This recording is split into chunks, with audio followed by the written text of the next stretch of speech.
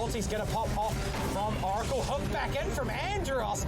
Going to be charging up that epicenter. No one's getting out of here. That's 3 going down. Disruptor, he was dewarding. Look at the damage. Oracle buys back. Sweet as honey, says the big boy bear, and they are going to just crush your high ground from this. What a massive fight.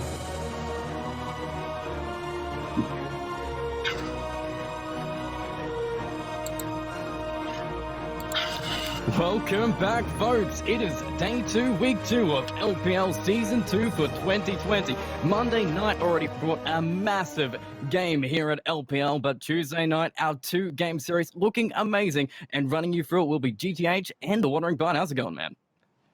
I'm going terrific, GTH. Of course, we got to see Premium Dota already last night. Team Oracle showing the very top tier of competition that the other teams have to live up to, taking it out over the unfortunate Toons Reborn. That's right, already proven dominant in that series and even reflected in the leaderboard. They are right on top, shared up with Crossfire, who did get the bye last night. But still, FFYV2 got a debut tonight. Neet Uprising also playing tonight. It's all to come up and change, especially with the games coming up tonight. We've got AGN versus Neet Uprising and Eternal Discord versus FFYV2, the debut of FFYV2. Yeah, exactly. This is a team we didn't get to see play in week 1 and who haven't played in the LPL previous seasons. So they're an enigma going up against Internal Discord, a team who, of course, we are more familiar with. It's going to be a really interesting match. But first, AGN versus Neet Uprising, a rematch of last season's grand final. That's right. What a grand final it was. AGN just falling a little bit short to cross the lines, but Neet Uprising, they were the grand champions last season, and they did show the dominance, so maybe a little bit of revenge looking here for Neet Uprising. What do you expect this matchup to be? I expect that same consistency from Neet Uprising that's become their byword. Obviously, they have an incredible draft advantage over nearly every other team. Their captain, Fury, is just a master of the drafting phase, and the team are very capable of playing whatever's handed to them. So AGN going to have to pull out something special, maybe be a bit dynamic. AGN bringing a bit of a dynamic squad this week. Farnsworth, Gamersard, TCG, Dire Straits, Booty Loot, coming off a bit of a loss last season, but it is a new squad. Maybe this is the time to shine. Yeah, absolutely. They definitely have potential. Like, someone has to win, someone has to lose. They were in striking distance of the championship last season, so to write them off just because they had a rough week game 1 is not really the sort of thing we want to do. But over on the Neet Uprising, they have the same squad, I believe, so again, that consistency is the key, and I expect to see them keeping up there at the top of the ladder with Oracle, unless AGN can generate the upset. Well, we'll see. They are playing with at least one sub for this week. IFL Bloom is playing in their squad for tonight's series, just filling in. So maybe that's going to be a different factor that allows AGN to take control of this series. Yeah, it's always interesting to see how teams react to having a stand-in in their midst. Obviously, it's usually someone they know well, so it's not necessarily a huge blow to their coordination, but sometimes it means players are out of their usual position, they have to play heroes or roles they're not familiar with. Last night, we saw some really exciting picks as a result of a stand-in. That is true. Techies, almost mid techies came out, but a mid pudge, something that we haven't actually seen in the series, and I don't even think last season brought out any mid pudges at all, but It might not have been the biggest explosion, but hey, it's crazy, and that's what we want to see.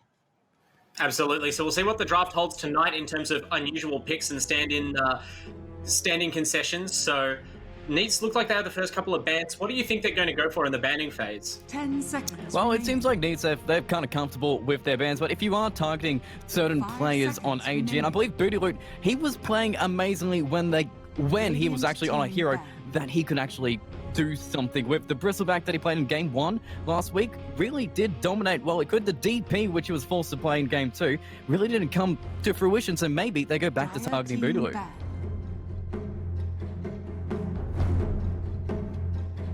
Radiant team back.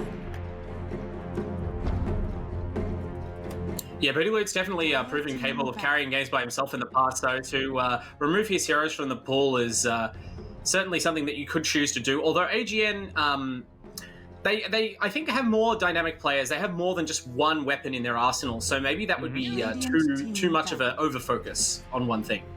Well, that's true. Farnsworth, TCG seem to be, the linchpins of the draft. Farnsworth always being able to make the play. TCG going on those hard carries. We know he loves to play Faceless Void and those Chronospheres.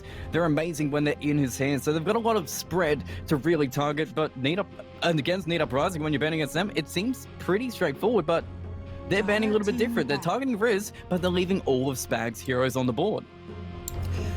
Yeah, look, it's a very bold strategy, but I assume that, everyone knows what Spag plays, right? You can't argue this is a blind spot for AGN, so perhaps they have figured out some sort of counter strategy to Spag's specialty heroes. That's the Chen and the Enchantress, the neutral creep control that's destroyed so many teams very early on in the game, led some very, very fast wins for Neet Uprising last season, and AGN are as familiar with that as anyone. So, look, targeting Riz, those are strong heroes as well. Riz's Lone Druid must have one of the highest win rates of all time in LPL, so can't argue with those bans. Oh yeah, those games seem to be over before the 20-minute mark, so to put his hands on that hero, so take it away. But speaking of bans, Neet Uprising, it's a little bit different. Venomancer being taken out, Bat Rider being taken out, hey, Pangolier, that's a bit of a change here. Why are we targeting these heroes? The Pangolier, I'm not 100% sure. That might be something to do with the mid matchup. That hero can be quite polarizing in lane, or maybe they know someone on Neet Uprising has been practicing it. But of course, there we go. Spag, calls the bluff immediately. There's no fear about whatever strategy may have been prepared to counter this. They just picked a Chen right off the bat. And look, I'm already favoring Neets at this point in the draft. It's a scary hero to see, and hey, they had that pick. They could have gone Enchantress, they could have gone Chen. They went straight for the Chen, so that does really help the pushing lineup. And speaking of a hero that we've talked about every single game, basically, Lycan is still in the pool. Do we just want to double down and just get these two crazy heroes together? Yeah, I think either the Lycan or the Luna have proven to be the carries of choice for teams who want to execute this very powerful, I'd say it's the most powerful strategy this patch, an early army push, zoo push, whatever you want to call it. Mirana picked up a AGN, which is not what I expected at all. I would have thought that perhaps one advantage of allowing Spag to have the Chen, especially the Chen more than the Enchantress, is that you do kind of know what you're facing then at that point. You know that Neets are going to launch some kind of early push, timing push, and then maybe you can just pick a lot of counter push heroes. Here's lots of wave clear. Mirana, she does have the Starstorm, but it's a more vulnerable kind of spell than you'd normally like to use, and she doesn't always level it up, so not the hero that leaps to mind in those cases. Yeah, but the arrow at least takes away one creep, I guess, so if Spag's only got one, it'll do. That's true. I mean, we saw that teams have banned heroes like Clinks in the past for their similar ability to eat a large creep when they have a Chen in play. So perhaps we're going to see the Clinks and the Doom removed from the pool in the second banning phase for Neets. Well, you've seen the Mirana. What are you going to pair up with them? They've already taken out Bane, the classic combination here, and they banned it too. So they kind of played themselves. What replaces that here? I think people have become a lot more flexible in what they pair with Mirana. I know that Conquer is very popular and a very stable kind of hero. Perhaps he's tanky enough that you can survive the attention from Chen in lane, and he's still flexible between different lanes. They go with the Centaur first. That's another great stun to set up the arrow. Yeah, big tanky hero. Chen can't really kick him out as easily, so it seems like a pretty good answer from AGN here. Yeah, exactly. Does kind of reveal their off lane though, since you're very likely, unless you're going to have some sort of more aggressively weighted laning setup and maybe have a solo hero in the safe lane, it looks very much like this is going to be off lane War Runner and roaming Mirana, so maybe revealing that much about your laning phase early on against Neets is dangerous, we'll say. Well, we've got a Chen. Not exactly the most play-making hero. Fury's got some of his heroes still left in the pool. Snapfire is here. Rubik is still there. What do you actually... We're going to see what it's going to be. A Queen of Pain for Kozi. As always, picking it up so early. Yeah, at this point, I would normally say that this is likely to be a support quap with such an early pick, or at least it's threatening to be a support quap, meaning that you can't really counterpick it directly in the mid. But Kozi has such a history on this hero over the last 2 seasons that it's hard to see it anywhere other than mid. I mean, what's winning? Don't change it, right? Just keep picking it. 5 seconds. That is true. It's one of these dominant heroes, and I think Kozi is fine with any matchup that he goes against here, but you've seen the comp. What do you think is going to be the answer? Because Farnsworth is going to have to play against him. We know he likes to play Void Spirit. We know he likes to put out a few punts if he can, but last time we had a punk, it kind of got schooled by Zemistry. I mean, look, I think that might be the Zemistry factor. It's hard to think of a match where Zemistry hasn't really done the dirty on whoever he's leaning against in mid, so you could go with that puck again. We saw that Kozi pulled out the Tiny in response to Quap in last week's match, which probably isn't the counter pick we would have expected, but did work out for the team in the long run.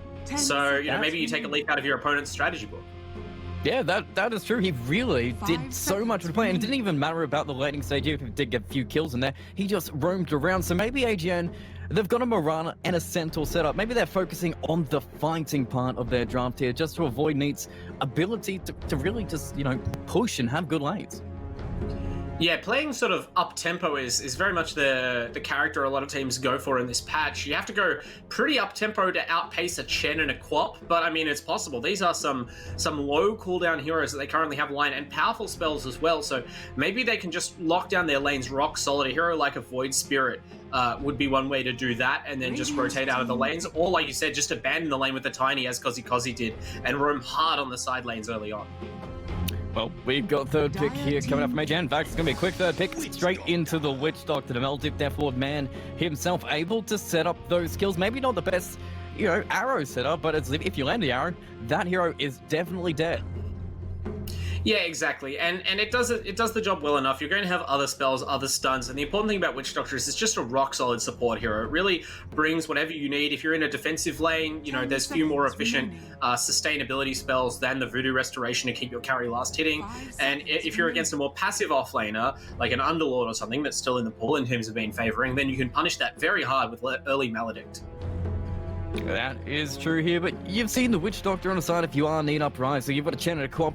They don't seem to be the best heroes. Oh, actually, we're going to get third pick anyway. It's straight into the Rubik. So Fury can literally steal every single spell, and there's a hell of a lot of spells you want to steal this game. Look, it's hard to present a lineup to a Rubik where you can't steal a spell. Most heroes in Dota, spell users. But these spells aren't the worst. There's nothing like a Fissure or an Ice Path spell that Rubik's no cast point spell stolen casts really break. The best thing you can probably take would be like a Centaur Stampede, or maybe an Arrow if you have some setup for it. And you know, the Centaur can potentially pressure this Rubik in lane. Now they take the Luna away from the Neets. So one of the pushing heroes that we thought Neets might go for, are AGN turning the tables on who's the aggressor in this matchup? It does seem to be it, but if we're speaking about Monday night when we saw the Luna again, that Luna had a whole bunch of auras behind him. There's not a single aura to really amp up that Luna, so what are they dedicating for? A 4-defend-1 style draft here? I think that the auras are only one way to build this hero. Ultimately, like, Luna with the Helm of the Dominator build, like, brings her own auras, and she brings her own damage to the table. It's more about, can you secure your lanes? Because Luna, obviously not the best laning hero if you are overmatched and she's quite vulnerable, no defensive abilities, and you want to be, like, really winning your lanes so that you have the leeway to go and make stacks for her and to protect those stacks. We actually managed to see last night a bit of a heist pulled off by Oracle, who were able to generate a large ancient stack for their Luna, despite being engaged in a pretty brutal tri-lane versus tri-lane situation. So it shows that this hero isn't as easy to disrupt as you might think. That's right, but one hero that's able to disrupt a whole bunch of stuff. Legion Commander is coming out, but I've got one question for you. If you're dueling, that's basically a clean setup for an Arrow, and hell, even a Maledict. Is it a good Legion game? Yeah, look, it's hard to say there's a bad Legion game. I might put Legion Commander right in the top 2 or 3 of most reliable and safe offlane picks, but you're right, there are definitely spells to counter it. I mean, you know, the Eclipse, the Death Ward, these are spells that heavily punish stationary heroes, and Legion's basically stunning herself for the duration of duel. Not to mention that, you know, the stuns and such that AG have available are making it hard to win your duels, so it's going to be a really team-dependent pickup, right, where we're going to see the rest of the team more responsible for killing the dual target than the LC herself. Maybe she just builds a blink and then tanks up as much as she can, and you have to kind of hope that you win the lanes, right? Because I can see these heroes like Rubik and even Chen kind of getting pressured early on, and then you don't have that support. Well, it's down to the final wire here. We're missing a Riz hero if we are Neet Uprising. It seems like we're missing a Farnsworth hero on the other side. Is there anything that's jumping out at you here? Well, unfortunately, the Conquer got banned, so Neet stole my idea for AG to pick. That would have been the terrific way to finish off their draft. And they banned Void Spirit as well, so that's 2 heroes who fulfill the sort of strong laner and teamfight presence role. Is there a third pick that they can take there? I don't know if you dare to pick something like a mid-Timbersaw or something like that, but there's not a lot of control right now on the Neets, so maybe something like that. Yeah, well, that is true, but they do have fans of Terror. Sorry. 10 seconds remaining. Oh, yeah. It's all good. Void Spirit's been taken out too, so no plays for you, but Terrorblade seems to be that really safe farming, and the one thing we do have is Reflection, which is fantastic against Luna. That's true. There's also a lot of magic damage which is strong against the TB, but yeah, you definitely can't afford to take it super late against the TB unless you double up on the carries. They go with the Ember Spirit, probably better than the Timbersaw pick I even suggested. You would think it's not as tanky, but this hero is so strong in the patch and so flexible in its build. You can tank up if you want to with Spirit Vessel and Aghanim's, and then Ember Spirit is a perfectly capable front line that's going to force back these fragile support heroes, and even Terrorblade. Very vulnerable to magic damage. Well, is it going to be vulnerable enough to, knock Neets away from winning this game? Who's got this game here? Which draft do you like a little bit more? I actually quite like the AGN draft. I think that the Neets draft, both of these teams are kind of early game geared, and Neets have pivoted into the Terrorblade pick late, but I feel like their lanes are a little soft, and unless they can outplay AGN, which these are good players, not out of the question, they might find themselves on the back foot, which is something Luna loves. Just capitalize on that early lead. And one thing that should be said right here, Riz, he's playing a different role. He's playing 3 to fill in for Tekel, and Cloudy's actually playing the carry here. Wow, the fill-in, the stand-in player is on the hard carry. That raises even more questions, although looking at that Terrorblade set, it doesn't seem like this is a hero he's unfamiliar with.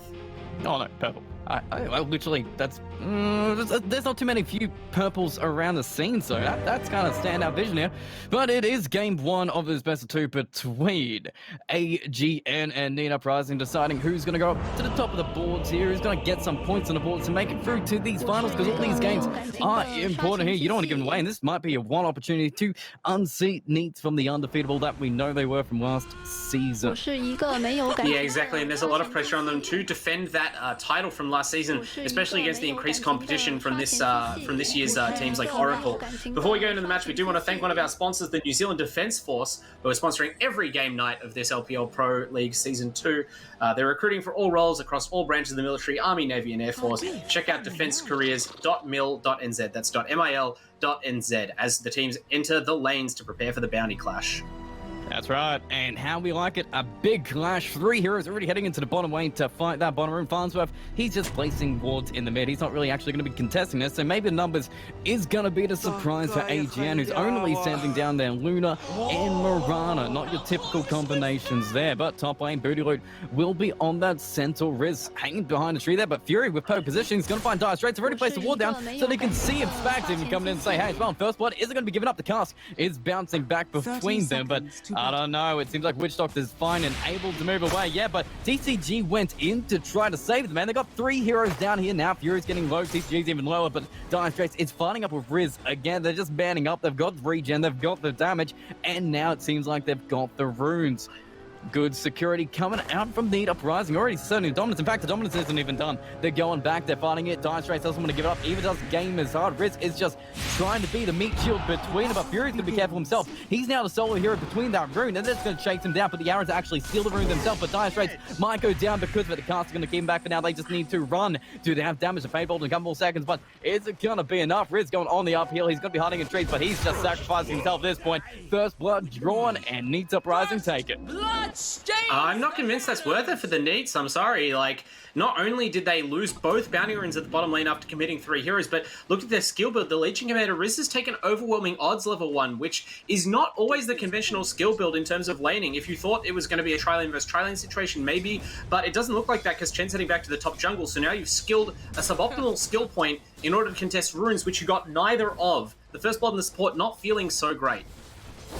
That's true, but you know what else isn't feeling so great? A Metamorphosis TB just hitting Booty. Looks like he's going to be sacrificed this game for a roaming Mirana.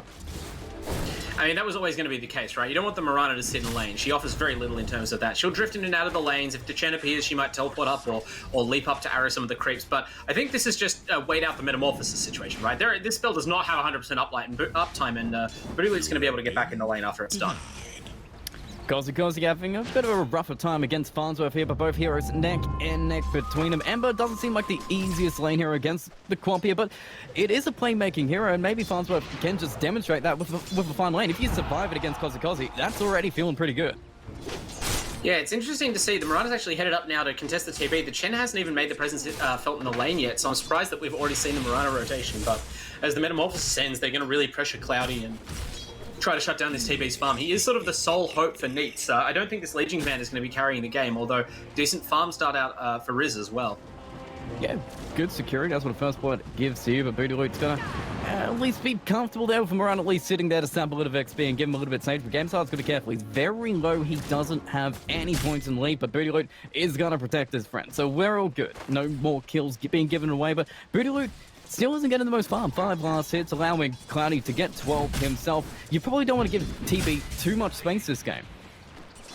I think they have to concentrate on their Luna first, right? Like, you would love to be aggressive and really shut down this TB safe lane, but he's not the easiest hero to destroy in lane. Very high armor. He gets caught out. Game is hard. Finds the combination with a Centaur Stomp, and they get that kill. 8 seconds away from him, and hey, there you go. Morana's paying off already, and Fury in the bottom lane, he's going to die as well. TCG and Dire Straits Elgato combined. That bounty is not paying off.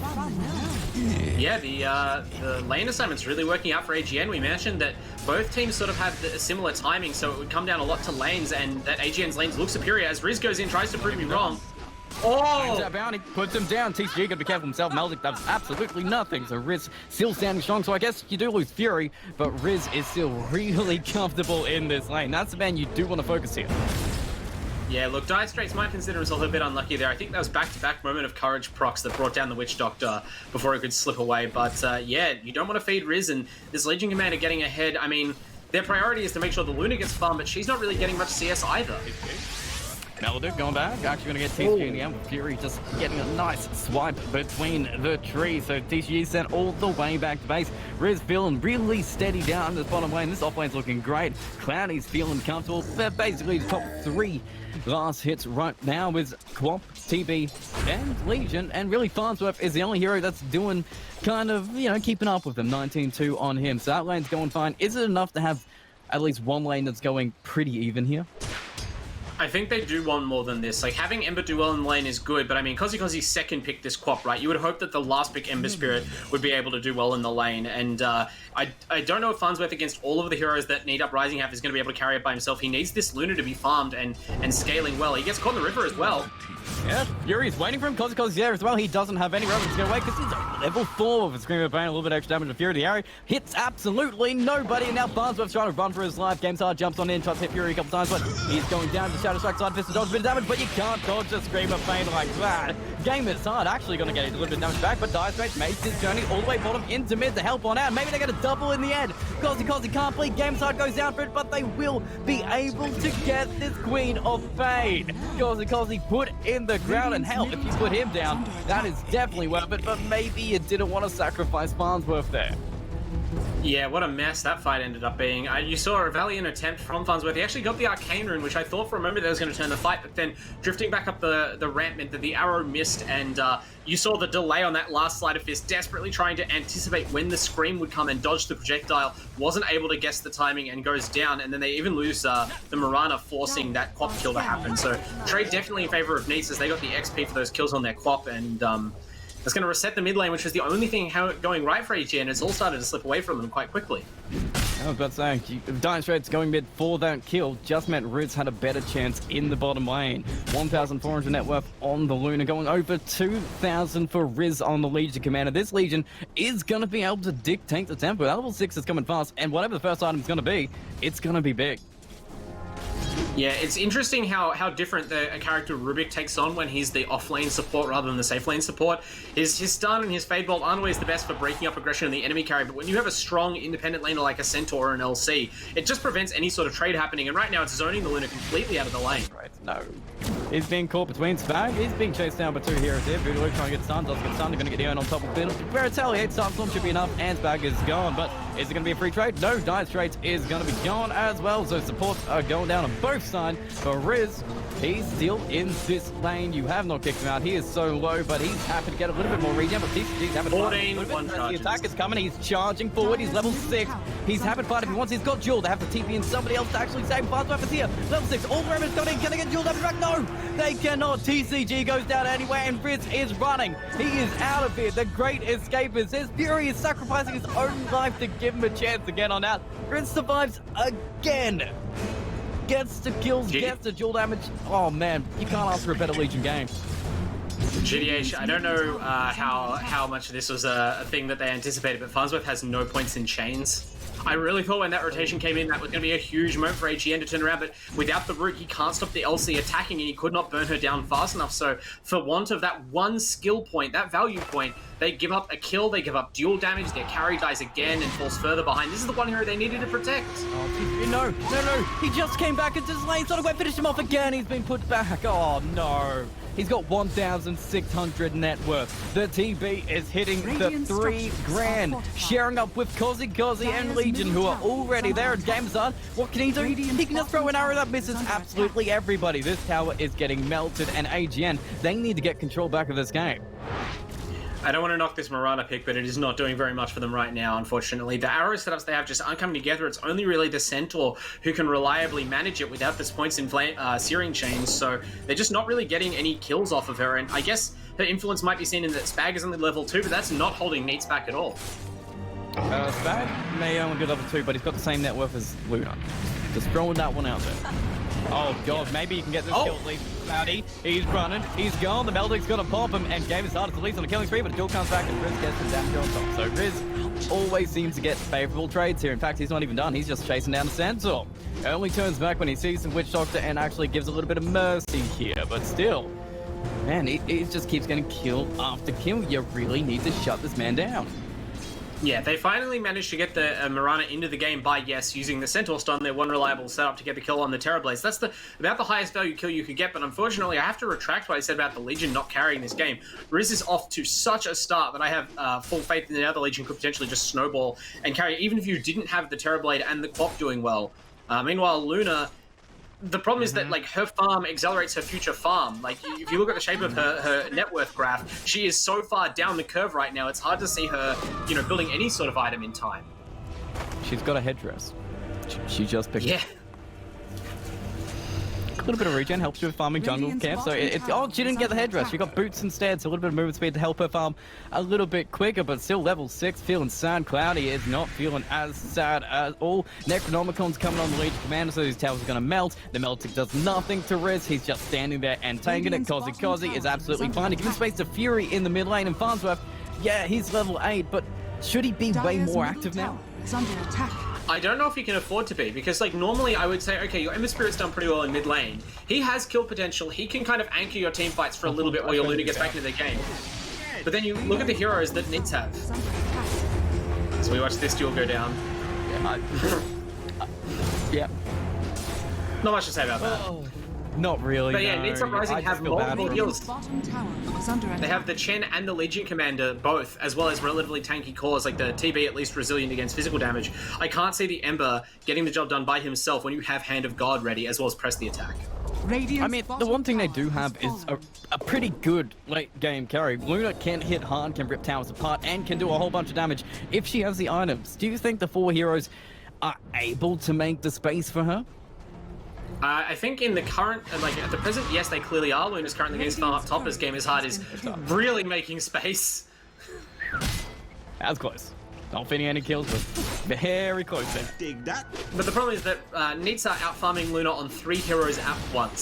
So that really makes it difficult to out carry. Not to mention that Luna is kind of like the ranged anti-mage. I would say that her strength is as much in the speed with which she normally farms and the pace at which she accelerates into a late game, like game-ending item timing, rather than the ultimate strength of that end-game timing. So even if Luna eventually gets all her items built, if Terrorblade also has his items built, and if Legion has her items built, and Quap does as well, I don't know if Luna's that strong, actually. It's not a scary...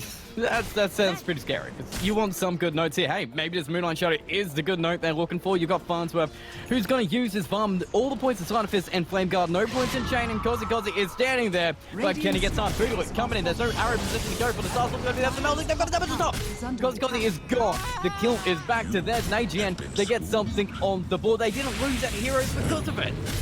It's all positive hero chains. Finally got a point in there. Oh, Fury almost dying. Okay, we're good.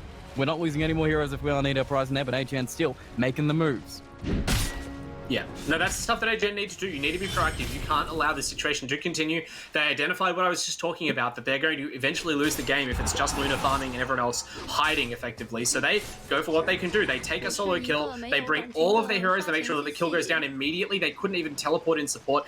If they can keep making that happen, you will eventually get back into the game. But we expect a team like Neet's a champion team to tighten up the defense. Chen's a little bit off the mark from Farnsworth. Fury still defending these towers, and everybody else absolutely farming creeps. Chen's taking a few kills, taking the outpost. Riz is just manning up against this Centaur. Is literally just hitting him the entire time. His creeps around it, but doesn't even care. They just proc his moment of courage, so he's happy to take more damage off Luke. Mid lane, they're putting a whole bunch of tension. Meldick is going to be on Fury, but maybe it's all on the back. But Chen's got his army coming down. They just blow apart the Witch Doctor. No kills in return, just sending the Witch Doctor home. Game's hard jumping his way to safety, but Kozzy isn't even done. He's looking for the blink, he's looking for the opening, but he will not find it. The top lane, maybe they find an opportunity here. Riz is going to be controlled. They've got the Mango trade onto Pretty Loot, and they get Riz in the end. The massive kill they needed. 6,000 net worth being traded back into AGM. But Kozzy, Fury coming in. Sonic Wave to turn it back. These guys have just got a little bit more beefy with the golden fuse, but Fury will go down. The Ember Pretty Loot will be traded. Kozzy, try the run for now. Slide of Fist, but it's going to forward the the matter. I don't know. You have the urn, you have the damage, but the blink's going to be there for Kozzy just to get out. Oh, it is close, but I'm going to take these kills if I'm AGN. Riz, Fury, that's a little bit of gold. You need a little bit of space, and TGG is making the most of it. Absolutely. These are massive plays from AGN. I mean, I was happy to let you call that fight, but my heart's in my mouth. They go for the arrow on mid. They hit the LC as she teleports in. Is this another kill? No. Okay. No, it doesn't seem like There's too many heroes. Look, their momentum right now is good. It's tough to come back from this far down in a game when the enemy team is threatening to take control of the map, but I think the relatively slow timing of the TB means that Neets can't fully start to be aggressive and really take over the AGN side of the map, and the good vision from AGN and the good team coordination. Look at that Ember teleport there. Went and saw all the heroes in the mid lane, realized the pop was sitting up, and TP top. Riz, I was going to say, a little bit aggressive under that T1 tower. Diving a Centaur is extremely risky and is punished in a way that ends up costing his team more than just his life. Mid lane, looks like we've got the Moonlight Shadow to defend these towers, so these towers are still standing. So the pushing hasn't started fully from Neet Uprising yet. It's a little bit of space, but TB really hasn't put any attention into these fights as well. He's been hit creeps the entire time. His net worth is insane right now. Just keeping it on top. TCG has finally got a Helm Dominator, but that is it. And Spag himself, he's farming like crazy on his Chen, keeping his way pushed in. They've smoked up behind him with Riz, who's going to get the Blink Dagger reveal, but who's he gonna find here? There's a Witch Doctor, there's a Luna, and you're gonna take the easier kill if you can get it. Let's get it. Look at the Meldick on top, and Booty Lou coming in too. They're turning it the other way. The reveal was a disaster, and they take Riz instead. Back might be cooked. Does need the chains, doesn't get the chains, but Spag is gonna get jumped on anyway. With a Shadow Strike, doesn't do anything to save Spag. Kozzy, he'll get a Sentry Ward out of it, but they'll get 2 kills for AGN. They're coming back. The 3k gold lead is getting even more, and the towers are coming in. Kozzy, okay, he's just defending, but he's got chains. TCG is coming in, can't get a Lucent Beam off, but they're still pushing. Fury is going to try and defend. The army is there, but dive face back to Meldick, and the cast coming on top. They're going to try and get Starstorm. They do get a Starstorm. It's going to be blowing up Fury. He pops another kill on the board for AGN. Maybe even another tower hit. Cloudy is still not responding. He's waiting and out. They're going to TP back in Riz. They still want to fight it again. Riz with the overwhelming goal. It's going to be sliding on, but it's the Sonic Wave. It's the turn on the backside. TCG is just going to spot the arrow. Is going to miss from Fury. But we need to run on back. The game's on. It's going to be trading in the end, but TCG is actually going to get damage onto Riz, who's trying to get Farnsworth. He's on the tower. His economical creeps aren't doing much, but blocking some tower shots for him. But hey, you get a tier 1 out of it, but still 3 kills. It seems a little bit more even, but maybe that's fine for AGN. The XP is in their favor. What are you thinking? Is AGN happy with this? Oh, that's definitely an AGN win in that matchup, for sure, for sure. You got to think, when you're the team that's behind, an even trade is good for you. That was more than an even trade. I mean, their heroes did die, but it was neither of their cores that went down. You preserved the life of your Luna. She's getting into kill involvements, and that's hugely important, because if you look, they haven't been able to get any of those stacks up that are so critical to that hero's development, and she had a terrible lane. The heroes on the enemy team are very frightening for her. She can't farm at the creep wave if the creep wave is anywhere pushed out against a Quap and a Legion. So to get extra gold from a team fight is one of the best ways for TCG to kind of boost up his income and try and stay close enough to compete with this Terrorblade. I'm not going to blame Cloudy for not coming to those fights, because the level he is ahead is so much that, like, that's just a ticking clock for the opponent. But you do have to wonder about the coordination from Neet Uprising. If you know your Terrorblade's not coming to that fight, and if Kozzy seemed a little bit not confident in jumping in, maybe you shouldn't have run up the hill or jumped it behind the enemy tower there.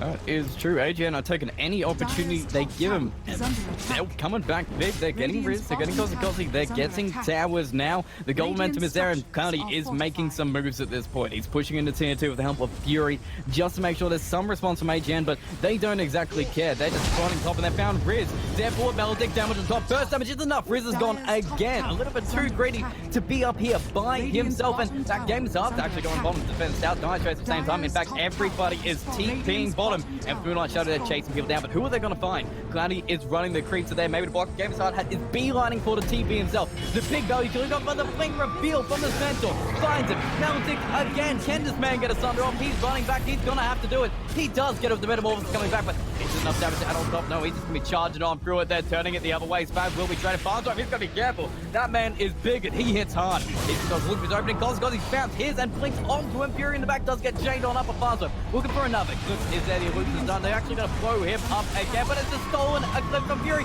that instantly gets blown up by Kozi. In the end, a Sonic Wave from nowhere turns it the other way, gets to Rampage and cleans up AGN. One for the highlight reel. That's going to be in the next season's show, pitting Kozi on the signature hero, the Quap.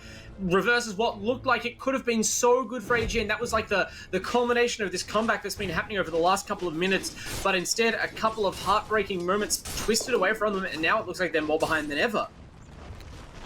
You hate to see it, because as soon as I saw the Eclipse coming out, and I was like, oh god, Cloudy, he's dead. The TV popped his Metamorphosis, he used so much to save himself, and they got him. It's a big turn for AGN, but then out of nowhere, Fury turns out to have stolen the Eclipse, and Kozi, he may have been half HP, but he never left. He was just looking for the opportunity, and what an opportunity. He saw it, he took it, and took all the gold back to Neet Uprising. 8k gold lead, comfortable. Feeling comfortable. Luna not farming again, and Cloudy, he may have died, but he still got that net worth advantage. It's still 2,000 gold between these two cores. Yeah, absolutely. Fury, of course, proving that he's not just a great drafter, one of the premier captains in our scene. I do have to flame Riz a little bit, right? Like, I think the reason that Neets were even in a dangerous position is pretty much entirely on his head. You have to think, not only is he a very farmed core who's died 3 times in a row, you would argue pretty unnecessarily since he has a Blink Dagger, but killing the Legion first is the only way that AGN can even take these fights. That's removing the hard cleanse and the heal. Yeah. Hey, like any other situation where there's multiple heroes, if the Legion isn't dead, you can't get any other kills. But the fact that Riz is being caught out and dying every time, looks like there might be another catch here on top. Yeah. So support's dead, cause fine. So maybe AGN continue to find the kills. That is true. Their combination of Meldic and everything works out. Yeah, the other thing that happened in that team fight is that the TB you mentioned almost died early in the fight, but got the Sunder off. Unfortunately, the invisible Mirana either just couldn't walk out of sentry range and then panicked and tried to leap and let the full heal happen, whereas before the TB was just going to die to the Maledict. So, you know, AGN coming tantalizingly close, and they are still in this game. They could turn things around.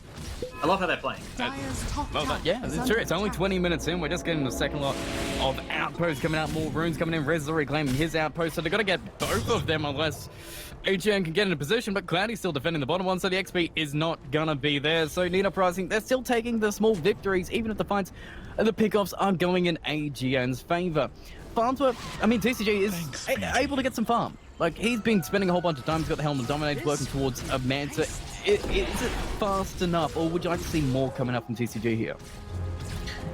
I mean, I think TCG would like to see more coming out from TCG, but he's very limited in how much he can farm right now. Like, the Luna is just hugely unsafe. The Ember and even the Centaur and the Potom can go out and farm these creep waves, but if Luna was in that top lane where Farnsworth is right now, she would just be dead.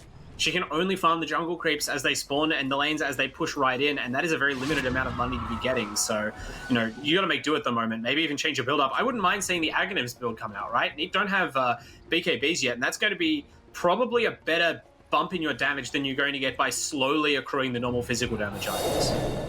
It seems like Kozi, he is actually prioritizing the BKB himself. He's only one piece away from picking it up. Even actually Riz right now, he's building a pipe to mitigate that magic damage, and with a smoke, he's still looking for a duel himself. In fact, there's a big kill to get in both the Luna or Booty Loot, but you gotta pick your right target. Booty Loot, he's shoveling up something right now, but who are they gonna find? Witch Doctor, TCG, they've found Riz again. Oh man, Melodic combination, whip instead to keep him in place. They just keep him from down, even Eclipse to take him out. They really want that kill. They got that kill, and they keep on shutting Riz down. He had an amazing start, but it seems like he just keep getting caught out here. Yeah, I'm not going to flame the player too much, but I have to wonder if it's the unfamiliarity of the role. It seems like Riz is a little bit cautious about initiating and maybe walking a little too far forward into the wrong positions. Because he might have been caught out here. He's very low, blinking to safety. They are chasing the Moonlight Shadow chase on down. Farnsworth has found him, but another blink away from Cosy gets him back to safety, or is it? They're still running for him. They know which way he's going, but no, they're going to back off at this point. Cosy stays alive, and it's continuing to farm that BKB. Yeah, absolutely. That BKB is going to be hugely important. I wonder how far along the Terrablaze BKB is as well. Obviously, BKB timing is such a special item in Dota. It tends to be the way that teams mark when they think they are most likely to win the game or lose it. And if you can combine that timing on multiple heroes, it's absolutely backbreaking, especially against a team like AGN that are so magic damage heavy, right? It's true. Ember has got a bit of physical, a little bit of safety. He's got a Heal Scepter and Maelstrom going into the BKB, so he's looking to take his own timing. But it seems like Neet Uprising, they're happy with theirs. They're going to smoke on up. They've got the Creep Army, they've got the BKB done, they've got a Mech and a Helmet of Dominator done on Spag. They're feeling strong, but is it strong enough? Riz, he doesn't have a hood yet, so he really needs to get the initiation, and the backup needs to be quick. But everybody on AGN, they're heading through the top. They're pushing the wave themselves. They're keeping together, so they're not going to get caught out by the smoke at all. Completely dodging Neet Uprising. Maybe they lose a courier, but that's it. No kills going back to Neet Uprising yet. Yeah, and Neet are going to realize now, as the Radiant Hero show in the top lane, that instead of falling back to farm the triangle, the AGN side actually kept pushing as 5. And they've smoked themselves. They didn't want to reveal at the tier 2 tower. They somewhat realized that Neets must have made an aggressive move. So now their heroes are sitting in the high ground in the Neets jungle, but Neets themselves make the correct decision of not falling back into them and just pushing a tower themselves. That's right. It turns out Necronomicon 3 on a Legion Commander out of TV pushes pretty fast and forces them back. Metamorphosis being popped just to force everybody back, and your smoke ends up with nothing. You have to TP back anyway. TCG is waiting back, pushing that wave in to maybe get somebody to push that tier 2 in the top, but nobody takes the TP back. In fact, TCG has to come back. And now what can they do? Because Neet Uprising, they're looking for the initiation. Metamorphosis is half done already. They need some more damage coming out. The sun's going to come out from the cast. Meldic is not going to be thrown yet, but it is bouncing back and forth. A little bit of control is earning them nothing on the side of AGN. Always some things, but nothing really else. The side of Fist is keeping those creeps back, but the Necronomicon is doing its job. Cosy keeping the blinks away from Central, but putting the Shadow Drop, but it's Yarrow in the back. Instantly purged off. The pressing attack comes in to save left, but another little chain to keep on top. They got the Esper to get a little more HP on the Cosy, so no kills actually before Neet Uprising. They just keep on hitting this down with slowly but surely. It seems like AGN don't have enough damage to Meta about to expire. And they need a run. But there's the opportunity. Stampede, perfectly timed. Chasing down, but what will they find? They want Cloudy, but can they get Cloudy? Oh, yes, they can, but they need some more damage on top because he can just thunder in the end. Pressing that first shot back to found themselves a big kill in Farnsworth. And he's got a duel with the Sonic Wave. It's just finishing off Booty Loot instead. It doesn't matter anymore. The BKBs are popped. The Death Ward does nothing because you're dead yourself. And now you're just charging forward. TCG was in the base the entire time. The Eclipse comes out. The sun's too late, but it doesn't really matter. You're gonna get yourself Cosy, but you're gonna be delivered on the platter anyway. Farnsworth buying back, coming forward, but it is just the Ember and a Witch Doctor against everything. Where is Gaben's Hard? He's just joining the fight again, but no arrows have been flying, and it's too late. You've lost your heroes. You've lost a big gold lead, and all you got was Cosy, a little bit of defense, but those buybacks, they are costly. In Farnsworth, I think you need to be careful because they know exactly where you are. Yeah, Remnant back to safety, get back to your base. Stolen Remnants, you probably feeling a little bit sore about that, but you didn't give your life away. This will do. Yeah, what a fight. What a play by Neet Uprising there. I don't know if it was a fake back or just a bait, but the play there, they were just so aware. I thought AGN played that very well. They used their glyph, which granted is a pretty big cooldown in a game like this, to make sure that they got the tier 2 tower without giving up their tier 3, even against what is a faster pushing lineup in Neets. They took that trade very well and then set up to defend the high ground. Cloudy's Metamorphosis, I was watching it run low that whole fight as AGN was stalling, waiting for the Terrablaze powered up mode to run out. And as they did, and Neet Uprising backed away, they made their attempt to take a fight. Which, aggressively rolling the dice has been how they've hung in this game so far. This time, though, you can only get the same trick to work so many times. Needs to punish it so heavily. Really hard to see how AGN stays in the game for the next push. Well, 15k gold lead is one hell of a hill to climb, but we'll see what they can do with it. They've got a Crimson Guard, they've got a Blink Tiger, they've got some aggressive positioning coming in. Spag is going to be found himself. New kill to Jan as well for the goal, but they're just going to jump in with Spag with the wing, and the jewel is on the back. It's finding TCG, so he can't really do any damage. The arrow's going to come back and get the Legion, but is it going to be enough? doesn't give him dual damage, but TG is just fine for now. But then you put the reflection on top. Cloudy being surrounded by everybody, but he's just well on his damage on the back, and Fury just blasting them from the side. 3 dead so far, 2 surviving. Farnsworth is just getting wailed upon in the back, and Cozzy he's waiting for the remnant with the Sonic Wave on top. Can he get out? He's trying to TP. They just need some more damage, and they whip a Fade Bolt. They put him down. 4 dead. Gamers are survived. He leaped all the way back to base, but that is a decisive victory for Neet Uprising. It opens all their towers, and it seems like it may be the final nail in the coffin for AGN to open this game. Yeah, that fight, when you look at it, is really just mathematics coming into play on the side of Neet Uprising. Their gold lead is extended, and particularly on their cores, Terrorblade 5,000 gold ahead of the Luna, and arguably a stronger hero with the same amount of money. So you can see how much the difference is made in that team fight. They only got the kill on the Legion because they were able to channel a full Death Ward in the middle of the enemy team, and they still didn't come close to winning the fight. So Neet's very much making things a formality now. Towers are a formality, but they will go down eventually if you hit them long enough. Spags are dealing with sentries in the back, not really worrying. Bootaloo's trying to deal with the kills, but he gets picked up as soon as he tries to put them down, and he is out of here again. 50 seconds to die back on the man. He can't come back for anything. And these towers, they won't respawn once they go down. Maybe if you release some team, keeps Cloudy back for now, but he's still pressuring off pretty hard. Well, I guess Farnsworth's here in 15 seconds, but really, Neet Uprising, they're safely comfortable where they are. Okay, you're going to get cast, but another one pickup comes in. Fury with perfect timing. Duel in the back, just going to get him through with shotgun. More dual damage for Riz. More Necrodon coming out for Riz, and Cloudy is still taking loose and beams to the face, but it doesn't seem to be holding him back. These racks are melting. The damage is coming. Farnsworth, he's respawned, but then Neet Uprising, they can leave anyway. Yeah, it's this Cloudy Terrorblade, right? He was a stand-in. It's always tough, and you tend to like to give the stand-in something they're very comfortable with, a game plan they know how to follow. It's clear that this Terrorblade is a specialty hero for Cloudy, and he's just played like the textbook Terrorblade game. Now his time has come due, just destroying the enemy base and unstoppable force right now. Very soon to force the good game. Oh, stuck the stomp. It's good, but what can you follow through? There's your Eclipse gone through. BKB is going to be fucked. Gamstar jumps into the Starstorm, but it's a Sunder. It turns to the other way. The BKB is going to keep the match down the way. The Sunder is going to fall through the wood into the entire team, but it's a Moonlight Shadow and no sentry down, so you can't even see him. Once you pick him up and pop some dust in the end and put him down, takes the Booty already dead. Farnsworth is waiting for initiation. We've got the Death Ward, the Meldic on the Riz. He might not survive this, but there's still 4 strong heroes in the back. Maybe Riz doesn't even die from this. Meldic should pop, but no, he's absolutely fine. The man's got a punch, so it doesn't actually do as much damage as you thought. Now Brad, he's got his Metamorphosis back, and he's feeling strong.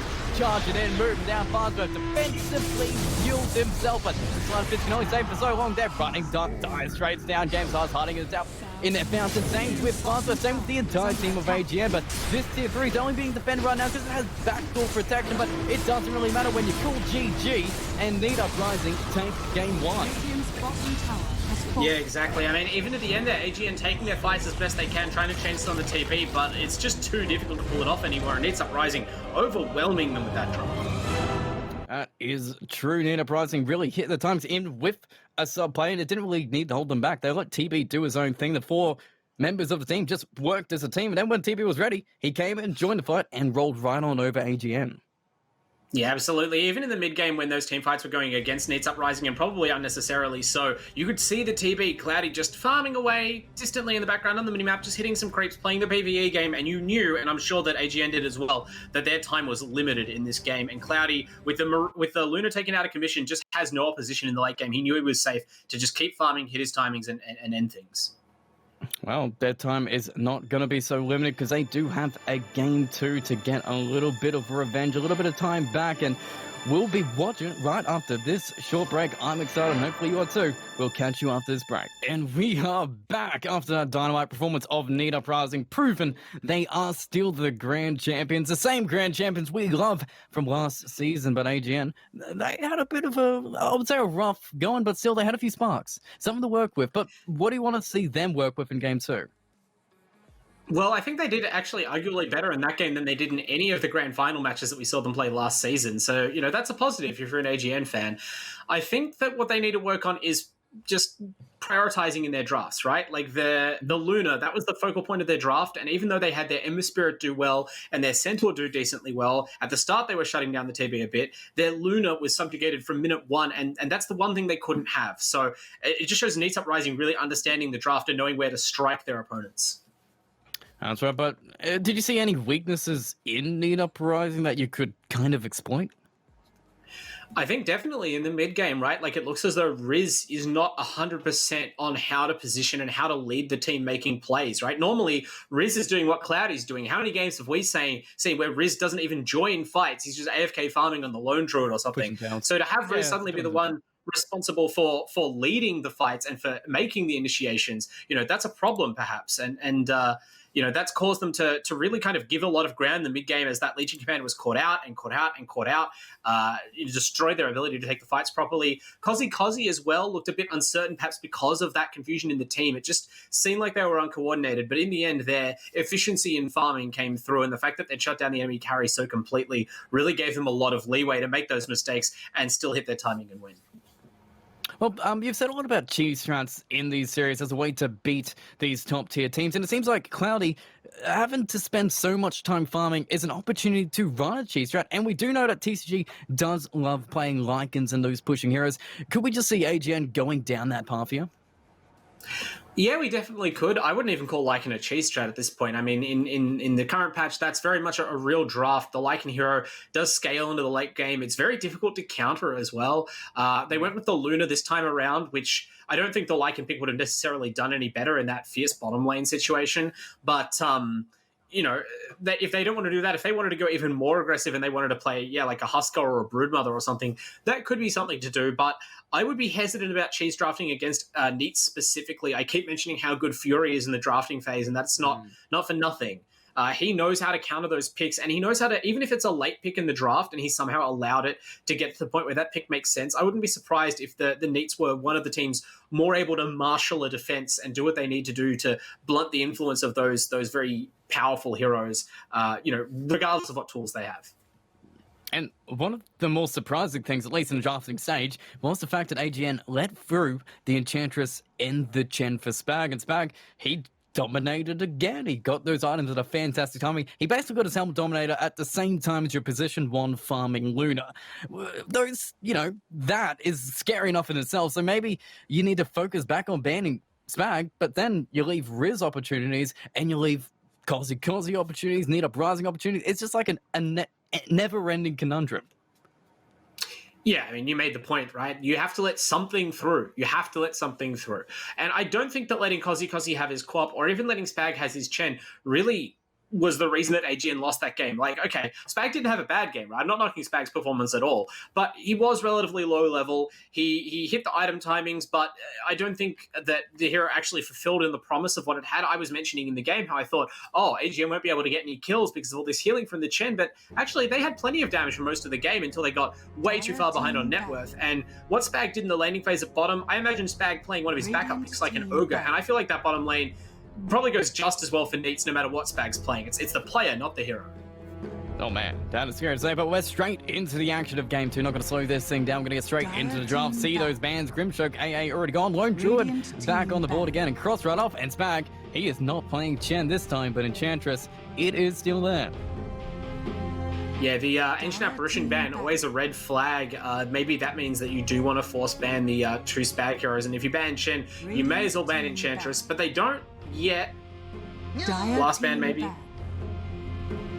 Still open. Seems to be the same similar pattern for the bans from Neet Uprising to Timbersaw, the Bat Rider on the other side. Pangolier was a feature of last game's bans from AGN, so they're really targeting similar heroes here. I guess, there's still opportunities for, say, heroes like the Oracle and a whole bunch of things. I mean, if you are confident enough, you can go straight for Kozi's, one of his favorites, the mid Husker, but that's kind of scary in itself.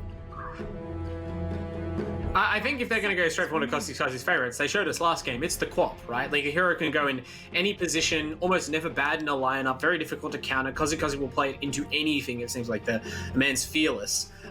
They're really sweating this last ban, AGN, and I wonder, they really are weighing up whether they want to ban the Enchantress. But, I mean, is there a nuance there where they would rather play against the Enchantress but still ban the Chen?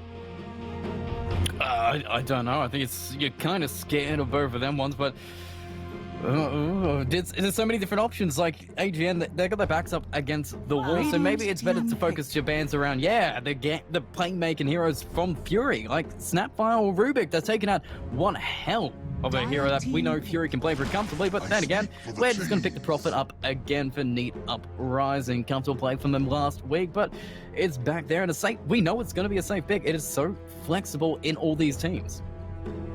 Yeah, absolutely. It really is. Like I said, the Tabula Rasa hero, it can go in almost any lane. Its strength is mobility and farming power and pushing power, things that you want in every game and can be valuable in every role. It can build whatever items your team is missing, and while sometimes it looks really bad when it collapses, right, because the hero is very squishy and doesn't actually have a lot of utility built in, but they're going to be able to give it space. These teams know how to play this hero, and I'm confident the pick's going to pay off for them. As we see the clock stolen by AGN, that's a good idea. Yeah, because can't play it if you're playing it yourself, but it is the repeat of last week. I believe a similar team did it last week. They got tinied and it didn't work out so well for them, but then again, Johto, I believe it was Johto? No, that was last week, but they were able to still make some plays on the clock. So if you do pair it up with somebody very strong, like say a Clockwork, who's very good at ganking himself, maybe they can just keep the up tempo on their side. And Clockwork, he's a fantastic hero at hunting down the Nature's Prophet, so that's a good pick in itself. I mean, both of these first two picks are bad news for Nature's, right? Very highly mobile, very high burst, don't really care about Sprout, don't even really care about his treants, although they can screen Clockwork pretty effectively. I don't think that this Nature's Prophet is necessarily a course. This might be overcommitting to counter that hero, but both heroes from AGN quite strong on the patch, so it's, you know, it's not as though they are dedicating their whole draft only to Nature's Prophet Shutdown. These picks are just incidentally good. And now it's back on the Neets. I'm wondering if we're going to see now why they banned the Ancient Apparition first phase. That usually implies that you want to pick some sort of healing-centric draft. Maybe it's the Alchemist or, you know, the Enchantress, which is still in the pool. They're kind of playing bait around it right now, leaving it in because I don't think AGN are going to pick it. No, well, I mean, anything could go down here, but it seems like it's always just a big red herring when anyone first picks the Nature's Prophet. Just gets all the attention on this hero who could, yeah, as you say, just be thrown into position 5. It doesn't really matter anymore. What he's going to do is build a mech, push out some creep waves, and turn up the fights. But it's interesting that they're holding so much time for their second pick here, really thinking about a hero that can deal with both the Clockwork and the Clop and make whatever draft they're going for working. We do know that Neets does, you know, they favor pushing lineups, getting the game done as quick as possible. Is there a hero you want to combine with Prophet's pushing power that really helps that? I mean, Lycan. That's like the hero that I go to immediately. Or Luna, both are good. Clockwork can help control the Lycan a little bit, but I don't think there's any real counters to the hero right now. So those picks will be on both teams' mind. It's a matter of when Neets want to try and reveal which carry will be at the core of this, what is pretty clearly going to be a pushing lineup. And AGN, I think, you know, it's good to have the Clop and the Clockwork just as strong fighting heroes, but I do think they want to maybe try and snag a support, like even a Coddle, something that can deal with the Nature's Prophet creep waves, because especially if the team is around the NP, look at the heroes that Neets banned. Those are heroes that either have exceptional long-range creep clear or the ability to pull a hero out of a pushing lineup and break up the formation, like the Bat Rider. So, you know, you want heroes who can maybe do those same things if that's what Neets are scared of. Well, right now, Neets don't seem scared of much. They've got the task. The big man rolls in the backlines with no fear and punches you to the moon. And, you know, it seems like a very aggressive pick from Neet Uprising, kind of shaping their approach to this lineup, because Tusk usually want to gank, be as active as possible. So Neets, they're not going to be sitting on the back foot, not, you know, pushing them. It's Neet Uprising we like to see. Yeah, absolutely. Tusk is a great playmaking hero offensively and defensively. If you get the Blink Dagger, you can save heroes with the Snowball, but more recently the hero has become more famous for the tag team skill. Negative Aura to making enemy heroes take more damage in early auto attack trades can be absolutely disgusting depending on the lane combination that you pair with it, and going to force AGN to really carefully consider that when they decide on what safe lane carry to pick. Banning out the Winter Wyvern from Neet Uprising kind of points towards that big team fight pushing focus that we know and love. And the Puck on the other end, though, a cozy favorite, but somebody can hold down those heroes that do like to blink away. They're little slippery guys. So maybe AGN, they're going for something big, maybe a Void Spirit, maybe someone who doesn't like to be tethered. Yeah, Void Spirit wouldn't be a bad idea. It doesn't have the greatest creep clear, but if you build the Aghanim Scepter to get multiple charges of Resonant Pulse, that can do a good job. And they pick the Treant. So again, not 100% on creep clear. You do have the one good nuke, but the Living Armor, a terrific skill for delaying enemy pushes and just extending the game very safely. I love this pick. This is one of my favorite heroes in Dota. Yeah, it's a game's hunt favorite. We know he likes to spam those, get trained protector in the pump, so the man knows how to play it. The one thing that's always a little bit sketchy to get at is heroes that can charge at you in the trees, like heroes that may have a snowball or may be able to cut all those trees down, so Prophet and Tusk still have a way to get at you. That being said, the living armor from the Treant is a great counter to Nature's Prophet's powerful laning phase. Early on in the game, those Treant summons from NP are so strangely tanky, it can really drive heroes out of the lane just by drag selecting and right-clicking on them, but living armor negates those tiny hits very well. Not to mention that the Treant's massive base damage early on does let him trade with the Tusk through tag team. That is true, but Neet Uprising there going, screw it. Oh, you called it. Somebody goes for living arm and Husker, straight for Kelsey. And third pick too, they're just manning it up. Tag team plus a Husker and a Prophet pushing in the back. That's a pretty scary 3. Yeah, they made him do it. They've been taking away the other heroes, stealing the Quap pick, banning the Pangolier, banning the Puck, and now they just go with the Husker. It's interesting, but I don't mind it since, to be honest, neither Quap nor Treant really do terrifically against this hero, right? Like, the main thing you consider when you pick the Husker is, will you reach that critical mass? It's a cheese hero because it's so sink or swim. Either the enemy team can kill Husker or they can't kill Husker. And right now, AGN are kind of teetering on the brink of not being able to kill Husker. How about Viper? Can that kill Husker? That helps. That helps a lot. It does. The Nether Toxin, obviously, probably the most applicable and easy to use source of break in the game. And obviously turning off the Berserker's Blood makes Husker far more vulnerable. You know, when you consider that you also have Clockwork, right? Like, that's another hero that can help you bring down Husker, and in combination, they will be deadly. Trapped in the cogs in the Toxin, he'll be like nothing. Well, we got a little bit of save at least to help out the Husker for now, and a Batten out of nowhere, a Photic Shield to, I don't know, you block the stuns, you keep a little bit of damage away with the Shadow Strike. Is it a good Batten game here?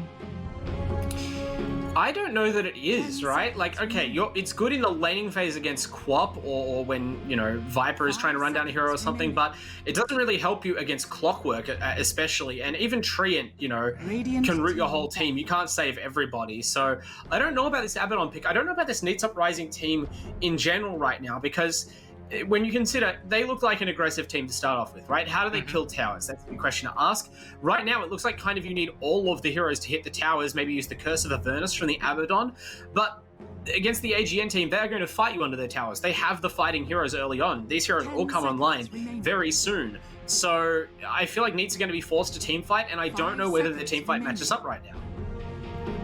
That's a scary thing to say. All the bands going pretty quick from AGN. They've taken away the PL real quick. And one of those late game farming carries that Clardy should be able to play. He's been able to play the TB, so, and he knows how to carry. So put him in a safe hero. He's probably going to take you to victory. But final ban is going to be the Lycan on the other side to keep TCG away from the counter pusher. But the final pick here, we've got the Husker, we've got the Abaddon, we've got a Tusk and Nature's Prophet. What seals the deal? I think they want, you could either pick something like a Naga, like something that just completely changes the pace of the game and lets Neets play a bit slower, as well as letting them, you know, safely siege towers without really being afraid of being gone on. Or you could go for an overwhelming team fight pick and change up who your cores are. Because if you can deter AGN from defending their towers, then absolutely Husker and Abaddon can crush them. Ember Spirit. Abaddon Ember. That falls more into the Naga camp, but I'm a little bit less convinced. So this is rolling the dice on being able to win their lanes, right? This is going to be, a safe lane Ember, and it's probably going to be Cloudy AFK farming again and being the late game insurance while the others run around as 4. They've got a decent fighting 4, but it does mean that if you aren't ahead coming out of the laning phase, you don't have that safety button of the Naga sleep to disengage after a Clockwork Hook or a Treant route.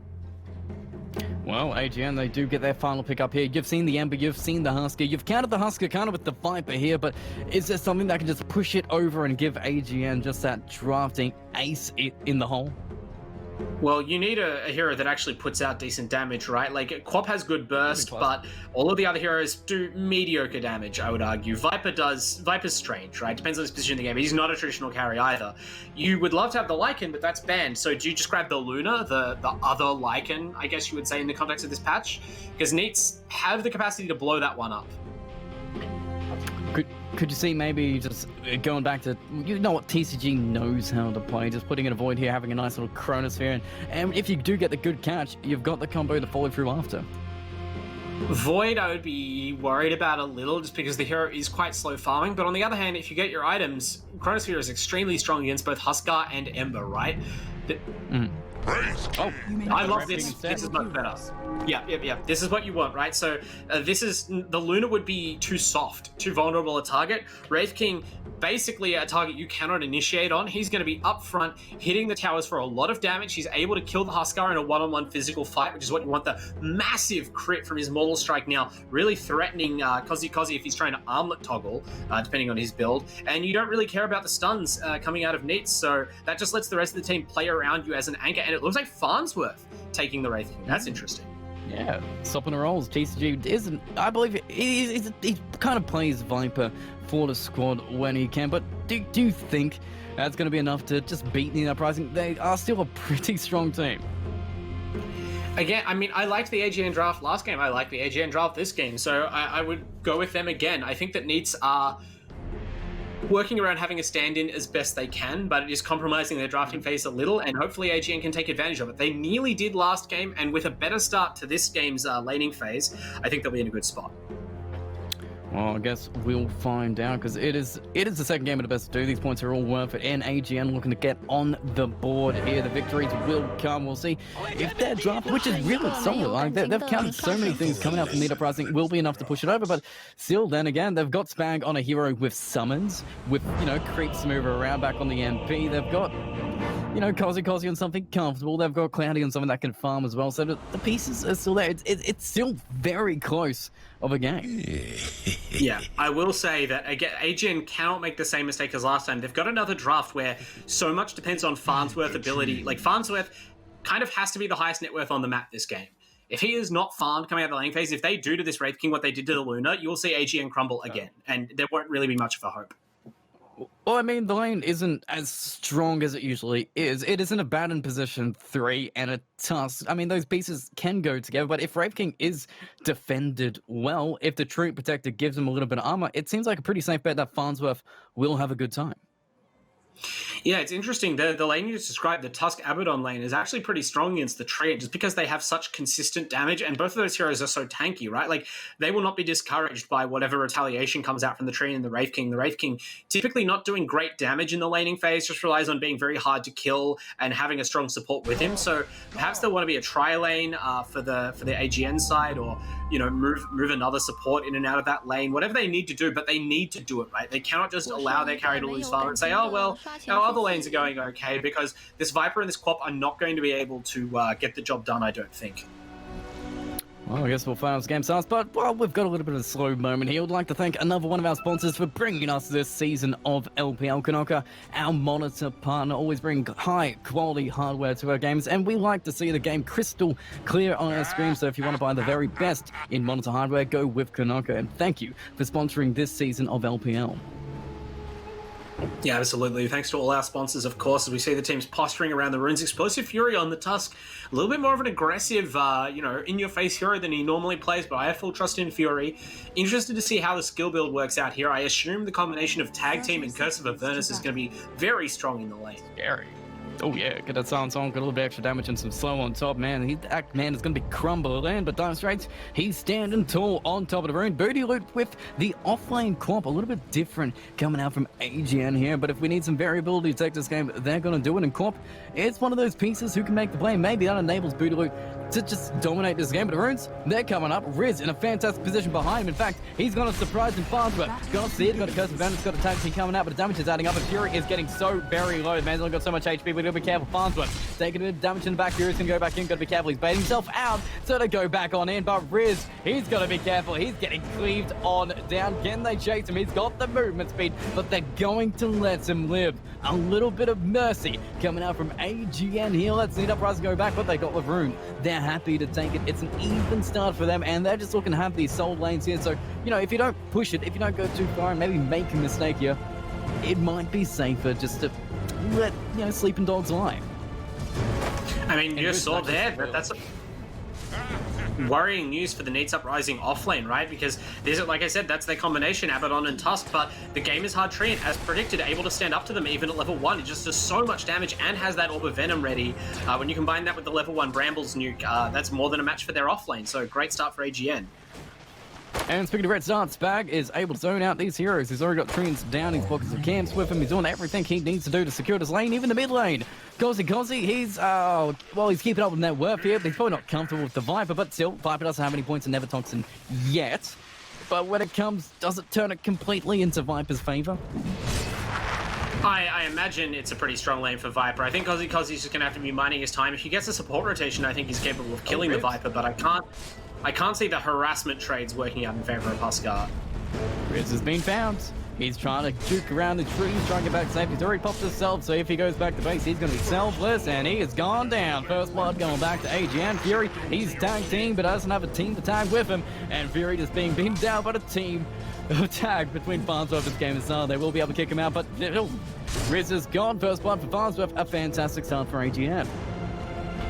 Yeah, absolutely. And I'm interested really in this offlane matchup for AGM with the Quap. Like you said, Booty Loot didn't end up swapping roles, but swapped heroes into an unusual role. And matching up against the Ember Spirit's really funny when you consider that Ember Spirit is what AGN themselves counterpicked against the Quap last game. So this matchup might not be the greatest for them. Maybe not. Kozi still manning up against Viper, can burn him a little bit down. He is very low on HP, but he's got a bracer to keep that match resistance a little bit back. TCG is actually playing very aggressive in this lane, but it seems like Kozi, he's very comfortable. He's played so many Husker games. Can that, experience on the hero be the difference in this matchup here? Can it make him have a good game? I think Kozi's definitely looking for it to be right. Look at the skill build. Already has a point in the AoE disarm, which says to me that Kozi is fully ready to fight to the death if need be. He backs himself to outplay this Viper. And look, when you're already sitting low, but the Viper is out of mana and you have a point in your regen and the brace rub, I don't doubt that this Huskar actually is capable of taking the kill, and we see the net worth lead already swing in favor of Kozi. So, TCG not usually playing mid for this team, going up against Kozi on his specialty hero. It's a tough ask, even in this matchup.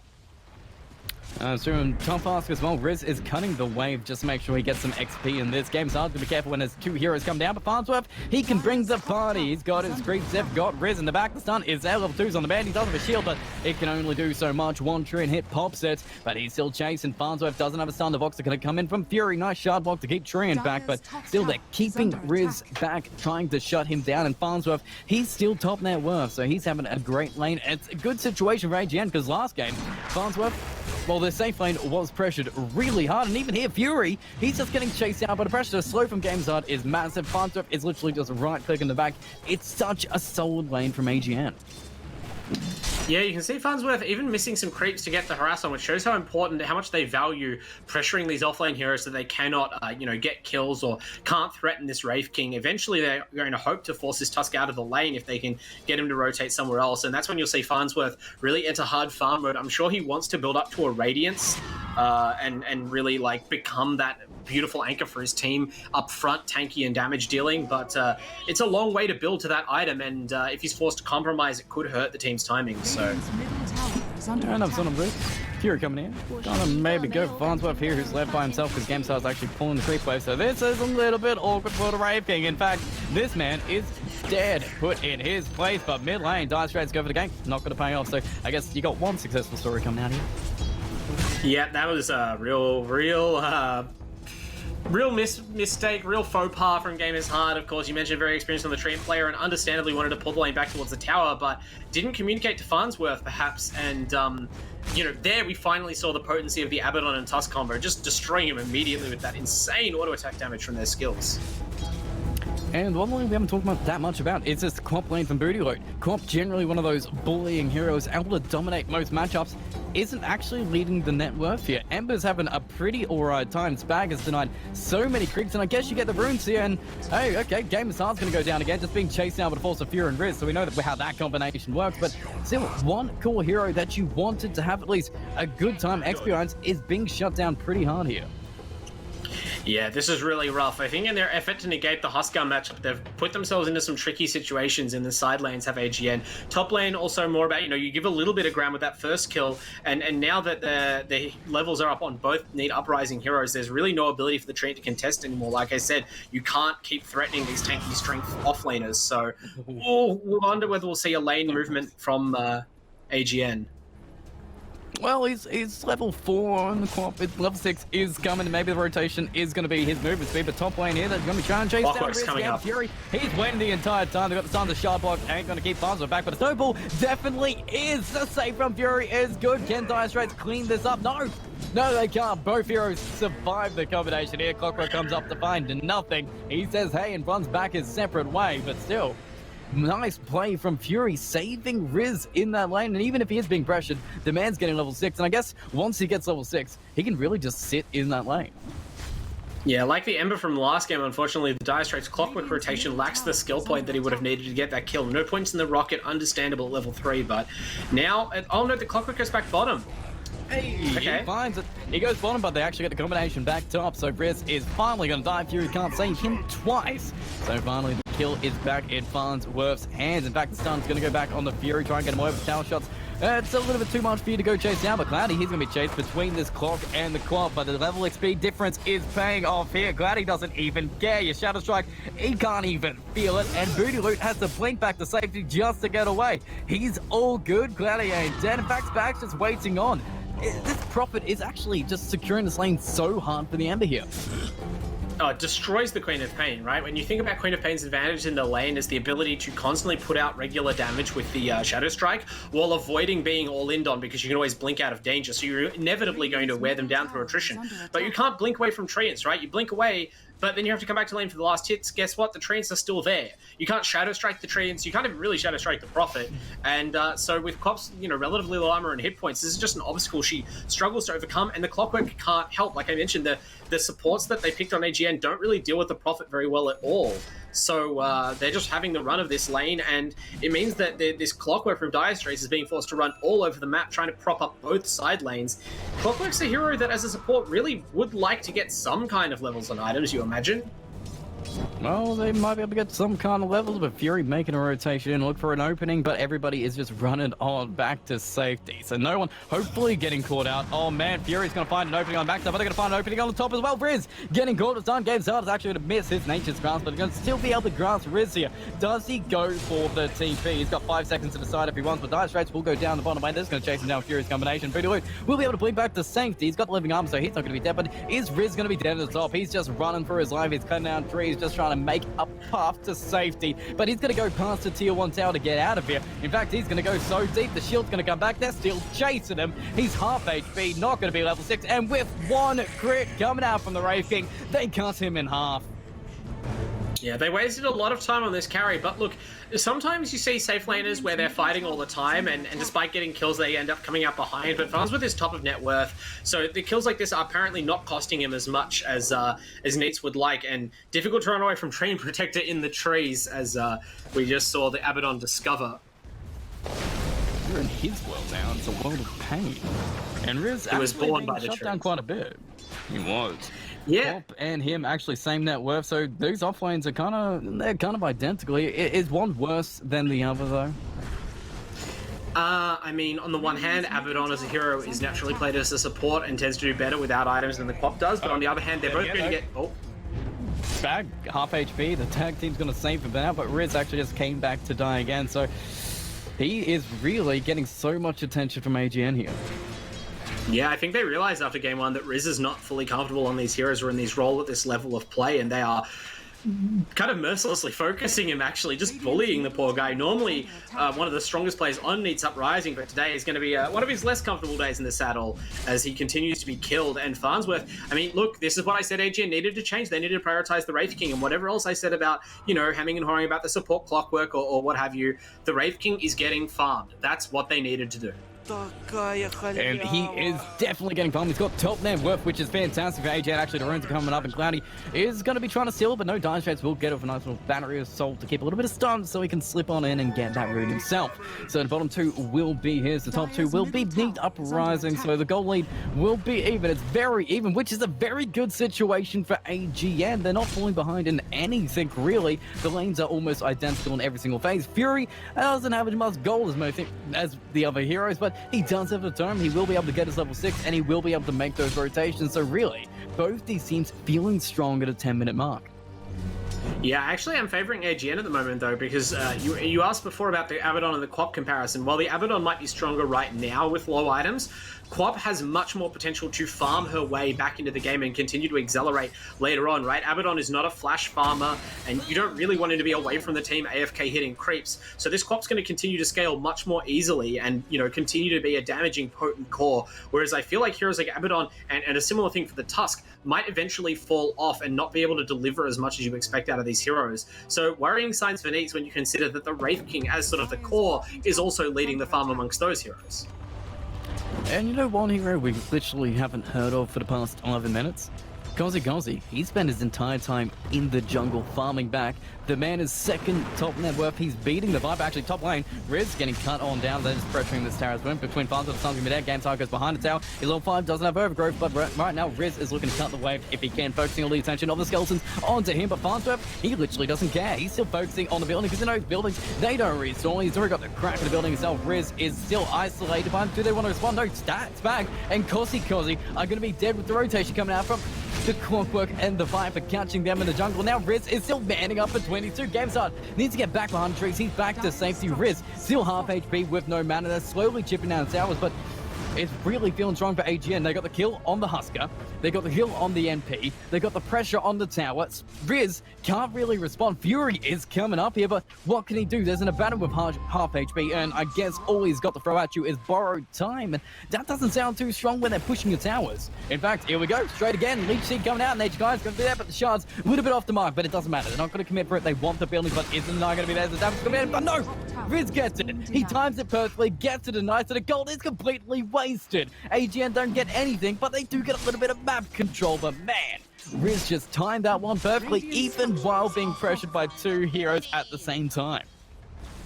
Yeah, I mean, with the borrowed time, Riz knows that he's safe and not going to die for that, so focuses entirely on the kill, and it apparently didn't have a Wraith King stun ready or anything else to prevent that deny going through, so that's a great kind of 1% play to make as the Abaddon, but with Spag going down to TCG, is fighting at the mid tower. Yeah, chase him down. Clockwork's able to jump back and forth, but yeah, support. Oh, double supports going to AGN. It's 3-8. Cloudy's diving for the Quap, won't find the Quap, so really some real positive elements coming out from AGN here. They've got the gold lead, they've got the kill lead. The time is 13 minutes. The lanes are going to find every single thing we said that they need to do in game 2. They are doing, and it's looking pretty good. Absolutely. This is probably the best position I've ever seen AGN be in a match against Neet, so they must be feeling it as well. You imagine they're confident, right? And you talk about sink or swim heroes, right? This is the Husker, where you either become a dominant force on the map or you kind of be very low impact for your role. The comparison on AGN is actually the Clockwork, right? A support hero who relies on hitting these hook shots and being strong enough to follow this up with kills. Well, we haven't seen them necessarily on screen, but Dire Straits has been hitting those rotations. You mentioned kill on the Husker, massive for this support. Now he's suddenly level 8. Items are coming out, and this Clockwork pick is paying off actually for AGN, so everything going right in their favor.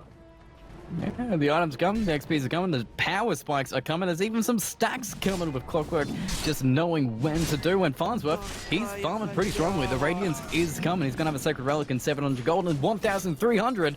He'll have the complete Radiance and ready to push. And then those trees, they're not going to mean much more than food, but Cozzy, he's finally on right. Going to find game to start, but then again, that's just the trend. The Husker isn't feeling as amazingly impactful as you would want him to.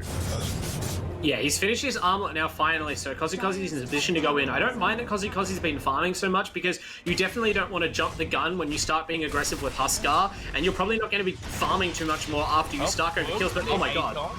Cloudy just gone. Now going to give him a chance to slide a fist, and he thinks he'll slide his way all the way back to the fountain. Give a couple charges to booty loot, and a massive kill for AGN. The carry is out of here. Dire Straits continuing to be the unsung carry for AGN, right? Like, Ember Spirit is not the easiest hero to control with the clockwork. You have to hit the hook shot because the instant speed mobility spells from Ember can come out and disrupt. You know, you can't control him with the battery assault or the cogs. So the team understanding what needs to be done, and AGN, that's what I liked about them in game one, right? They know that they need to full commit on these Neet's heroes, and they get the kills because of it. Oh, they're committing again. Fury just taking a whole bunch of hits to the back. He's hiding behind the trees, but the snowball's going to save him for now, but it means he's just coming right on back to the man looking to kill him. And Shards, nope, they're just going to mark his grave. So Fury is out of here. The towers aren't going to be defended unless you want to throw a few more bodies to it. But right now, it doesn't seem like they want to. Neet Uprising, they're pressuring the top tier 2 with Kozi showing on the map, just baiting himself out. He's only got about 20% HP, even with the armor toggle helping it out. So maybe they just want him to go to him and save their tier 1 towers again. But AGN, they don't care. Just going to keep on pushing it, get the gold for them, keep the space coming up, and Farnsworth is getting massive space, farming massive stacks, and getting massive gold. Yeah, the carries are all basically trading farm right now and kills on opposing supports. Like Booty Loot's getting farmed, Kozi's hit top net worth there briefly, now going for the BKB. But I think this favors AGN. Kozi is temporarily the strongest hero on the map. Once he gets that big... Oh, hang on. We've actually got it. The shield's going to save for now, but he is going to go down. Viper Strike, he doesn't get it, never tossed it onto him, but he will push the clock out and jump in because he knows he's dead anyway. Gets a little bit of burn damage back on the clock. The clock is absolutely fun. And they've caught Spag in the back with no grab because GamerStar was waiting there the entire time. You just TP'd into your own death, and AGN get another double kill. It just keeps on coming. It's looking fantastic. Radiance is almost here.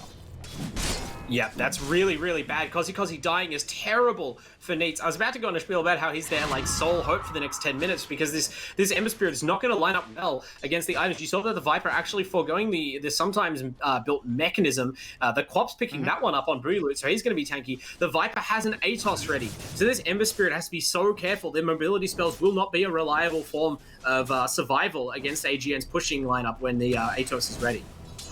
Well, top lane looks like they want to go back to pushing if they can. They're going to find Games Hard hiding in the trees. CCG's like, I was coming up, but I wasn't a little bit fast enough. So, bad thing about Viper, he doesn't move too fast, but right now, Neet Uprising, they need to move fast. Keeping the pressure up, Spags keeping from lane to lane, but Dire Straits, Booty Loot coming in the top just to pressure them back. Can they find Spag? The hook's going to be aimed on up, but he just TP's out. So, no kills returned to AGN, but it's still a 2k gold lead to AGN. Farnsworth is still farming. TCG is doing great on the Viper. The one thing I was going to say, is it hurting too much for the Clop to not prioritize that Spirit Vessel in this game, or is Nevertoxin enough? I think Nevertoxin is enough considering they're ahead right now and that they have the ATOS and the Treant Root to hold him there and the Clockwork as well, right? There's so much control for this Huskar, and I mean, this is what I was worried about when Kozi, when they picked Huskar third pick into Treant and Clockwork, that was what I was concerned about. Like, making him the core hero when there's so much BKB piercing and of course non-BKB piercing disable really puts pressure on Kozi when he has to carry. Fury.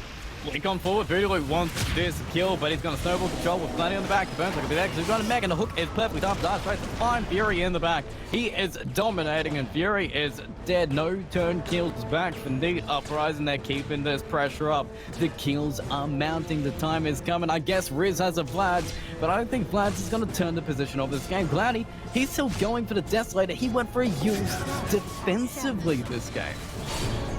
I think maybe he thought the Quap was going to rush an Orchid, which is the normal item. It does help purge the ATOS, but Farnsworth is just hunting. But they got everybody down here. Oh no, Cloudy TP'd into his own death. He's going to be able to run away. The sun's going to be there, but he should be able to get a remnant and a save from Riz to get back to safety. Farnsworth is there. The Radiance is up. They can actually see Farnsworth isolate himself. He doesn't have a TP, but he wants to fight because there's the Radiance. There's the Sonic Wave. There's the damage, but no one's dead yet. Snowballing for Fury to punch on the Quap. The Cogs are keeping Fury in place, but Riz doesn't care. He's got the borrowed time to get a little bit of damage. Spag is absolutely fine. This is a fight at Neet Uprising 1. Farnsworth still full HP himself, and with the Viper Strike on the Riz, maybe they can take it back because they've got no more borrowed time, and doesn't matter about the shield, it'll pop up anyway. One kill for one kill. Not the biggest team fight in the world, but I guess Neet Uprising, it gives them a little bit of a reprieve, a little bit of space, unless they get Cloudy, who's just trying to cut this creep wave down. Don't have a way to control him. Growth has already been used, I believe. Yeah, just remnant it back to the entire team. And with a stun, with an ATOS, oh man, can't even get out. They're going to the remnant. Kozi is waiting there. Cloudy, he's fine. He's all good to go. So they don't find him in the end, but still, the pressure from AGN, they know how to take these plays. They know how to bait Cloudy out. They knew it was going to remnant. They just waited where the remnant was. Just really playing this mind game so well. Yeah, Cloudy, knowing that with the Yule Scepter, he has to, like, oh, hang on. Pretty Luke getting gunned down here at the top bring lane. the entire team again. He blinks away, he's fine, he's all good, and now it's just TCG and the team going against Fury, destroying him. You do not want to be in the Thunderdome with this Viper, because he's going to take your outpost, he's going to take your life, and Fury just seems to be, wherever he goes, he's just sacrificing his own life for the team here. Yeah, I mean, this is the position 5 Tusk. I don't know if I really believe in this pick, right? You really reduce what the hero is capable of when you relegate him to such an underfarmed and fragile position. And I mean, Spag is definitely making the profit work, right? He kind of naturally becomes the 4 because you have this lineup with heroes like Huskar that don't, and Abaddon that don't flash farm particularly well, aren't good at taking unsafe farms, so it becomes the Nature's Prophet's responsibility to shove out the side lanes and push AGN back to their half of the map to make space. But then obviously your Tusk falls farther and farther behind, and he can't go in, whereas, you know, he wants to be doing what Dire Straits is doing on this Clockwork, hunting core heroes, setting up kills for his team. Instead, Fury are going to have to play a much more conservative, reactive counter-initiation role and not really make advantage of that Walrus Punch or tag team like you'd like to. Oh, GameStar's going to be careful. He did show himself for a couple seconds. They're going to go straight for him if he can, but it's really hard to kill an invisible tree, man, especially when they got vision of you. The one thing that I would say is the BKB is coming from Kozi, and all those ways to break his passives, they're going to go away for 10 seconds, and maybe that is the opportunity Neet Uprising are just waiting for. It's possible, but you have to remember that there are BKB piercing disables on the side of AGN, including the Clockwork Cogs, which of course is a sort of a pseudo disable. Kozi, no! Kozi, no! Oh no! No, he can't die! But... oh no! Even with the tips coming out, oh, they're gonna high five between them. That is worth it in the end. And Kozi, he's out of here. He can't farm for his BKB for another 40 seconds. So a big advantage for AGN at this point. It may say 2k gold on the screen, but it feels even bigger than that with just how aggressive AGN are playing right now. That's devastating. Was that a smoke play or something? Because it feels like Kozi was up very far. They do have a Radiant Ward at the Dire Tier 2 in top, but how did he get gone on like that, knowing he was so close to BKB? He got overgrowthed, with GameStar just hiding in the trees. Yeah, Dota 2, you can't really afford to wait and react to enemy ganks. You have to just not be there, and Kozi should know that. Chance block dying straight away, but they're going to go for Fury again. They're having to kill him again because they just love doing it. With Nature's Grass, it's going to be easy. But the points starting up. They nice little change from the back to hold down Dire Straits, but the kill's not there. In fact, Cloudy's going to commit from the back line. The overgrowth is going to keep them back for now, but TCG moving forward. Cloudy is just going to keep Remnants back to safety, but the Playmail on the Viper is going to be paying off because he is burning himself alive. But with the damage coming out from Cloudy, it's enough to put him down. Dire Straits going to be a double so far. So Neet Uprising, they're coming back right now. The shards aren't going to be able to catch anywhere, but Spag's looking for them if he can. Game's on. His trees are cutting down. The dust isn't going to find him because he's in another patch of trees, but still a double kill on the Viper, a very valuable kill to get. It gives the space for them to maybe attempt to Roche, get an extra life onto Kozi, give him the time for the BKB and take back control of this game. Yeah, wow. I mean, we've talked about it with Oracle last night, right? How the hallmark of these great teams that are at the top of this league is their ability to win a game off one opportunity that they saw. They saw the Wraith King was bottom lane, and they knew he had nowhere to TP to reach that fight. And granted, Farnsworth just continued to farm, so he got some sort of trade, but that's when they strike. They could not fight into the Wraith King Radiance right now, but AGN make a mistake, and they don't have to. Now they have Roshan. That's right, Roshan's more space. The gold leads down to 1k. Farnsworth is going, I believe, for the AC. We'll find out what he picks up. Yep, AC is going to be. So he's able to hit a little bit harder. Everybody's got a little bit less armor, but it doesn't give you any extra control. Is it going to hurt him here, or is it the item they actually need? Nope, that's the perfect item. Don't dispute that at all. That's what you build. That's the default Wraith King item. You already have the Radiance. That's a ton of... The Radiance is kind of control in that you apply a blind, but really it's just about keeping the Wraith King alive, right? Look at Neet Uprising. They don't have heroes that can really compete with him in the late game. Neither the Huskar nor Ember can stand there toe-to-toe and trade blows with the Wraith King with this item set, so he's going to be able to walk up to the towers and smash them down. It's kind of like the Terrorblade last game, right? Even as AGN give up that fight and sort of lose a little bit of collateral to Neets, they have this ticking time bomb in the Wraith King who is outscaling the enemy corps. That is true. The man's got 13,000 net worth to his name, skyrocketing above both Kozi and Cloudy, only hitting 10k to each of theirs, but Dire Straits gets a little bit of hook, will connect, and Whip actually trying to save TCG, Whip it, but TCG so very low, Spag trying to come in, they need some more damage, but with Remnants, it's not enough, Riz is chasing, but they're just going to keep him back for safety now, but it's a little bit of misplay from Riz, he turned around thinking that TCG is going to survive their Spag, actually going to get stunned in the end, eaten alive by Skeletons, but Riz finally got the borrow time, they're going to be chasing down the Clockwork, a double kill so far, looks like Furious, the only one who's being trapped on the side of Neet, but Fiddler's going to finally jump in and just get Kozi. They've already popped the stages once and now he's back for the overgrowth. It's going to keep everybody in position. Game's hard stuck between trees, but now Farnsworth, he's looking for somebody to kill him. He wants to die. He wants to reincarnate. Spag is trying to actually get away from the tree controls, and he will be able to TP with no way to cancel it. So Spag survives. Looks like Cloudy survives, but still, the kills go back to AGN. Kozi put down again. Fury killed for like the 7th time, and Riz, I'm not sure what he was doing that fight. He kind of went in, he kind of went back, and then he kind of went back in, and it cost him his life too.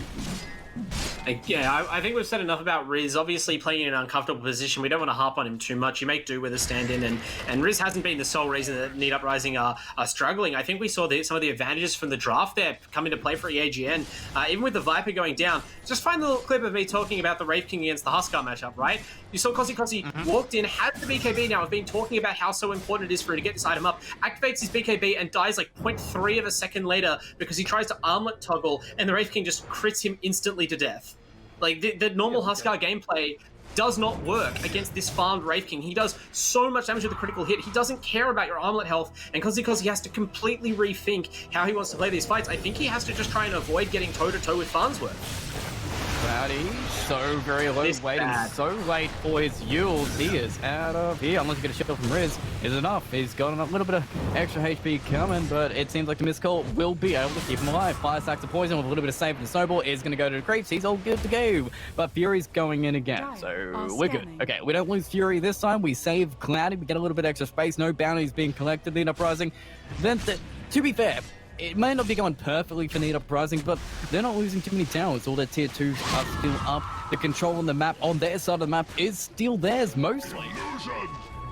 Yeah, they're far from out of this game, and as much as I've been talking about how the Wraith King is outscaling these heroes, it's not a complete wash. I don't think that the Ember Spirit is helpless in the late game. I feel as though there is going to be a significant timing, really any time from now, that AGN, if they get their heroes together, can just kind of walk down a lane and really threaten an objective. But taking that Roshan away from them for Neets was a masterstroke, really bought them time. Oh, the hook on the Fury in the backside. I thought I was just going to get Riz, but he's got borrowed time to save himself. Maybe they can save both of them with perfect double coming of Fury, but the Sonic Waves in the back with the Spirit Vessel. It's adding up all the damage. So I think Fury knows he's dead, so he puts the nest out just as he goes down, but no one's going to die in the end. Cloudy is actually stuck on a cliff. He will go down, but it's not on the Spag. Is it's going to take the support and feed into the King himself. Game is hard. And Kozi, he's just stuck between the entire team. The tips come out. Kozi goes down, and AGN take complete control right now. The 4K gold lead is theirs, but the towers, the creep wave position means they can pressure up so fast. And Brave King, he loves hitting towers.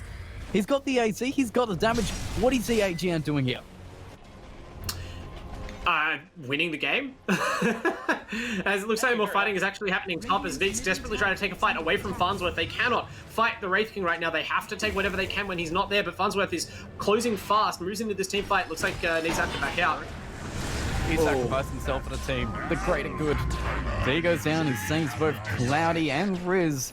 But now they're just going to be pushing on those towers. I guess you made some time. Spag is going to be able to respawn. I'm assuming he's just going to go straight into cutting these waves. But AGN, they don't care. They're going to hit your tier 2s. They're going to hit your heroes. They've got the Meteor Hammer. Nice little clip's going to keep back for now. But the control is there. It's feeling pretty good. They might be able to take this game off Neet Uprising at this point. I don't think I can see any ways to stop this snowball. They just keep on charging. Oh, they could definitely mess up their high ground push. It's not won yet, but I'd say they're definitely strong favorites to win at this point. You can tell they're in high spirits. I'm a little bit surprised Cloudy not cutting the crate waves, but instead forces the teleport back by going for the mid tower. And Farnsworth, apparently they're so confident in the late game RAGN that they're willing to teleport back, cancel that push effectively just to defend a tier 2 and sort of keep the game focused on farming and outscaling. I don't know that that's correct because one thing I have been really impressed by, the flip side of this whole stand-in equation, Cloudy has played very well on both of the heroes that Neet's have picked for him. So, putting Riz on something less comfortable hurts, but look at this Ember Spirit. He's keeping up on farm, and he will eventually be able to threaten the AGN team, if not on the same axis that the Wraith King wants to fight. That is right, he's gone back feeling safe. Cloudy, actually, he's valuing a Radiance at this point. Is that the right build for Ember? He's not getting the BKB, but I guess you've got so much physical on the side of AGN, it might not even matter. Yeah, I'm going to point to the sign that says that they can't fight the Wraith King, so he's... Oh my god. Sorry, Fury. He's not a hero at all. Oh, Cozzy, he committed to the TP. Oh no, he's not a hero either. Push everybody back, he's rooted. He's got a BKB, but he's holding it. He's holding it. He's holding it. He's turning it. They're going for fun. It was a bait the entire time. He's going to jump in here, but Booty Luke comes in. The Sonic Wave gets him so low, and he armor totals himself to death. The Radiance Bird finally kills him, and now the reincarnation means he just comes back. You get nothing for your troubles. Riz is just been beaten down by Farnsworth. Your borrowed time only borrowed you a couple more seconds, and AGN puts you in your place. Your tier 2 is about to mount. Clady's going to be cutting the top wave, but I think we're about to go high ground because nobody has a buyback on Neet Uprising.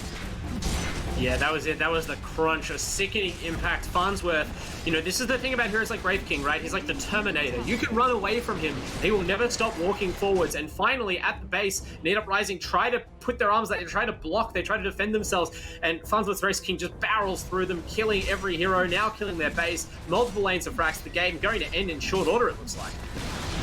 It seems like they can get 2 racks. I mean, they can't get mega creeps. They could push it in, but everybody's gonna respawn on the side of Neet Uprising. But still, you're 2 racks down at this point. It's a 14k gold lead to AGN. It's 10:27. We're 30 minutes into the game. The tier 3 items are going to be coming out, and they're gonna have a big impact. But is it enough to bring Neet Uprising back here? I mean, they will have a Radiance on the Ember Spirit. I'm not sure how Kelsey's gonna itemize to come back into prominence in this game.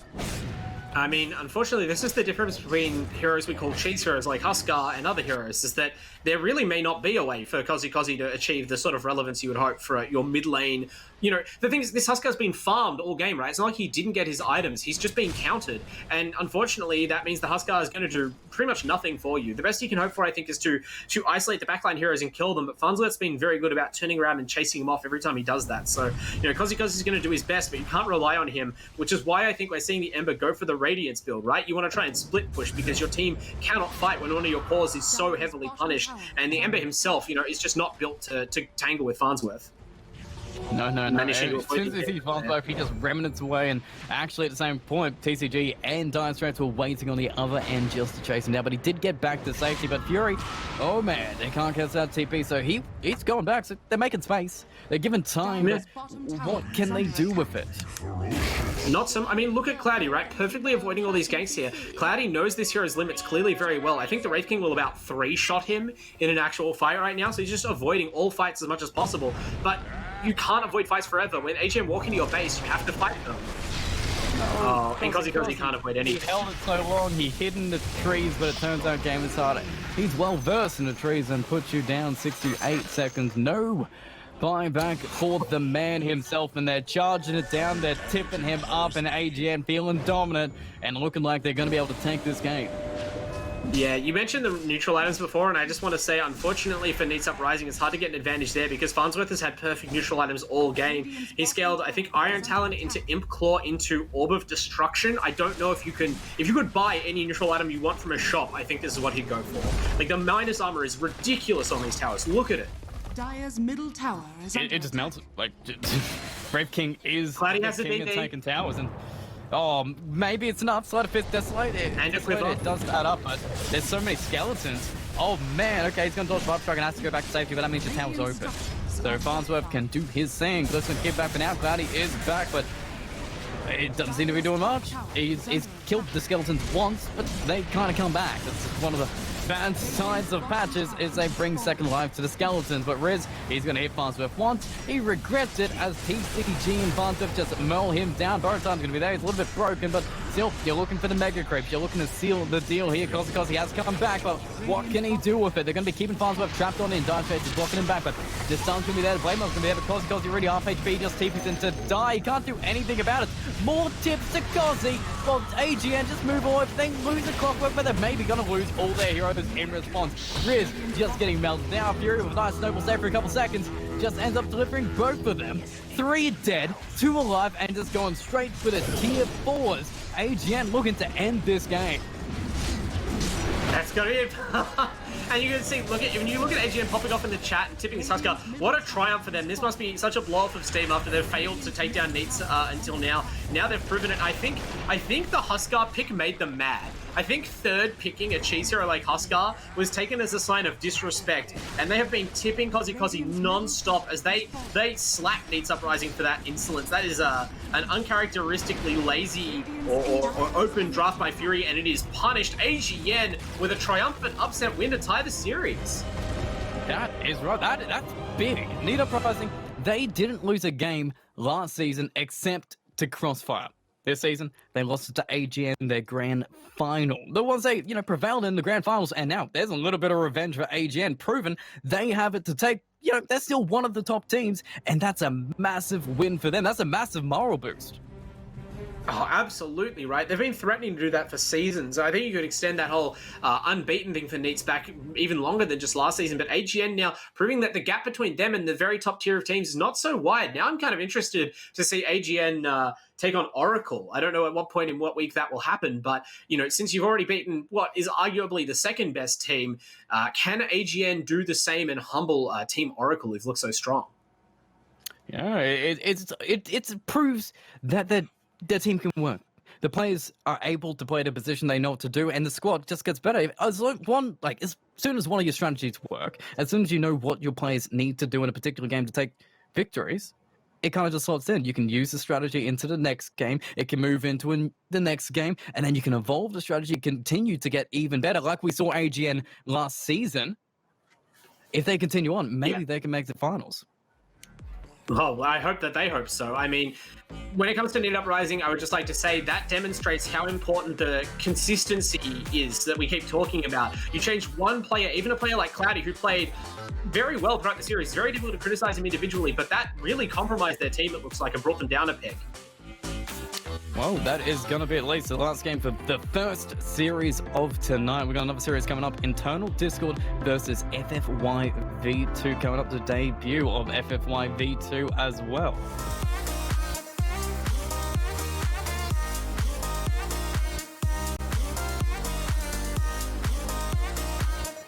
And we are back after that amazing game between AGN and Neet Uprising, the 1-1 split between them. We've got another split exciting game. The debut of FFY V2 going up against one of my favorite squads, Eternal Discord. I love to watch these guys play. Yeah, Internal Discord, they're really one of the fun teams of this league. They've shown a willingness to pick anything, and they play fearlessly. So a good first challenge for FFY V2. We'll really get to see where they stand in terms of, the power rankings of this league. Yeah, that team is still feeling pretty strong. Ilium, Input, MIA, AXPR, and Gary the Goob to seal off that squad. A fantastic squad last week. Was an amazing performance from them. Maybe they didn't win the games, but they brought the entertainment. Yeah, absolutely. And, they're always a threat, I would say, because of that ability to believe in their own picks and to kind of always all in. They can potentially break down a team who's unprepared. So we'll have to see what FFY can do. Players who are new, I think, to the LPL Pro League, this team's certainly new. So we'll see what they can do. Kess, F18, YGod, Masawe, and B-Hunter. Excited to see what they have. That's right, debut. We don't even know what they're going to do. We don't know how they draft. We don't know how they play the stage. Maybe it's just constant fighting from minute one. Maybe it's all about, the very strategic plays that come out. The 20-minute surprise when, they just jump you with a smoke. I don't even know, and I'm excited to find out.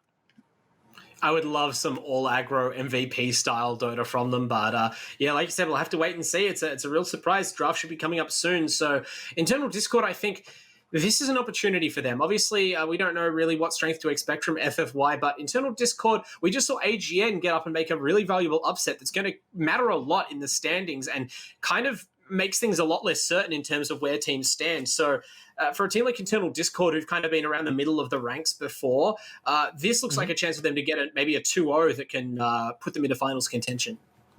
That's right. Yeah, the first week was really just the squad coming back together, just feeling everything out, just like AGN. They might have had a little bit of a mistake in those games, but they can bring it back. They can work on the week. They've watched their demos. They know where they missed it. Could you point to anything that they really need to improve on? It's hard to say about their week 1 loss because, of course, they were playing against Oracle, who at this point I think we can safely say are the strongest team in the competition and maybe by some margin. So that's where not all O2s are equal and not the scoreboard doesn't tell the whole story. I wouldn't be surprised if by the end of the season, every single other team had an O2 in their books next to Oracle's name. So not to say that you ignore that loss, but I think Internal Discord can almost write it off a little bit. And as long as they understand what they want to draft and have a good idea of how to play the patch, then this could be their opportunity to turn things around. I don't think I'm going to dunk on anything in particular that they did. Oh, no. That was a really strong showing. Ilium was very good in the mid lane. Input was just able to carry it. They know kind of what to do as a squad. It's just how the pieces really go together. And as we've seen many teams who have struggled a little bit in the first week, is that transition from the laning stage into the mid game that these teams really have difficult with. Yeah, it's interesting even to see in that last game where Neet's, all it takes is one stand-in and it shakes up the certainty of the game plan a little bit. This patch is quite unforgiving of teams who miss their timing or who aren't employing all of their heroes to the fullest. So, perhaps it's up to Internal Discord to do what we just saw AGN do, identify who your carry is, focus on that hero, really enable them as much as you can, whether it's a Wraith King or whether it's a Lycan or a Luna, whatever it is. Don't get distracted too much trying to shut down your opponent. Don't get caught up, trying to win lanes that aren't your most important lane. Like, secure the core of your lineup first, and then hopefully things flow from there. Well, we don't exactly know what FFY V2 are going to bring to the board, but we do know how Internal Discord are playing. So if you are FFY V2, how would you approach going up against a team like Internal Discord who are happy to pick up techies? They're happy to pick up so many different position 4s. They're just really dynamic in how they draft and play the game. Well, I think one thing that if I had to identify about Internal Discord tactically is that they are always ready to fight. They love to fight. Sometimes I've seen them in situations where they look to be down and out and they can't almost fight their way out of it, even by taking engagements that they look disadvantaged in. So I would say the one thing to do is to not underestimate their willingness to take you on and make sure that your heroes that you pick have low cooldowns, that you do pick supports who are capable of teleporting out of their lanes early and supporting other lanes to counter gank, that you pick carries who can withstand lane pressure and who won't die too quickly if they get jumped on out of a smoke or something, because you know that Internal Discord will take it up to you. Not so much in the pushing necessarily, but in terms of forcing fights where you don't expect. Yeah, so if we don't want really those, the Medusa heroes, the ones that really can't do anything because they're farm the entire time. The mid trolls that I believe Ilium did play last week as well, that he as a playmaker, the man loves to just get kills constantly. But if you put him on a troll, he's hitting creeps when he could be fighting and just making space for your carry. Yeah, that's a great game to bring up because it tells us so much just in one match, in one pick, about how this team plays, right? Putting Ilium on a troll both demonstrates what that team does well and does poorly, in that the troll failed to really have any impact at all, but also that this is how you should not draft against Internal Discord, because that kind of passive farming mid pick where you get punished by having the enemy mid heavily rotate, like that is what they enjoy doing to other teams usually. I think they just got twisted off their game by the intimidation factor of trying to find a way to beat Oracle, which is always very difficult. Yeah, the great laning situation, because we pulled up in the draft, we were like, okay, Internal Discord, you saw the Timbersaw, so you put the Quap in the lane as a good matchup there. So they're really able to react to the picks that they see. It's all about that implementation, and maybe after a week of practicing and learning what they should have done right in the lane, like the Trinket Protector couldn't get involved in the Quap lane, so then Timbersaw was able to do exactly what he wanted to do. So maybe if you don't draft the Trinket Protector, get a different position 5, that lane goes way better. Internal Discord have a way better start, and they continue that snowball into the late game. Yeah, I think maybe we'll see Internal Discord even ban the Timbersaw, just because that hero is such a singular example of something their team does poorly against, right? Like, he wants you to fight into him as early as like level 2. So maybe that's a sign of something that FFY can pick up if it's not banned, or heroes of that type that can enjoy brawling, that can put intense pressure on the laning phase and that don't really mind getting initiated on. We saw the Centaur pick before. You can build a lot of strong lanes around Centaur or Legion Commander, and I wouldn't mind seeing FFY do that if they don't have a firm playstyle of their own, but that's what we'll have to find out. That's what we'll have to find out, but we will be having a short break before we get into the game, but we will be right back with the action in a couple minutes.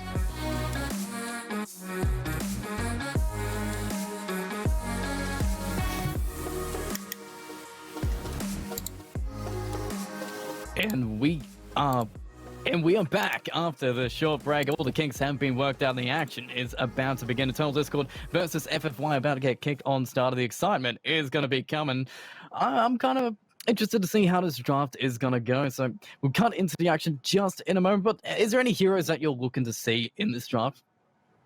I think we just identified that Timbersaw is probably a very potent pick to be considered against Eternal Discord just because of their play style.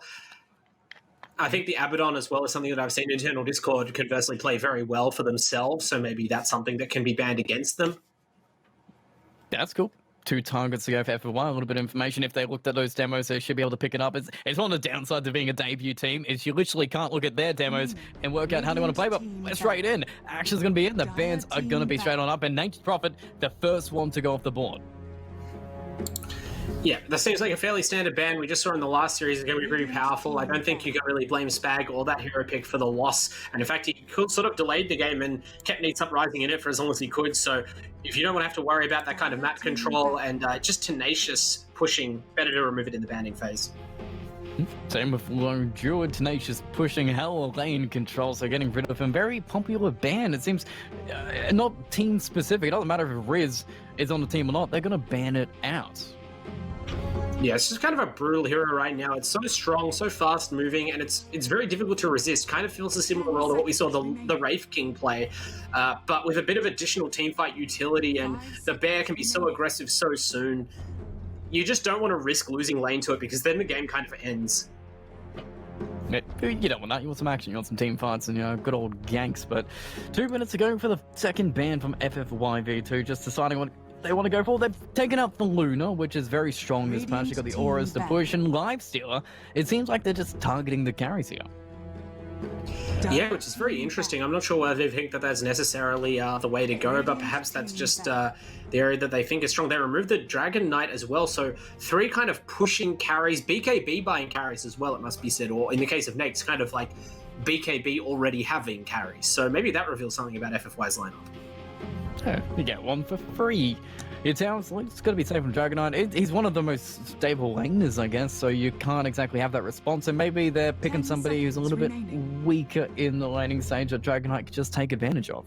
5 seconds remaining. Yeah, that would be an interesting one. Say if they pick a more vulnerable safe lane carry, maybe they play a slower game. That would be an interesting change of pace. Most teams opting for the early push line. I've seen a lot of 20-minute games this patch, but you know, it depends what you're comfortable with. If you've got a great Spectre player or something, then maybe you just draft around that.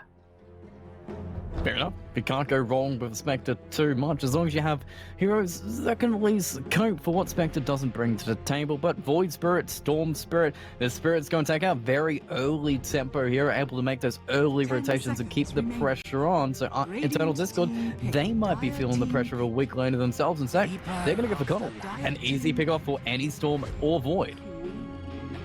And Quap picked up by FFY, so very safe, very even pick that can be flexible across a number of lanes. Bit surprised that the Keeper of the Light First pick's a little bit more revealing for Eternal Discord, but there's still a lot you can pair with it. Okay, doubling down on teamfight. They've got the Echo Slam, they've got the Sonic Wave, they've got a whole bunch of burst damage, but they've got a way to actually get on and find out the heroes that they're going to be using it on. And Ursa, he is pretty good. You got Enrage, you got the status tradition that comes in against the Earthshake. He doesn't exactly care. He can still get those Fury Swipe stacks. So Ursa feeling a little bit strong, but he doesn't come with any control for the Quap. So maybe Quap has a field day here. Ember ban? Ember ban? Please ban the Ember? Ember ban. Maybe. They ban Morphle, they ban Void, they ban... well, it's still Earth Spirit in the pool if they're trying to ban all the spirits, so it ain't gonna happen, but Ember Spirit would still be strong. I'm more concerned about the ban from FFY, actually, because if you let this through the pool now, there's the opportunity for Internal Discord to pick up the Coddle Ember combo.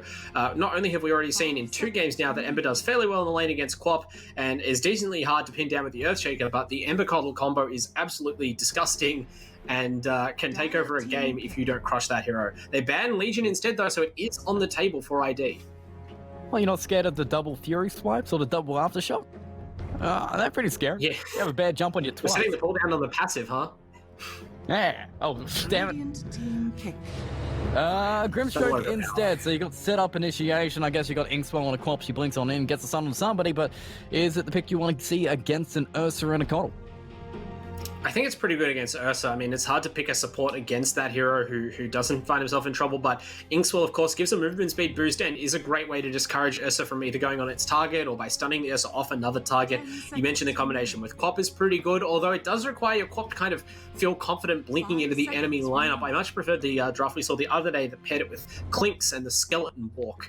Obviously, a lot of ways that you can enhance the Grimstroke, and I'm interested to see what sort of combinations we see with the Grimstroke ultimate, probably the fast Orchid Rush, if this is a core Quap for the double silence and potentially more goodies later in the draft. Hell yeah. You still got a couple more picks to go, but speaking of picks, the third pick is coming from ID. They're using a little bit of reserve time to it, so I guess you've seen the Quap, you've seen the Grimstroke, you've seen the Earthshaker, very, you would say, at least teamfight associated heroes. They've got a hell of a combination. So in response, it's gonna be a Clockwork, gets a Cogs, destroys the Earthshaker. The man can't cast a single spell if he's being hit by the Battery Assault. It seems pretty strong, but do you like it? Yeah, it's decent against Quap as well. She can blink out between instances of Battery Assault, but it's pretty tricky. Like, it's not 100% reliable. You can often pin her down for a couple of seconds, and often that's all you need. The Grimstroke pick apparently discouraging the Ember, or at least Internal Discord waiting a bit longer. And yeah, FFY, they didn't ban the Ember Spirit, but these 2 picks of the Grimstroke and the Riki are enough to make Internal Discord seriously reconsider. I think that's why we saw them eat into their reserve time. These are some serious silences that you would be picking the hero into. Oh yeah, and you've got your invis combination. You don't have a Clinks this time, but you got Riki, maybe a little bit better. He can just blink strike onto whoever he wants to stun. You put the Inkswell on him, instant control and maybe instant kill. And what do you want to respond to? You've kind of got a Clockwork and a Nurse and a Keeper of Light. If you try to go for somebody who can get vision on the Riki like a Slat, it still feels a little bit awkward to just insert it into your draft. Is anything that really jumps out to you that really deals with this, I would say, hell of a combination? FFY V2 are really doubling down on this Inkswell, Echo Slam, Sonic Wave, just big old teamfight burst. Well, I mean, we just saw it late game, so I don't make it sound like they should just copy people, but the Wraith King, right? Like, you want something that combines with the Coddle, so double Wraithfire Blast is very real in the lane. You also make sure that the Wraith King isn't as vulnerable to losing the mana for his ultimate if he gets it behind and Riki gets a Diffusal before you reach that critical level 20 talent that removes the mana cost and reincarnate. But most of all, it's just the fact that you have this hero that you can absorb any amount of teamfight spells, just die, stand back up and keep hitting. The hero doesn't give a damn about being silenced at all, which effectively removes a lot of FFY's control. Pairs well with the Ursa, because obviously then you have a hero who can siege towers and the Ursa can kind of focus on killing heroes, which it's much better at. They're still sandbagging that carry pick though. Get the Rubik. Good sounds still. You can still Soulbind to get double Chakra Magic. There you go. Yeah, I think you're going to steal Stroke of Fate or Inkswell. That's probably pretty good. I'd love to Inkswell my Clockwork and my Ursa. The other carry hero that they could pick up here in combination, they could pick like a Chaos Knight. 10 seconds. I know that here is not really in vogue, but just to force the push, there's not a lot of creep clear from FFY, not a lot of AoE at all. I mean, apart from the Earthshaker and the Quap ultimate, but these, like Riki, for instance, doesn't do very much to it. Grimstroke theoretically has the clear, but also very, very vulnerable to just being killed by Chaos Knight since he has no immediate way to defend himself. So it depends what they want to do. Well, they're banning out the OD here, interestingly enough. And the thing is, if they do pick up the Chaos Knight, where are you going to put him? Because Ursa, he's kind of feeling a little bit awkward here. Clockwork looking like the position 3. It looks like Ursa's going to be the position 1, so they're kind of forced into a position 2, unless you want to put the Ursa against the Queen of Pain. Can he even survive that lane? 10 seconds. I don't know, really. It's tough to say. I mean, Ursa with that little hop that he has now could potentially catch a Queen of Pain out and close the distance, and it's not always about the laning phase. But you're right in that this Rubik pick does seem to corral them towards a mid laner, so Yeah, it's interesting. Eternal Discord, they've got a lot of advantages in their draft right now, but they do need to make sure that they don't open up a weakness with this last pick. Okay. Invoker. That's a good combination. You can purge off Inkspell with Tornado, so that even works on top. So, hey, it is very greedy, though. It depends on the build, right, though. Like, Cross-Wex Invoker isn't that greedy at all. It's often played as a support hero. If you go Wexord or something like that, then yeah, you can certainly find yourself in trouble. But 10 seconds. I think this might be a Cross-Wex Invoker, and maybe Internal Discord just go for like an early finish. They've certainly got the push, and they've got the ability to dive towers now. Invoker can be your tower sieger if Ursa isn't feeling confident to do it, so... You may now select Oh. It was the bait the entire time. Quap wasn't mid. They just put a TA there, and that matchup is terrible. Does it put FFYV2 over the top here? I think it might, actually. This is pretty strong now. It seems like Internal Discord are going to really struggle to push towers and may even struggle to win their lanes with this lane switcheroo. FFYV2 proving the power of that Quap first pick. It's so versatile, and it lets you hold that sort of that bluff right until the very end as to whether or not it's your mid laner. They pull the trigger on the switch, and now Wygod is going to be up to carrying the game on the Templar assassin, potentially. It is scary, but it is best. It is the debut of FFYV2. We know they can bring it in the drafting stage, but the question is, can they bring it in the game? It's a big difference. We know how Eternal Discord play. These guys are a squad. They know the heroes. They've got the game plan, right? They've got Invoker gets this urn, and then he just starts running around, and Ursa just, I don't know, picks up a basher and helps him out, and it's pretty straightforward for Eternal Discord. Yeah, Internal Discord have picked a very Internal Discord-looking lineup, GTH. It looks like their heroes want to fight. Yep. They're going to fight all the time.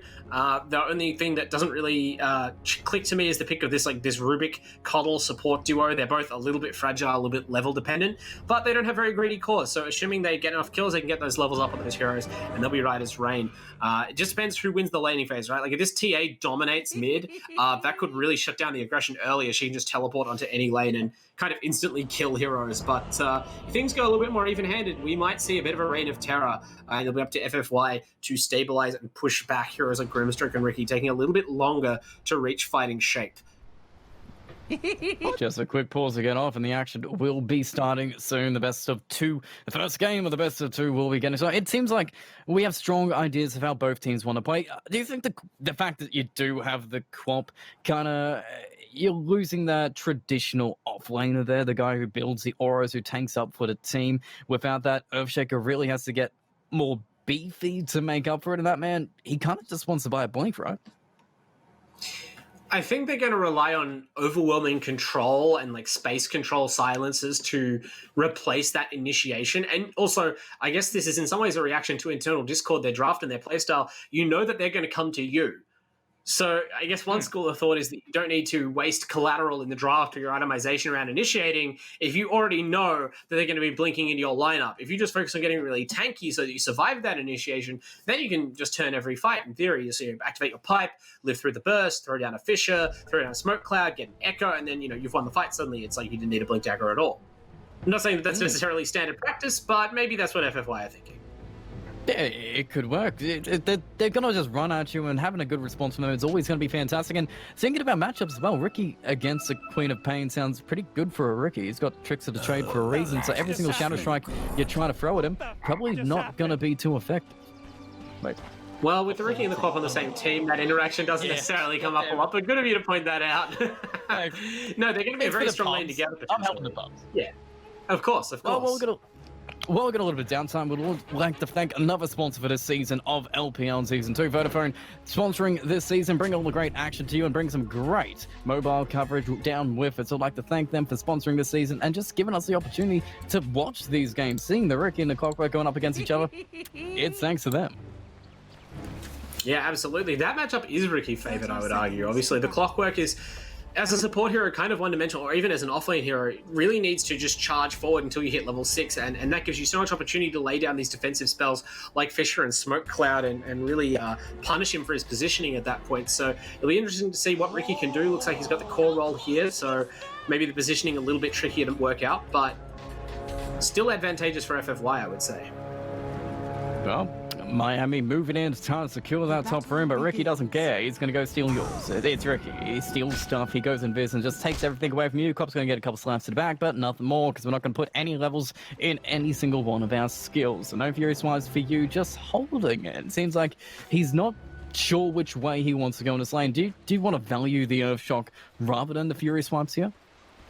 I think so. It's going to be pretty difficult to build up Fury Swipes on the Quap, right? Like, against a melee hero, it's very valuable to have that level 1 Fury Swipes because, of course, you can just get those stray hits in and it adds up as they go for creeps. But not only is this Quap going to be well out of your range, but there's an Earthshaker there. So any sort of initiation, any sort of attempt to chase the Quap off might just result in you getting Fissure blocked and killed. Better to take the skill that lets you hop over the Fissure and just focus on farming for the first few levels at least. That's true. Get those first few creeps, get the golden pockets, have some boots so you can run them down a little bit faster, but these lanes, they don't seem to be too crazy. I mean, Grimstroke, do they have level 1 kill potential in these combinations? I think the best level 1 kill potential is probably in the top lane, right? Like, those heroes are a little bit awkward, and actually, Ilium trying to prove me wrong in the mid lane with the cold snap on the TA, but I don't think that there's a kill there, really. Wygod is just baiting a little bit, and Ilium is not going to have any of it, just getting the damage where he can. He's got the last advantage. There you go.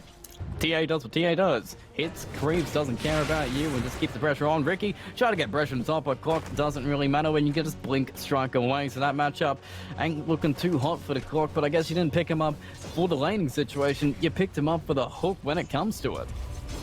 Yeah, absolutely. This Clockwork is actually, you know, it's interesting. It's been a support hero for the last couple of years, but recent patches have pushed up the value of core Clockwork quite a lot. He's got a very strong Aghanim Scepter now, and just very potent at, you know, countering a lot of the heroes that are strong in this patch. So we'll see how much map control. We saw how much Dire Straits got done from a support position in that last game. It's only going to be more open in terms of what AXPR can do on this Clock, should he get the farm going. And you mentioned that he doesn't have kill potential in this lane, but they don't have kill potential on him, and I think he's more able to zone than Ricky, at least until some levels of backstab come up. Fair enough. Miami's still Korean in the top, but it's input in the bottom. He's feeling the pressure to Quap. Shadow Strike after Shadow Strike, using Aftershock to just secure these last hits. Top lane, they trying to secure Clock, but yeah, they thought twice about that. So maybe it's, you know, if Ricky has a better laning stage than the Ursa, are you feeling more towards the Ricky, or is just Ursa as Ursa is? He doesn't need many items. He kind of just needs a little bit of movement speed just to get on top of you to make that impact known. Yeah, I think I agree with you there. This is a remarkably stable pick for a safe lane carry.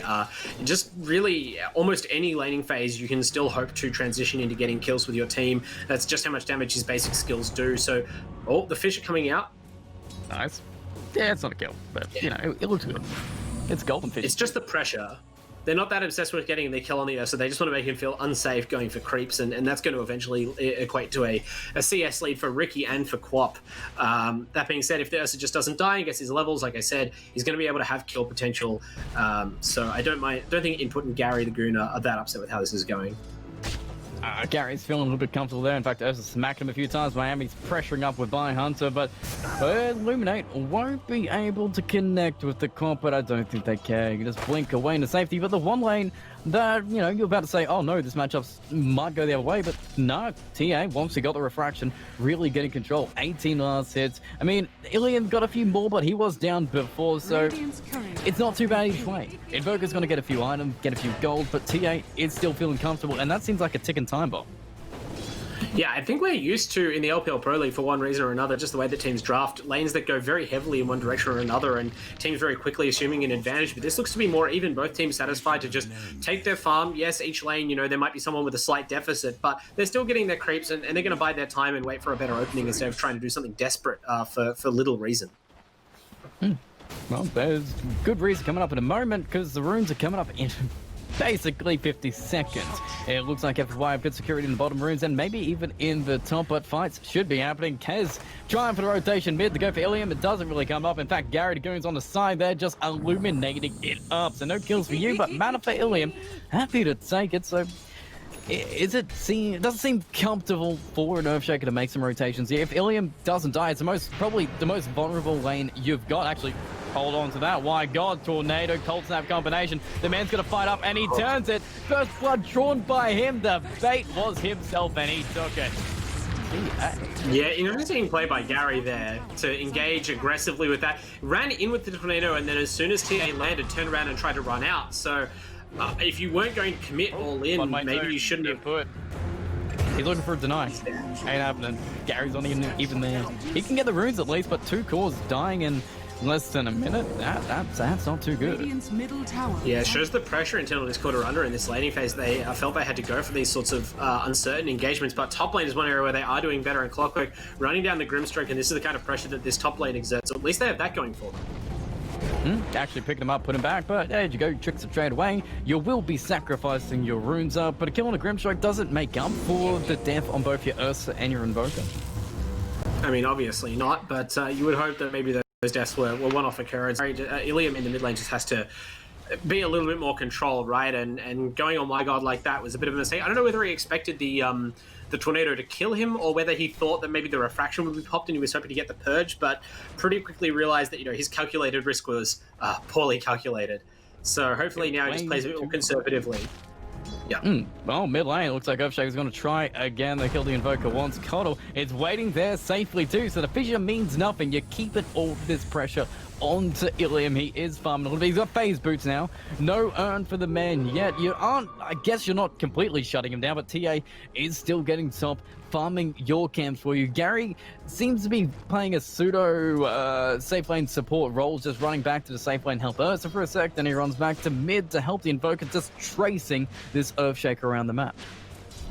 Yeah, there's not really heroes in his team that he wants to stack for, per se, so he's mostly just trying to be in whichever lane needs the help and discourage, obviously, react to the roaming of the Earthshaker, which I think is really interesting from FFY, right? Like, this sort of roaming Earthshaker play, it's not that you never see it anymore, but nowadays people do tend to prioritize getting the items and levels on the ES more than, like, maximizing use of that fissure early, and I must admit, it's not really seeming to do that much, so the question of whether the lost resources on this hero are worth it does come into my mind. Well, I guess we'll find out. It seems like it's not too bad. Ursa is getting some XP. His gold lead, his gold's a little bit low. Quap is winning this lane, about 600 gold between them, but I guess once you get level 6, you go do other things. You maybe find a kill opportunity with the Clockwork. You may try and attempt Roche, potentially, but why God, he's going to get his item at a very good timing. Ricky isn't being completely shut down yet. FF1v2 feeling quite comfortable in their game, even with a 1,000 gold lead. Where do you have to prioritize your efforts here to kind of shut them down? Actually, top lane, Xwell, you got the Earthshaker coming in too, just find another clock, you can block him in so he can't get away, even whip an Enchanter and just control him up, you've got the kill and make it a double because Miami walked in to save his friend. It's Save Your Friend Syndrome and it'll give you a double kill in the end. Masai building up that goal on that one, he's feeling happy. In fact, it does give him an opportunity bottom, not too much, Clock blinks away, oh god, there's no opportunities there. Yeah, I agree with B Hunter there. They should have known better. Level 4 Rubik wandering into 3 heroes, trying to assist an already silenced and fissure blocked Clockwork, pretty much just offering them a second kill for no reason. So, internal Discord, I mean, they do love to fight. They do love to play, Save Your Friend Dota. It doesn't always work out for them. And I think maybe they want to tighten up that instinct, but oh well. Gotta be careful. Level 7, Queen of Pain. This Ursa's just hitting level 6. It seems pretty easy to kill, but this Ursa is going back for the Battle Fury. I think we've seen more popularity in the Battle Fury build from the Ursa, but it still takes a while to build on up. Does he have enough time to farm it? Yeah, it absolutely is the standard item nowadays, especially for the safe lane Ursa, but I'm still a little bit surprised to see it out of internal Discord. I didn't think this team would have the patience, and locking in this item as the choice. Obviously hasn't quite committed to buying the parts yet, but I mean, with the way the game's going, on the one hand, I can see input just saying, oh well, I've already lost my lane, I'm already behind, I may as well concede the idea of being this early game terror and focus on a farming item. But then that in turn ensures that you will stay weak for a long time and commits to this lengthy build-up where Quap can continue to punish. Top lane though. Grimstroke almost been found, but Ricky actually goes straight for Miami. Biohunter will be traded, will get some own charges, but Ricky absolutely safe. Almost got himself Miami, but no, he got sent packing.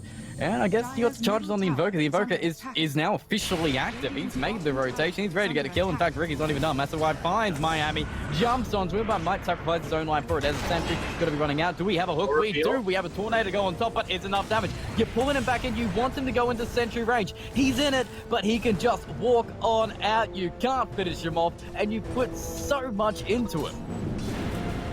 Yeah. Very awkward to not commit to that, and of course they lose their Ursa in the safe lane at the same time, so it double punish for internal Discord. You know, the Grimstroke kill not really making up for it. I do like the idea of getting the Invoker active and moving out. That's what I would have recommended they do to try and make space for the Ursa, but Quap is having none of it. FFY just sitting the Quap on the Ursa, not moving her, and now she has a Necro Book. He's just dead. Inkspell for Ricky jumping on the back. Doesn't matter if he doesn't have a diffuser blade because he's killing you anyway. You're an old man on a horse. What can you do? Stroke of Fate from downtown, finding Miami. In fact, Ursa's joining this fight to kind of secure this outpost. Ilium, he doesn't get it. He's on a minute at the same point in time, but they will be able to get himself an Earthshaker return kill, so inputs on the board. He's active, even found a Battle Fury. It doesn't really matter because he can still hit you pretty hard, but he's going to bring in some reinforcements in the Quap with the Ricky jumping on top. Necronomicon adds some extra damage on the back. In fact, a little bit of silence coming in with the blink on forward. They will get himself input with Inkspell on the Ricky too. He's continuing for some more kills if he can, and he's going to get a double. Miami input got themselves an Earthshaker, but at the same point in time, FFYV2 got themselves two. Yeah, FFYV2, I think I'm liking how they're playing the game a little bit better at the moment. Nintendo Discord's starting to make the right kinds of moves, but I don't know if the laning phase has really worked out for them. And in particular, this Ursa, we've seen multiple times now how important it is to protect your safe lane carry. And, you know, this lineup, again, doesn't really have any other hero who can shoulder that same burden of pushing, so it has to be the Ursa committing to this Battle Fury and trying to slowly farm his way back into the game. Not a position you're used to on that hero. No. It seems a little bit pressured up. And that Clock, he's going to be trying to pressure up the Ricky, but Ricky's having a pretty good lane. In fact, they're just getting the opportunity to get a grasp. Oh no, he's trapped inside with the Ricky. Direct to the trade, they're going to get the Spirit off, but it's enough damage. Yep, he pops like a balloon. And he's going out of here. You're going to feel yourself a Stroke of Fate, a little bit of damage on the Tornado. Maybe you get a return kill in the back, but Gary, you're only going to get yourself a Grimstroke. Clockwork's your core. Grimstroke's your position 5 support, so that trade is fantastic. Maybe you get a few earn charges, but Ricky is feeling so comfortable in this game. His net worth is insane. TA's net worth is insane. Quap's having a pretty free game. All three cores are doing great on the side of FFBYV2.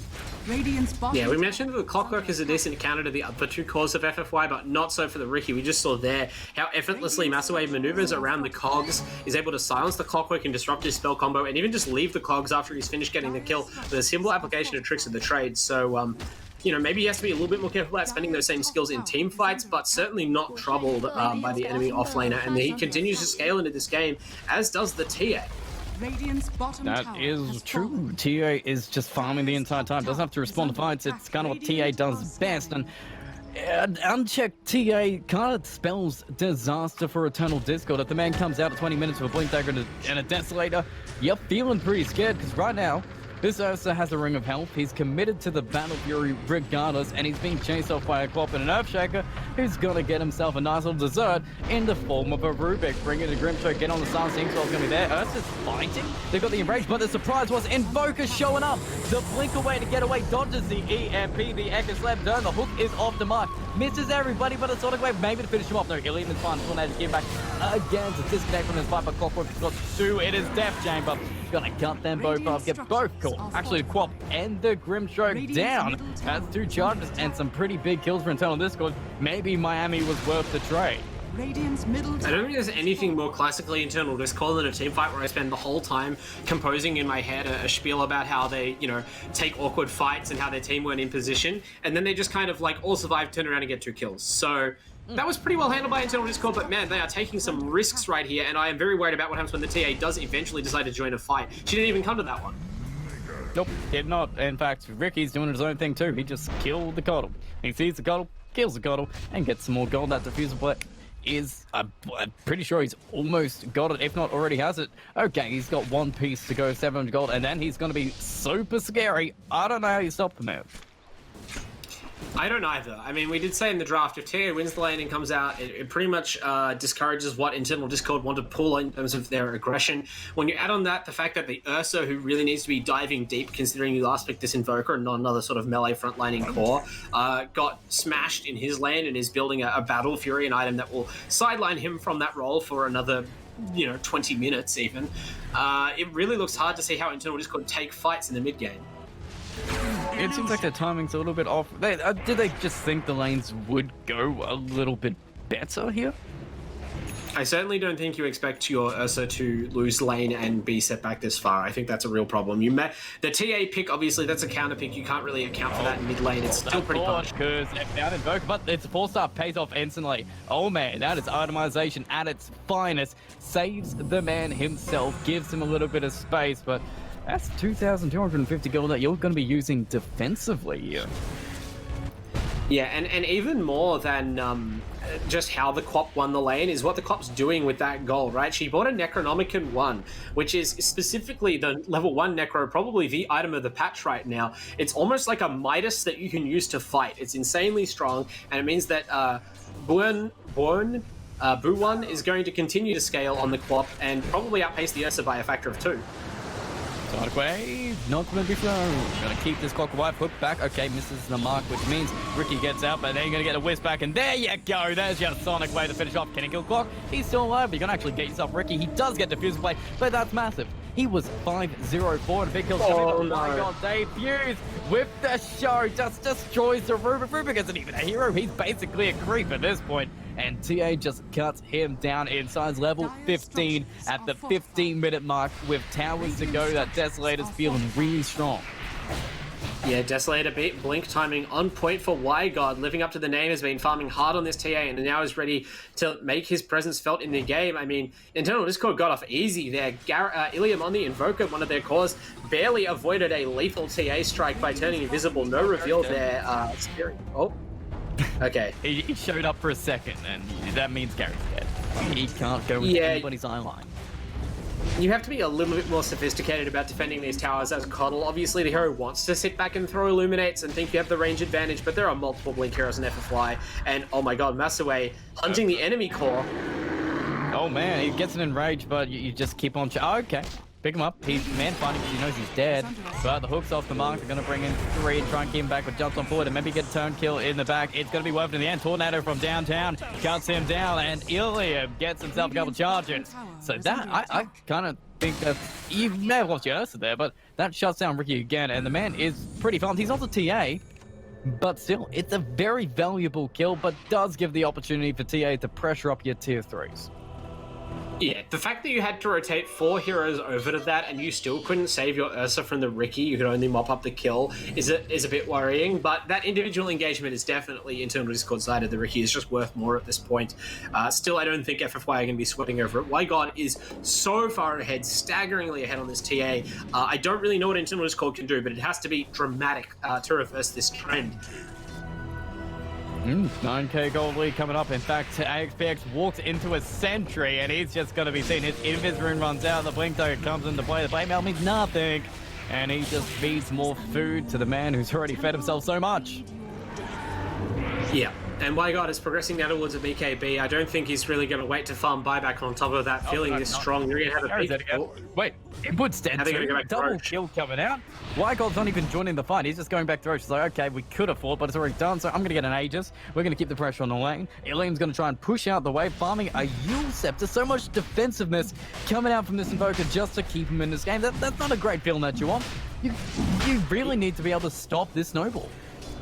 I mentioned the support duo for internal Discord maybe being a bit of a weak point, and it's coming to fruition. It's very difficult for these squishy heroes who lack a lot of strong control to position properly in the fights, right? We see Miami just going down, unable to do anything on this Rubik. Not a good position. There's nothing that they can do. And now the game is... He got it. Oh, so close. It was almost a perfect time, but there's a win. Maybe you can actually get a turn to kill. That's why he's dead. The MP just blows him up. He's got no more mana, but back TA's got no more mana. In fact, taking the damage. Ursa comes in. The Age is going to pop. The Fish is going to try and break in between, but I think he's going to come back. Quap has half mana and full HP. He could do it in front if he wants, but now TA is just going to be trying to gun you down. Run you down, and Quap is ready to blink onto you. You know, Rage does stop a little bit of damage in the back, but the ice buff defensively, and now Quap's going to be a little bit divided from the team. He does have Grimstroke to help him out. He's going to get a little bit extra mana coming out from Gary the Goon, but WiGod is slowly charging forward. It is the Terminator himself, shielded by refractions. Oh no, Ursa commits suicide to the Necronomicon of Quap, beating the kills, but at least Ilium gets away, and Miami, with the steal of the game, gets a blink to get back to safety, but Ursa's feeling so sad at this point. He knew it was going down, but then he just fed the kill to Quap anyway. Yeah, and that was like the best fight Internal Discord could take, right? Their talented fighting shows through. They find the one way that they win, which is they burn all of WiGod's mana with that EMP. So the TA caught in the Clockwork Cogs, and you saw the difference, right? When WiGod solo killed the Clockwork before, the Clockwork couldn't do anything because the refraction was up. But with no mana available and refraction down, that BKB makes it very difficult for TA to fight, and she kind of just gives up the Aegis for nothing.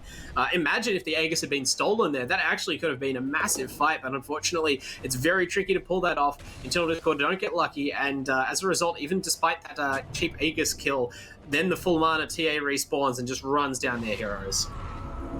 Just does so much damage. I did like the enraged play coming out from Input, just knowing that TA would commit to him, so he was holding his enrage the entire time just for that one hit. I mean, it didn't save his life, but it made him, you know, at least stay alive for a little bit longer and force some more attention from FF5v2, but at this point, I don't think you want the attention. Pop is going to be feeling a little bit sore at this point. You'll Scepter, but maybe blink away. No, not going to happen. Tornado timed up perfectly, gives that kill to Invoker. So kills are still coming on the side. In fact, kills are still coming for FF5v2. They see an opportunity. They jump right through it. They've already destroyed the clockwork. Everyone else just running back to safety. Why God is he going to be chasing down this Invoker? I think he knows exactly where the man is. Ricky coming in too. They're actually going to get the Ghost Walk back to safety. Couriers do go down the backlines, but it's the runes that are adding up the gold to FF5v2, making it a 14k gold lead at 10-22 at only the 20-minute mark. Full control from FF5v2 here. Looks like Internal Discord really need to make some kind of play to get back into it, but what are you going to see? They did get the quad before. Didn't just see to rinse and repeat that strategy. Yeah, I mean, like I said, it's similar to that first game of the night that we saw where these isolated pickoffs are the right play to make, but you looked how long it took for them to kill that Clop. That Yule's on 10 health proved to be so important as, oh no, Input's in trouble. Go, run. There's no Basher, but he has no mana, so I don't think it would. There you go. It's got the entire team coming in, so he ain't going to survive that one. Input put down again. The Battle Fury will come at probably maybe 24-minute mark if he ever gets a hit of creep again. Yeah, and the comparison there is clear, right? When you go on the Quap, it was a good job. They did a good job of baiting the Quap with the Coddle when they tried to cap the outpost, but it took so long to kill her through the Yules and even the Tornado that FFY were able to rotate over and take a fight, which is then in their favor. So very difficult to say how Internal Discord can reliably get kills without then getting dragged into a full-on team fight, which they will lose. They are so far behind right now. DD on the TA as well, threatening to do a lot of damage in the next minute. And Williams is marching on up Miami, man. He's got to be careful about his position because every single time he's been seen, he just gets cut down in one shot. There's even crits coming out for the TA. There you go. Comes on in, but it's actually going to get tornadoed up. So DD's gone. Refraction is going to be chipped on down. At least the ice will make him slow, but they're not killing him. They're really not even broken. And Wygod doesn't even feel scared at all. He's just standing there, standing his ground and waiting for them to come to him. I don't think he thinks he can die at this point. They do have a clear plan, right? You saw again, they're burning his mana. The Coddle employing the Mana Leak aggressive cast of Chakra Magic. You don't always see that, but he can still Mana Leak, his old skill, if you use Chakra Magic on enemies. And Wygod getting Blinding Lighted, shoved around, EMP'd as well, already down to like 10% mana. If they can burn the rest of that off, he will have to retreat, I think. So they do have a way to neutralize the TA's influence, even with her lead. Yeah, they are defending the tower. Ricky's looking for the opening. Same for the Earthshaker, but yeah, there you go. You found it. Someone's going to have 4-star pays off again. Ricky going to be called. Inksalt's going to be there. Another Soul Fission from Miami keeps him in place. Even the Colts. That means the Inksalt won't start a single thing, and they repel FF5v2. In fact, they killed the Ricky. Ursa just jumps onto him, destroys, and the Battle Fury pays off instantly. A little bit extra damage. It pays off, and everybody just has to run, get on out. The Fish is coming in. TA's walking back on in to get a couple more creeps, but then again, it's TA. Loves gold. As soon as he sees it, he's going to take every single opportunity. But now, Ursa's got his item. He's got some time. We're 23 minutes in. It's not, I mean, it could be better, but it's still a timing and an opportunity to farm on back. Do you think we're just going to see the most aggressive build come out? Just an instant basher here?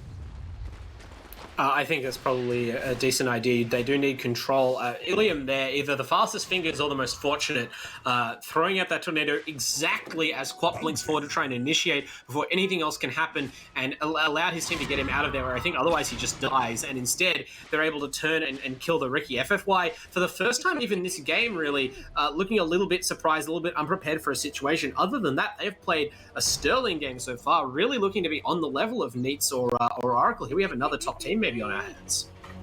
Yeah, it's one hell of a debut. These guys are leaving one hell of an impression, basically winning all 3 of their lanes, feeling comfortable, knowing how to draft, which is a big factor. These guys are going to be a big deal in this league. Yeah, very much looks like it, although we shouldn't write off Internal Discord just yet. I mean, that what is one coincidence can start to snowball. You just need 2 or 3 more. Even that Roche fight sort of could have gone against FFY, so we wait to see them close it out, but 16k gold lead at 24 minutes is very sizable, and you could hardly have it on a better hero. Wygod continuing to accrue items, now with the Crystallis, moving towards the the dataless very soon. Is under attack. His gold is almost the entire gold lead. Holy crap. That is insane on the man. In fact, okay, you've stunned him. You've broken his mana a little bit. His refraction still doing damage. Deny! Miami gets to deny, so no extra gold. We're not going to hit that 17k gold for an extra minute or so, but the pressure's still going to be there. Illium's going to be chased down and killed in the end. Dominate streak going straight to the Ricky. Maswai going to be picking that one up, but input, he's farming up the BKB. He's getting a little bit of space, getting a little bit of XP, getting a little bit of time. It's still 11:25. We're only 25 minutes in. The runes are coming back up. It's not late game yet. We haven't even hit tier 3 items. So they're going to come into play in a moment, and maybe that could be a game changer. Yeah, it might be, although I boo one. Oh, Miscalculates. Another kill though. Woo! Alrighty. That's his second overly aggressive blink the Cop's committed. That's like, just something bad happening. Maybe he wants to rein that in a bit. Maybe, but you gotta have fun. Having fun taking tier 2 though, just instantly melt it down. Top tower has fallen. Can't do much One about thing it. I did want to say, in case you were doubting the importance of this little squabble over TA's mana pool, we're nearly at 27 minutes, as you said. TA is still using the level 1 faded brooch neutral item because that gives you a bunch of flat mana. It's just that important that she not get mana burned and be able to team fight, because that is the only thing that could potentially hold her back from destroying Eternal Discord should a 5v5 break out. Oh, no input. He's Come on, down the buddy. answer again. Earthshaker's coming. Input's running. He knows something's up. But he's gonna beat the Fizzblade just the same with the Blink reveal. Even Grimstroke's coming in just to be the buy on top. And yep, Earth is gonna be put down. He got a couple good kills, a little bit of timing, but it's gonna be sacrificed for another 48 seconds while he can't hit a single creep and get that BKB. Invisibility. Yeah, this is the real problem that makes me very dim about the chances of Internal Discord making a full comeback into this game. I wouldn't say that Ursa is a cheese hero in all games like a Huskar would be, but certainly he shares some issues with coming back from behind, especially when FFY are so solid in their control. It's very difficult to find scenarios like that. That Boo 1 kill is about the best thing that could possibly happen. Other than that, it's very hard for him to kill any of these heroes, and without kills, the Ursa is not going to have the space to farm back.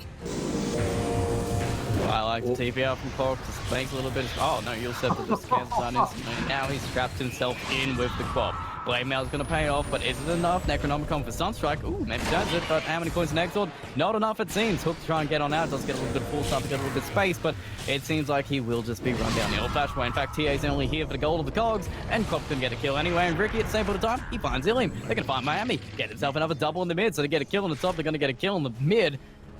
And just keep this pressure on up. Ursa hasn't been able to leave the base yet. He's trying to get his Ogre Axe, but it isn't going to be happening too easily. Maybe get a couple creeps, but Coddle's going to keep them away from your base. Ursa's not going to be getting any gold for quite a while at this point.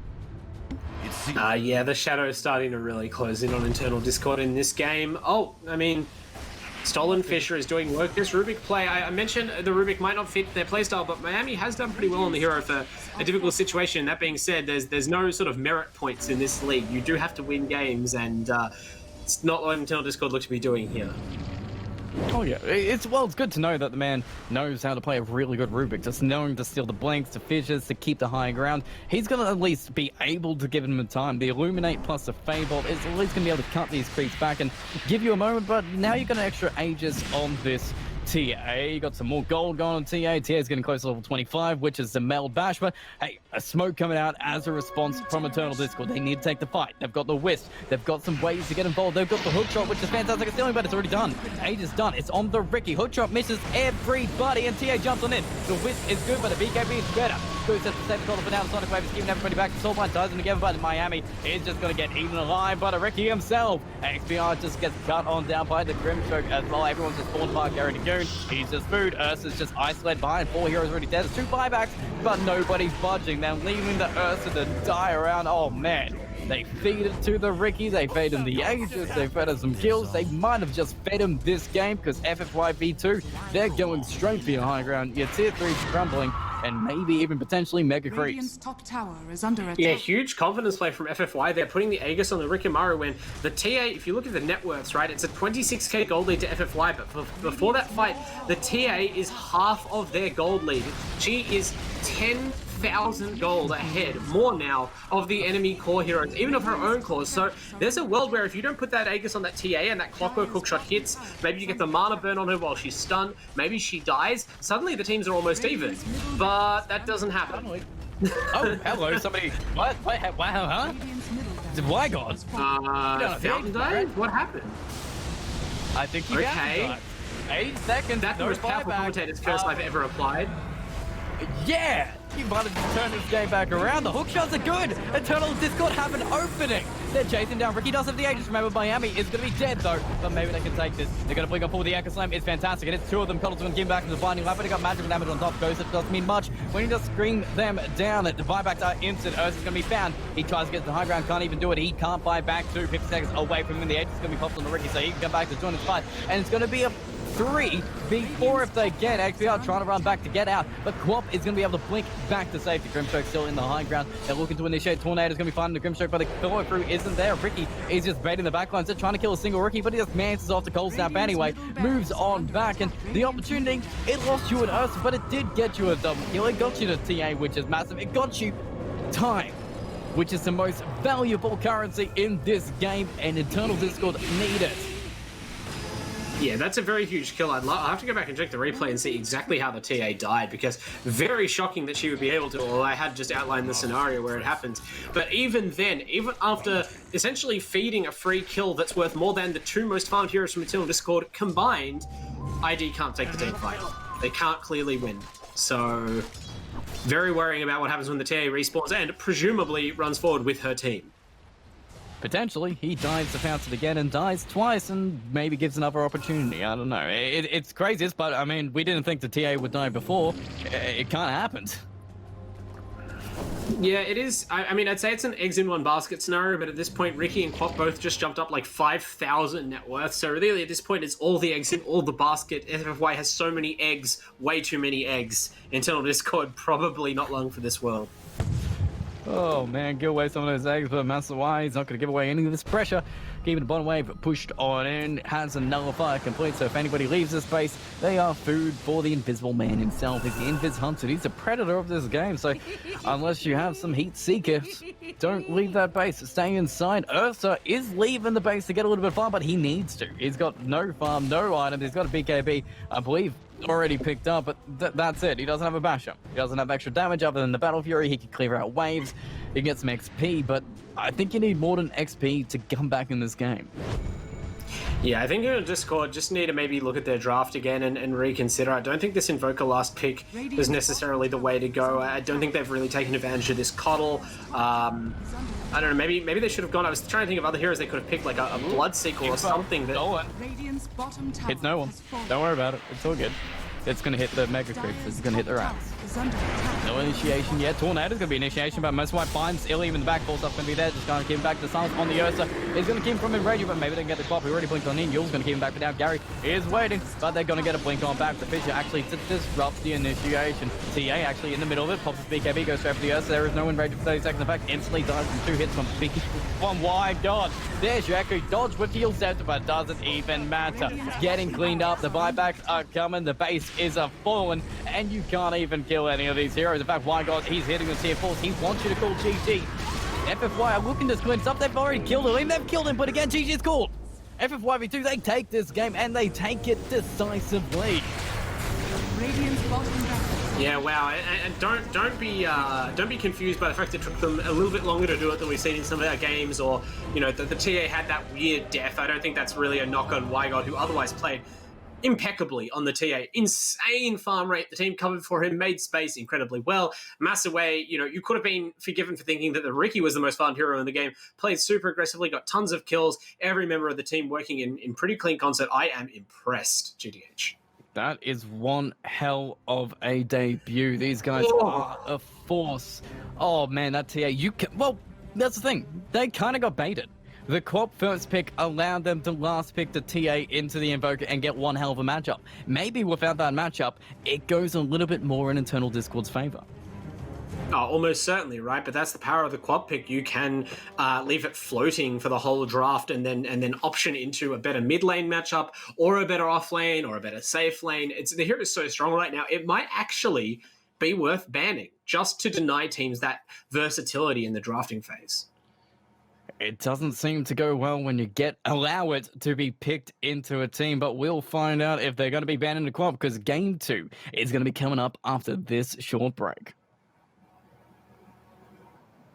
No break. Actually, no, it's actually break. Don't worry about break. We're not breaking it straight.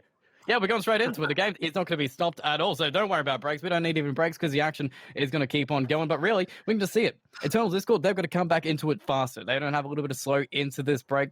They're going to have to get into this game and decide how to defeat FFYV2. So do you see any weaknesses they can exploit here? Because drafting seems solid, gameplay seems solid. What's left to have?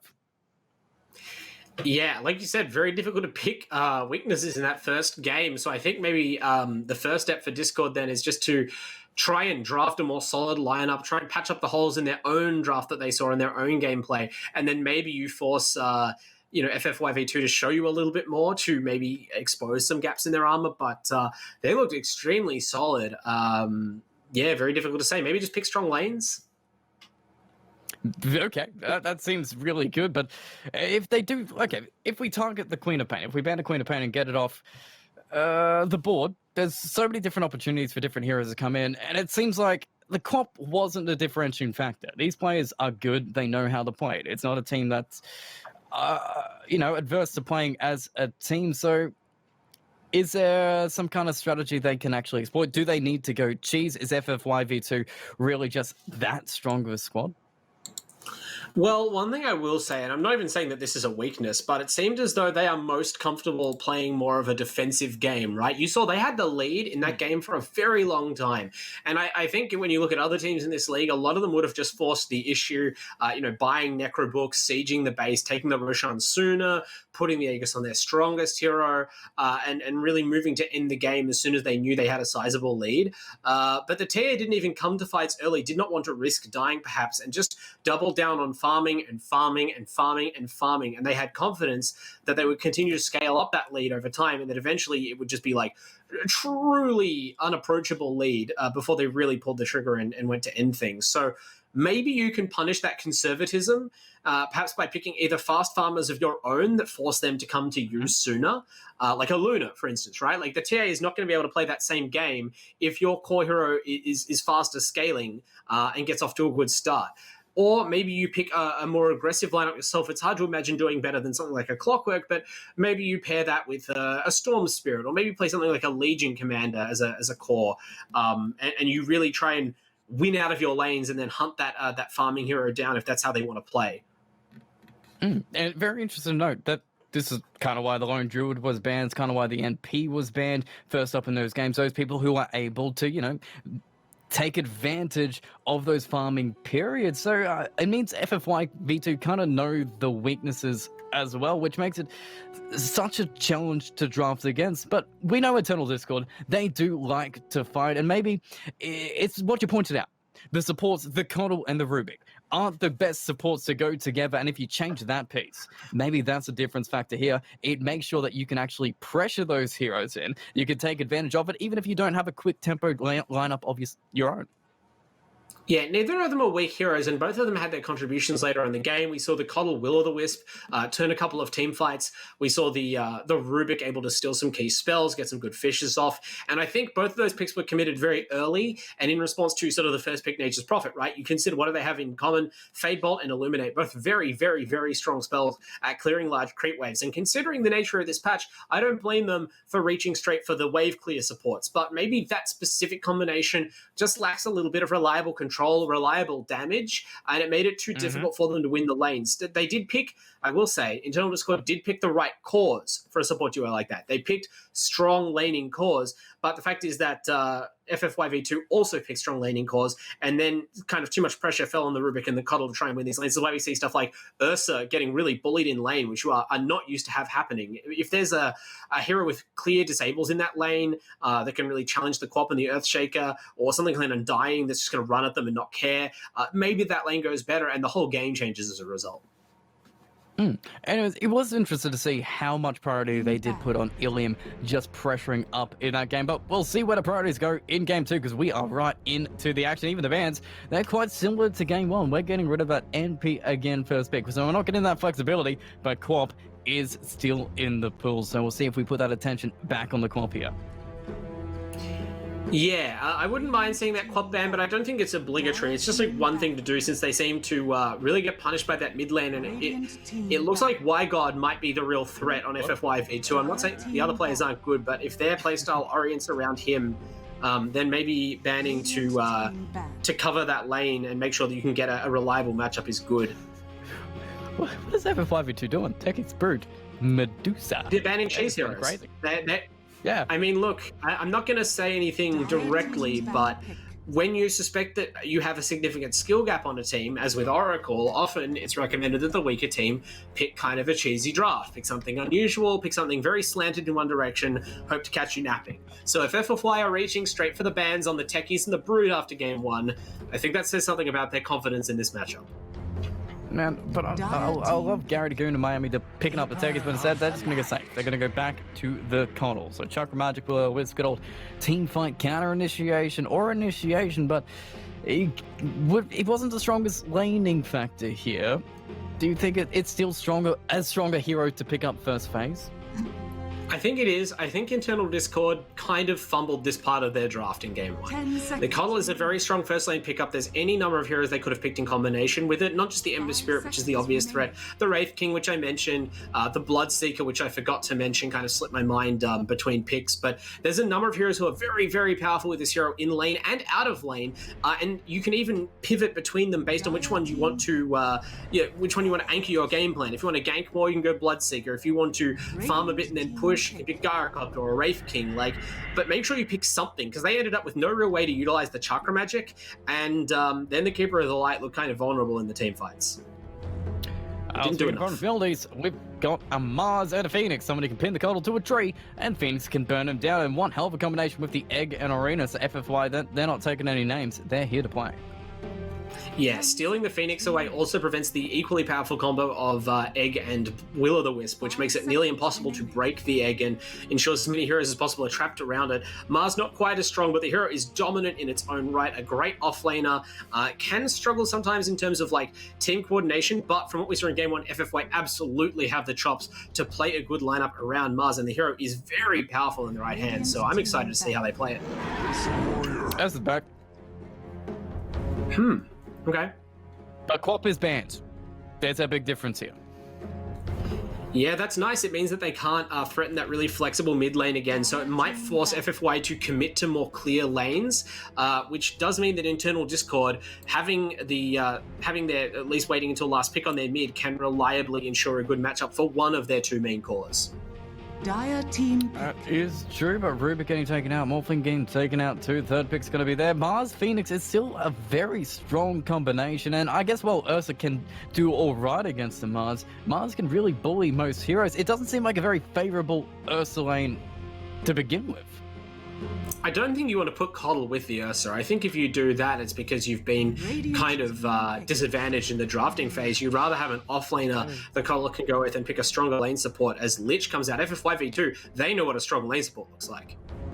Hell yeah. Frost Shield, Frost Blast, Sinister Gaze. It's got everything you want in one small package, and well, I guess you kind of got to be scared right now, because if Ursa runs at you, you've got the Sinister Gaze just to pull him away, and then you can just focus him down anyway. It's got everything they need. Yeah, no support hero by itself is really fully Ursa-proof, but Lich does a great job. The Frost Armor does discourage it, even though the Fury Slopes eventually goes through, makes it hard to get the requisite hits off, and you tend to sit back yourself. Lich also has, quite decent move speed, so you're generally okay in that lane. He's going to pair with the Mars probably and make life hell with the constant harassment coming out and the threat of spears. Ooh. Okay. There you go, a little bit different. A Nyx Assassin. Great against Phoenix, great against Lich. It feels pretty good. You can break the Mars. It's got options. Yeah, it's interesting.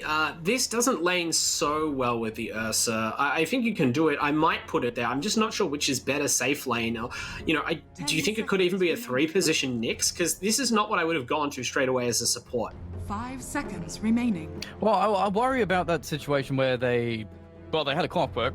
It's somebody who doesn't farm too heavily from the laning stage, and they might get into the same situation with a Nyx Assassin. He's not the most versatile offlaner. Well, he can work, and with priority, that break comes a little bit faster, and the gangs come a little bit faster, but still, you leave that opening in your draft if you do put the priority on him. I mean, look, their lane last night, they definitely didn't emphasize heavy farming cores at all, you know, when you've got Ursa safe lane, right?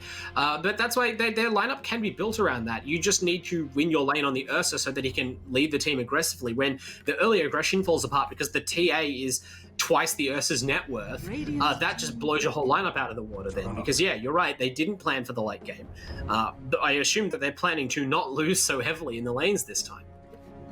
That'd be a smart plan, but Jug Lich is a pretty smart plan for FFY V2. Just it seems straightforward, and in response, it's the Pangolier disarming the man himself. Can roll through the arena, but it feels, I don't know.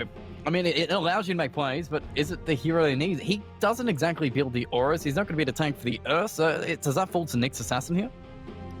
He can build Greaves first, and that does a pretty good job of defending the Ursa. I also don't think you necessarily need to commit that much to defending the Ursa. You just need to win his lane.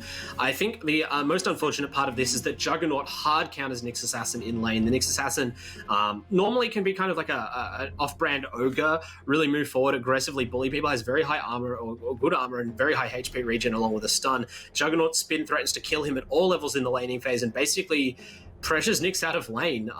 You know, you can kind of hunt their support, you can mess with their pulls, but it really reduces the hero's impact early on, and the hero does need levels. So maybe this forces the Ursa Nyx safe lane. I think maybe the best thing to do would even be like coddle Ursa off lane and maybe fight the Jug with the Ursa. I don't know whether maybe that matchup can be made favorable. I can see windows where you could burst him down.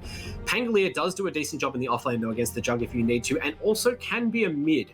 The biggest concern here for me is how do they deal with the egg, right? They have 3 melee heroes now. Are they? Yeah, that is true. I guess you got Fury Swipes. I mean, that's always nice and fun, but you have to get close to the egg to do it, and Ursa's usually hitting here at the same point in time, so are they overcomplicating their draft? Because sometimes, well, usually, you know, at least when I approach a draft to see which team is more likely to win, it's the ease of execution, and FFYV2 definitely have the ease of execution here. Yeah, definitely. Internal Discord's draft feels a little bit incoherent. It does feel like they're sort of picking reactively, probably picking around a mix of what their players are comfortable with and avoiding the mistakes that they made last game, which they are succeeding in to a degree.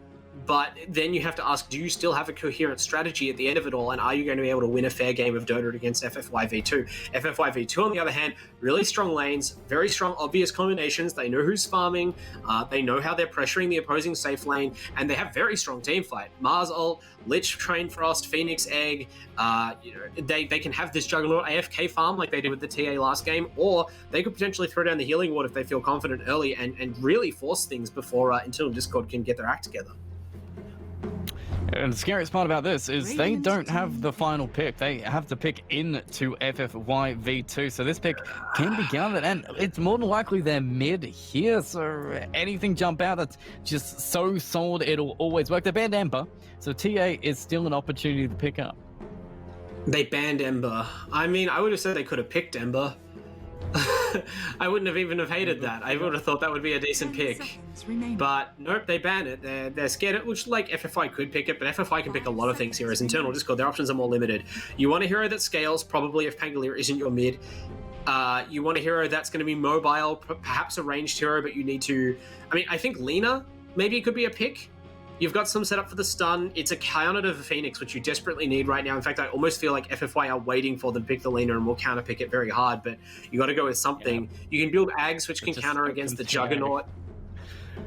You have to do something. Lina, they just go back to Wygon TA, and they're like, "Oh god, we're back into it again." But maybe they have better options. They have a Pangolier against a Refraction, so it might not be the worst. You can put the Pangolier mid if you prefer that matchup. He's got the disarm and the mobility. Lina at least has range. I think it's the losingest matchup. She's a pretty strong laner, and at worst, she can always fall back and flash farm the jungle and then buy a Yules and get aggressive early on. I think you have to not be afraid about getting counterpicked mid because Wygod has already shown his prowess, and with FFY having the absolute last pick of the draft, you are going to get bullied in the mid lane. I think it's almost guaranteed. Wow, the hard commit. Ilium wants to go in the mid lane, picks the traditional hero of all mid 1v1s. Oh yeah, he's going to dominate, but... Oh, Wind Ranger! A little bit of difference here. The final pick, Wind Ranger. Is that going to change here? Do you think Ilium's going to be able to just dominate the mid lane against a bit of a different matchup here? I was not expecting Wind Ranger, but it's here the same. It does bring control and a little bit of mischance against the Earth, so that's kind of nice here. It kind of works. Yeah, it gives them more tower push. I like the extra disable. You can obviously get pretty easy shackles off the Mars ult or the Phoenix ult if you get the stun. And it does negate the influence of the Ursa, so Input can have a really hard time against Wygod's Wind Ranger. Ilium as well in the mid lane, I don't know. It's going to be a challenge. If he can win lane, that would be a huge benefit for Internal Discord, but I think a lot depends on this Pangolier. XPR, if he gets the damage going on, there isn't a strong counter to him on FFY. You mentioned rolls through the Mars ult, ignores the egg and the Phoenix stuff, punishes the Wind Ranger for having a low health pool with the Swashbuckle, which cannot be dodged.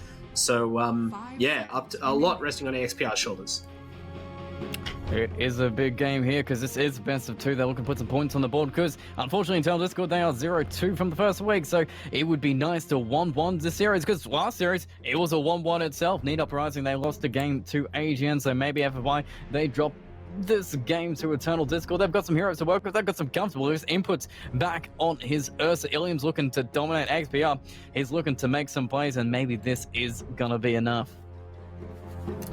Yeah, you would hope so. Internal Discord really need a rally. We've seen that this team is a real never say die squad. They enjoy their Dota and they don't they don't get discouraged. After every loss, they bounce back fighting just as hard and willing to pick whatever they like. But I'm not certain about this Ursa Keeper of the Light opening. I'm waiting for them to show me its power. Last game did not come together. They will have a second chance, and hopefully for Internal Discord, they can put some win on the board. Fingers crossed, it's looking pretty strong. And hell, if you're here to play, that's why you pick Shadowfiend. That's why I pick Shadowfiend. If I'm like, oh yeah, I just want to dominate the mid lane, and then I lose, usually just within 10 minutes. Absolutely. Well, I mean, hopefully they don't, but, before they do, potentially while we have the chance, we'll get in our last sponsor plug for this evening, and perhaps the most important one, WD Black, a long-term sponsor, of course. We thank them for their support in the LPL Pro League Season 2. It's all thanks to them and our other sponsors, Conquer, Vodafone, and the New Zealand Defence Force, that were able to bring this matchup at all as Internal Discord get ready to defend their honour after a pretty severe drubbing in Game 1. That's right.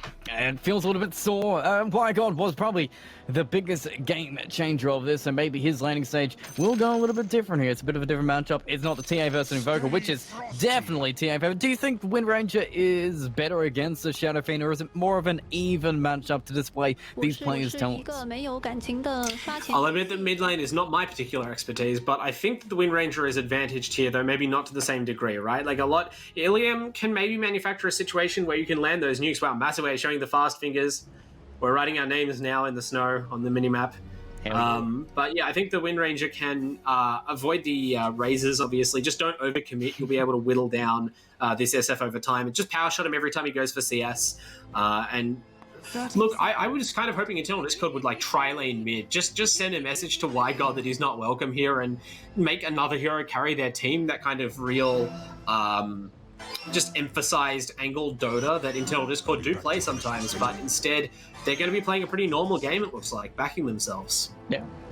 Seems pretty straightforward. 2 heroes in the bottom lane to secure those runes. 2 heroes in the top corner to secure those runes while Wygod blocks it. But maybe they can take a fight here. Juggernaut moving a little bit aggressively. Pangolier is going to secure that one, but it's Mars Ursa fighting on up. Blinding Light to keep him back a little bit early, but they will get the runes anyway. But they got to run back because Mars is just wailing on the back. Fireburn's going to be dodged by, okay, maybe Ursa gets chipped by it and back. Gary Dragoon's going to take it to the back as well. So a little bit of burn damage between them, but at least they get the gold. So an all-right start for Eternal Discord. They didn't give up the runes. They didn't show too much pressure. Ursa is feeling comfortable. No first blood's given up. It's a pretty good start. It's solid from here. Yeah, this lane looks pretty difficult for them in the safe lane, though. I'm worried again that this Coddle Ursa lane is going to immediately collapse because if you've played against Mars in lane, you know this hero can be very, very punishing to a melee core. The constant spam, the God's Rebuke has a very short cooldown, does very good damage and makes trading difficult. You also have to constantly worry about the spears. And normally, you would say that Ursa would be qualified to trade blows with a melee hero, but you have the Phoenix there, and the Fire Spirits really deal very handily with Ursa's ability to pressure with Fury swipes, and that kind of leaves them without an option. Mid lane seems to be the old classic. You get the Shadow Rays up level 1, you blast the first wave of creeps to get yourself level 2, then you last hit here. Bottom lane, yeah, you can see the pressure. Firebirds as soon as Ursa tries to get the last hit, which makes it hella annoying. Coddle hits Mars. That's kind of what this matchup seems to be. Gary Dragoon not really having any effect on Biona here. He's just happily taking the last hits with his God's Rebuke and just moving on back. They're just waiting for more levels. Yeah, I guess they're blinding light him into it, but no kill potential. That seems to be about it.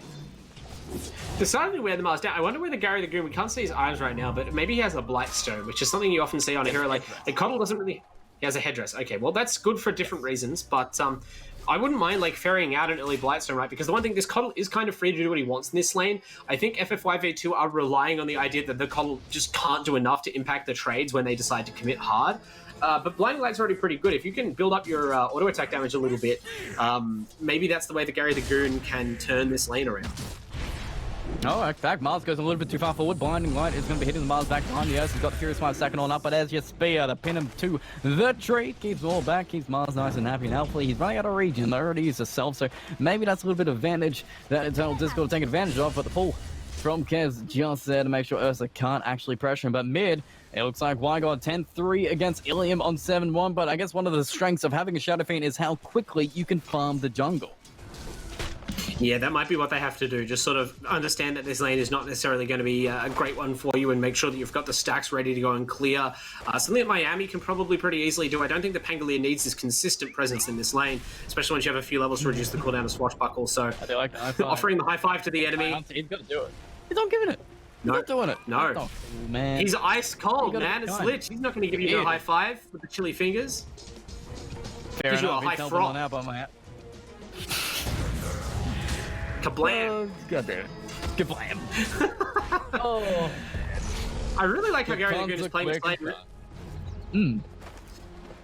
Yeah, he's really exploiting the long cooldowns of the Phoenix, which are the biggest disadvantage the FF5V2 have. Like, oh, hang on. Top lane, though. They're exploiting the Pangolier. He's got the Swashbuckle. He's maybe holding it too long. Okay, he's between the trees that they cut their way in. Okay, they cut one tree. There's a few more between it, but the TP will be there back to safety. So no kill for you, but you kick the Pangolier hard out of your lane. But he is still getting XP and farm, though. So it's not completely getting shut out. Yeah, he only TP'd back to the tier 1, so it doesn't really cost him anything. Just needs to get a bit more mana. As long as he has that Swashbuckle available, it's very hard to finish the kill on him, as you just saw, which is why I thought it was a good pick. This is probably the strongest thing Eternal Discord have going for them in their draft, although they are making this lane work better. It's just a testament to Blinding Light, I guess.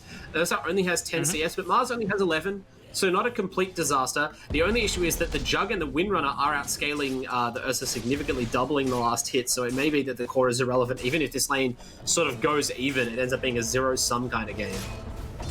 Well, are we going to expect the same build out of him, the Battle Fury again, or was that just a little bit too greedy of the situation that FF5V2 were going to give to them? They're not going to allow him to farm up to 20 minutes, because that 20 minutes last game, they were pressuring those tier 3 towers. I mean, it depends how standard they think Battle Fury is. If there was a game oh, hang on, there's a stun on the Conley, spin to a tree. This is what they want to do. But Input's actually going to do it. He's charging from the Mars. He needs some more sacks, but the attack he does get another Earth Shock. It's not enough. In fact, Kez is looking for the kill himself, burning down the Ursa, getting the first blood, putting him in his place. Gary cannot save him this day. Mars, he's fine. He's got the self back to full HP. Oh man, Input. It's gone all right until then, and I don't think he wants to give up too many kills like that. No, it actually almost went 2 all right? You start out this lane thinking, man, I gotta be careful, Phoenix Mars, this is really strong. And then they actually were doing so well in the lane that they kind of got overconfident. They're like, actually, this Coddle Ursa combo, check out this double Earth Shock, it's so sick, but kind of forgot, like, this is not really a winning lane for you, and then they give up a kill that they were doing so well at preventing. Although Kess misses the Fire Spirit. Could go to Courier, doesn't go to Courier, gonna get Mars, doesn't get Mars, but at least Gary Dagoon is on point and going for their rune as well, so we'll be able to secure a little bit extra gold. Fear is off the mark, but Wygod's doing what Wygod does, diving Ilium under the base, getting his Courier too. Oh god, it just went from bad to worse. As soon as he got the Focus Fire and the Haste Rune, Ilium's time was up. Yeah, it would be hard for Ilium to survive against the Haste Rune, against the Focus Fire regardless, right? Like, what can Shadow Fiend do to break off that aggression? But when you can add the Haste Rune to the bargain, not even the rotation from the Nyx can save him. That is very unfortunate. Of all the people on the map, Wygod does not need a head start, as we saw in Game 1, but that's what's happening.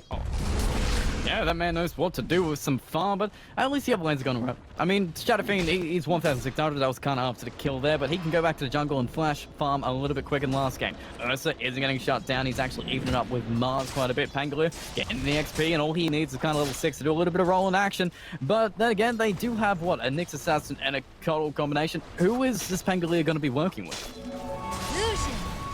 I mean, preferably the Nyx Assassin, right? You imagine the Coddle to be more defensive. In the team fights, though, the roll and the Blinding Light is a very potent combination. They're sort of both intermittent stuns, where you tend to stun someone for 2 seconds, then they get a second off, then you stun them again. It's hard to sync up, but potentially that can mean like 8 seconds of chain stun on multiple heroes. You know, you can always dream. You can. Maybe they'll deliver it to a package, but WanderingBard is still feeling really comfortable. Going straight for the MKB. It's a little bit of gold, but man, it is going to pay off this game. The burst damage you can get with the Focus Fire, it's insane. Oh, actually, top lane, Miami's getting trust, but it's actually going to be Ilium in the mid who just gets killed again. The bounty is claimed. In fact, it's going to be a double because Miami just gets cut down by Jug, spinning around with a frost shield. That's putting Nyx out. 13 seconds away from him, a double kill in a matter of minutes, and the FFY V2 really just setting their foot down. They are comfortable with this laning stage. It may be going a little bit better for Eternal Discord this time, but the control is still theirs. Yeah, they've managed to play kind of well in this bottom lane particularly to negate a disadvantage, but you're seeing the draft effects come in again. That's just like the Jug Lich combo does what the Jug Lich combo does. Windrunner is going to get a free kill on Shadow Fiend literally every Focus Fire cooldown without heavy rotational support or something else crazy happening. And the Nyx Assassin is useless against Juggernaut. Maybe in a teamfight scenario you can get something done, but yeah, just free food if you try and go in and do anything against that spin. Probably needs to rotate to a different lane, but does Miami. Well, spin going on Bangalore again. He's just looking to do back safety, but they go to Miami. He's not going to die, but both of them being repelled. The creep wave being kind of pulled back, so all the security's there. In fact, they're going to get Gary to Goon. WanderingBard is online and hunting everybody down. Gary can't do much about it because this Phoenix is tracking. This Wind Ranger is hidden, and the kills are going. We're 0-5 already. It may only be a 1k gold lead, but the action's happening. The pressure's coming in. The tempo is being controlled by FF5v2.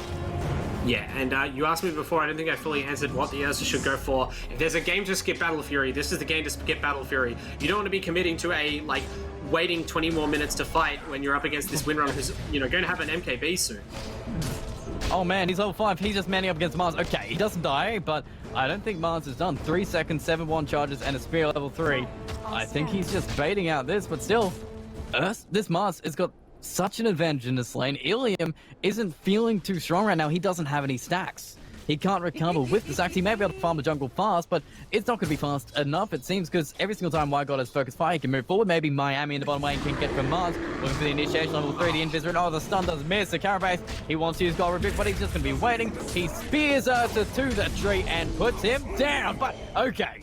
It's a trade. He sacrificed his own life for that, but still, that is not comfortable to go because you do not want your Ursa to die. The man is looking to farm. It's Pangolier and him and Shadow Fiend all even, and WanderingBard is still hunting. Miami is coming. The stuns are coming. 1 raise, 2 raise. They need another. He's dumped the winner, and 1 more will do it. Fairy Fire comes out. Gary might take it. Miami might take it, but they want to give it to Ilium. Perfectly placed, and Shadow Fiend gets it. Nice. A little bit of recovery. Boy, did they need that. Well-needed gold.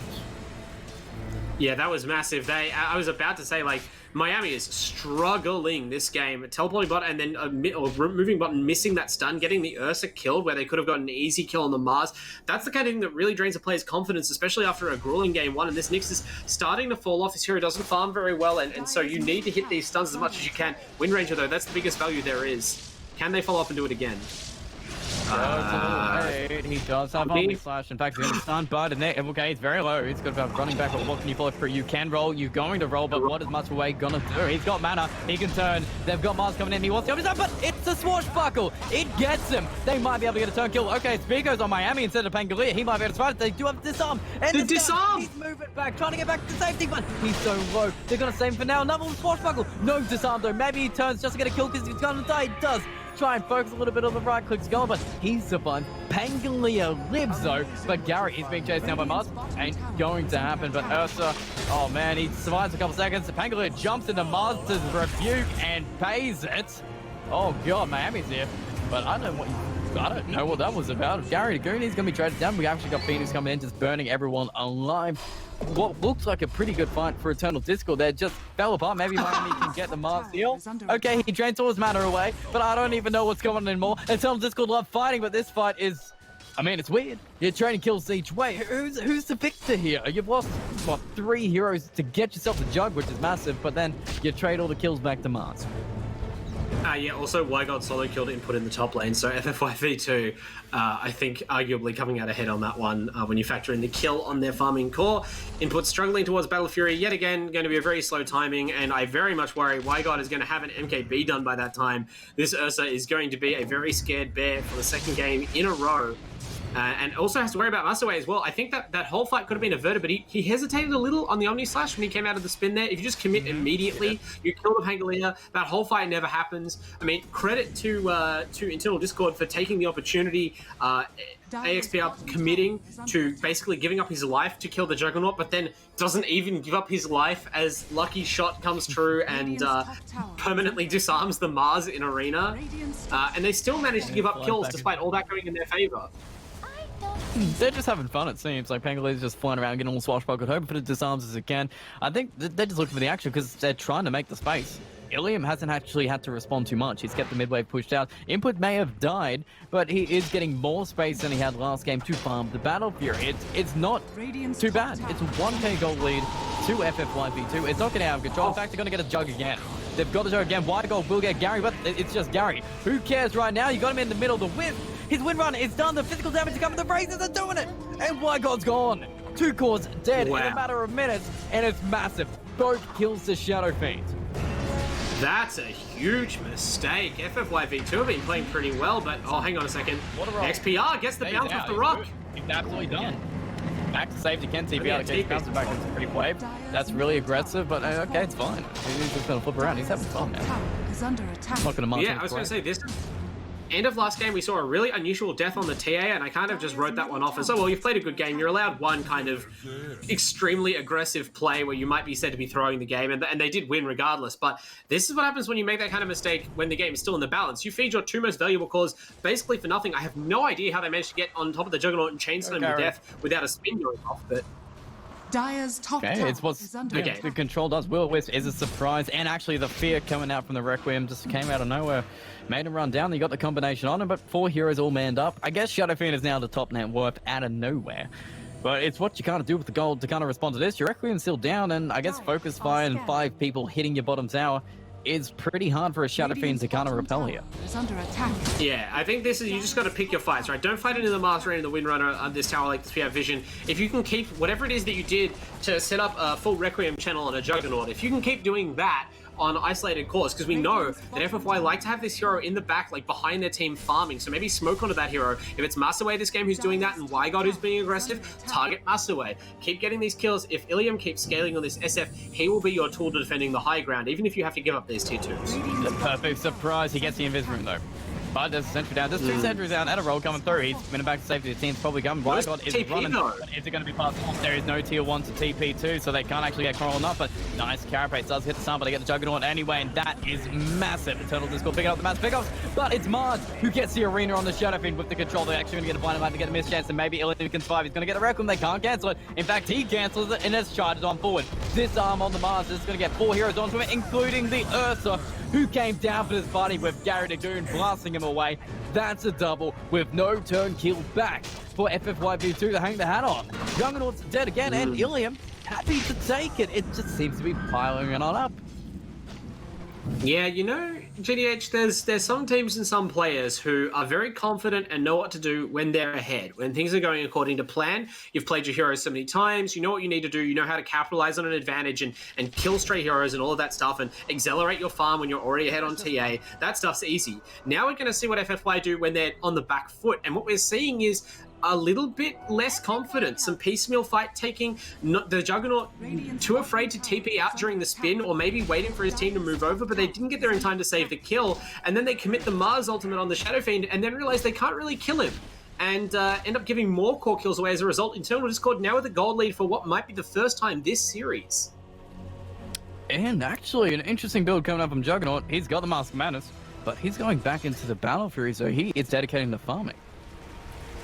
Yeah, look, I mean, Mom is a pretty solid item at this point. It's both a farming item, you accelerate your attack speed as well as getting lifesteal to have permanent sustain, and then in the fights you can activate Mask of Madness after casting Omni Slash to increase the damage of the Omni Slash without really suffering from the silence or the armor reduction at all. So Masaway just kind of going with the tried and true at this point.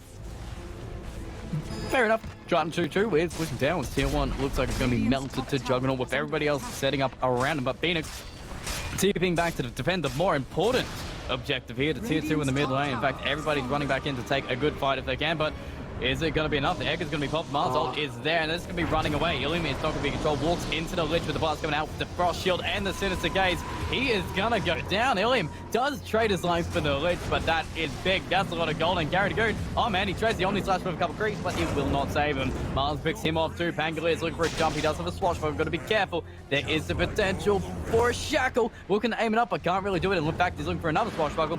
He is good. He goes to the right. In fact, they're going to be running through him. Got to be careful about a shackle. It lands. It's pinning him to the tree. He will be able to jump off and swashbuckle again. The man has an arcane root, and you cannot kill him. Doesn't matter how many urns you have got, how many shackle shots you got, you're not putting him down. Yeah, exactly. That teamfight kind of preempting my next talking point, which was we haven't really seen, although FFY was starting to lose some of these engagements, they hadn't managed to get their teamfight combo off, which we really talked about during the draft. They have these three really powerful teamfight ultimates that all work very well together, and we haven't even seen the Phoenix Egg dropped alongside the Chain Frost or the Arena of Blood. There we see the Arena Egg, and it wasn't really that effective, actually. Internal Discord did a great job of disengaging, but unfortunately, I think if they tried to duck back into the fight, thinking, oh, we've wasted their spells, or maybe they just couldn't get all the way out of the fight fast enough, but regardless, their Shadow Fiend gets pincered and dies, and at that point, the fight kind of collapses for you. Still not a disastrous loss. They still have a gold lead, and those spells are on cooldown if they want to fight now. That's true. And Battle Fury is about to come here for the Earth, so a couple bit of gold, and he'll get it at 18 minutes. A much better time, but Shadow Fiend has been called out by Michael. Okay, finish it off. It's all good, don't worry about it. But Illium, he's not feeling too good about that. He's dead, but Miami looking for a stun. Okay, Vendetta's a little bit awkward here, but roll's not going to be. Instant TP on the Mars, instant TP on the Phoenix. Everyone's going to come for the defend. The Shackle's going to be keeping Pangolier attached to a tree again. There's your Arena. Pangolier half HP instantly, and he is out of here. They hit him with the symbol, and he's going down. The buyback's going to be there, but yeah, Bolt would use it. He's going to be trying to hunt down everybody else and getting some kills back on the board. If you are FF1v2 at 9:14, 18 minutes, a close gold. It's less than 1k between these two teams, so nobody is allowing anyone else to farm this map. Anybody shows, in fact, if Miami shows, he might die too. We've got the dust, we've got the Sinister Gaze, we've got the control. In fact, blast them down, make it a triple. I mean, Miami dying is really giving space to input, so I'm not mad about that, but Internal Discord are showing some of their little exploitable tendencies, right? Like that bottom lane, it sucks that your Shadow Fiend died, but that's not really the worst. He was leading on net worth still, even after the death. The fact that they've been committed, and then even after they missed the stun on Miami, they committed even harder to try and kill Wygod. That's where you got to take a moment to think, oh, and the Pangolier roll gets canned by the Sinister Gaze. Whispers there, though. What can they pull through? Everybody's coming. Wygod needs to run. He does have the win run, but they're going to be pulled back in. They need another raise. Is he holding the far one? No, he's thrown out all the raises he's got, and everybody else is running. Ursa jumps on in, going to be shackled, but he's in rage, so they can't follow through onto it, even if you've got the MKB, and the spear keeps him back, but Mars will be traded. They get one kill out of this. Maybe they do get a Lich as well. The right click are massive to jump on forward. The Frost Shield means absolutely nothing when Ursa's just ripping into you, but on the high ground, I think the Juggernaut has arrived. They've found themselves the Shadow Fiend trying to get the Requiem off, but it ain't happening. Omni Slash with the pin. He is gone, and now Winran's just chasing more people down. FKB does so much. The Sunray burns him even more, and that's a triple in response. Yeah, Dota's a funny game sometimes. I would have said beforehand that FFY's strength in the teamfights would have been taking a big coordinated fight with all their ultimates, but actually, when you look at which heroes are strong in their team, it must seem to favor them there to take a really disconnected, kind of scattered, piecemeal teamfight over several seconds. Wygod doing so much work on this Windrunner, and even though he doesn't have the massive, absurd farm lead he did on the TA, still clearly the #1 hero, the man on the map right now. Really feeling the power. That focus part of the MKB is nothing to laugh at, but at least Ursa, he didn't die there. He went back to farming, went back to hitting creeps. We've already got the Vlad's done on the Pangolier. The Blink Dagger is incoming, so they're favoring the mobility and maybe the initiation on their side, but it's only a 1k gold lead between them. It's a much closer game than game one, so tell Discord, they're feeling it this. I'm liking what they're doing. It's a night and day, this in game one, right? Like, it's not just about the timing on the Ursa Battle Fury, it's about the relative fun compared to the enemy heroes. When he got the Battle Fury last game, oh, hang on, the roll from AXPR, this is a good situation, but he doesn't have any support. The Nyx is still quite far away. It's going to be a multi-stun here, really draining the health. Maybe the Nyx can set up something with the Vendetta here, though. Jug is out of support. Oh, he just baited himself. The spin is coming. Can Nyx even save him? Yeah, you can't do much about this. Windranger's got travel boots, so now Miami. Oh, man, sentries are going. I don't know what Pangolier was thinking, but Nassaway, he baited him entirely. Knew exactly what Pangolier wanted and just played him like a fiddle. You just had to wait like 1 second for Miami to be a bit closer and open with the stun, then you can go for that swashbuckle. That's what you should do, but instead, give... Oh, no. They found a limb again. They caught him in the back. The Mars reveal is just going to catch him with the arena. They've got the West, but can't save a single soul. They just break it up instantly. A button like doesn't do much. Miami's going to be caught and shackled to a tree, and that just turns into a triple. In a matter of minutes, everyone is just falling apart, and FF1v2, they've taken complete control of this bottom lane, pushing these towers. In fact, they might even go high ground. They have a catapult behind them, and so much pushing power. Internal Discord, I love to watch them play, but they seem to not learn sometimes, right? Like there's a degree of discipline that you need to have when you're playing against teams of this caliber. They just aren't quick enough in terms of recalibrating their response to things. When your main teamfight hero, the Pangolier, loses his main spell, although he does manage to pick off the Lich there, so I'm not knocking XPR, but when he uses Rolling Thunder and then dies, you need to pull your heroes out of that lane of the Spear of Mars. It's smart play, gets a quick play, gets some safety, and nowhere to cancel it. We good. It's all good. It's good. Yeah, so compare that clean retreat from FFYV2 to like Ilium still sitting under the tier 2 tower after his real means of team fighting is already dead like for 10 seconds, and then just giving up more kills and a tower in response, right? Like, this is the difference between the teams. It just seems like so much control. The sentry is being pre-placed just to find out what Miami is going to do. Just shuts down Snake's assassin so hard. FYV2 really just have control of the strategy here. They know how this draft wants to play, and they're responding perfectly to it right now. They may have lost a few steps, but they've just come right on back and controlled. And with Windranger and Juggernaut top net worth, it is feeling as comfortable, but stable to time. Ursa did happen to pick up the Aegis. He got on the Roche, got a little bit extra gold and a second life, and maybe that's going to be a big difference in these team fights. Yeah, absolutely. Ursa's Battle Fury is starting to pay off now. We've gotten further than we ever hoped to get in Game 1, and now we're getting to see why you build the item, right? Ursa, normally a hero who strong early but risks being outscaled. With his Battle Fury, he's keeping pace with the Juggernaut and the Windranger, even as FFY V2 continue to get slightly better results out of these team fights. That Battle Fury is keeping him in the game.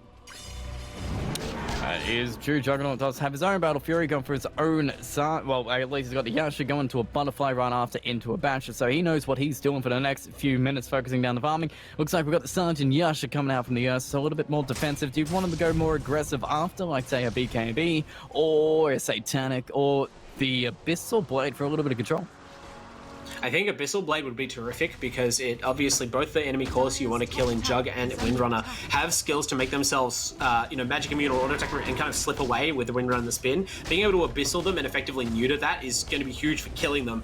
But the Satanic is also very attractive. It's obviously kind of like the item combination of the patch for carries. You first go the Cine and then you go for the Satanic, and the combined status resistance is ridiculous.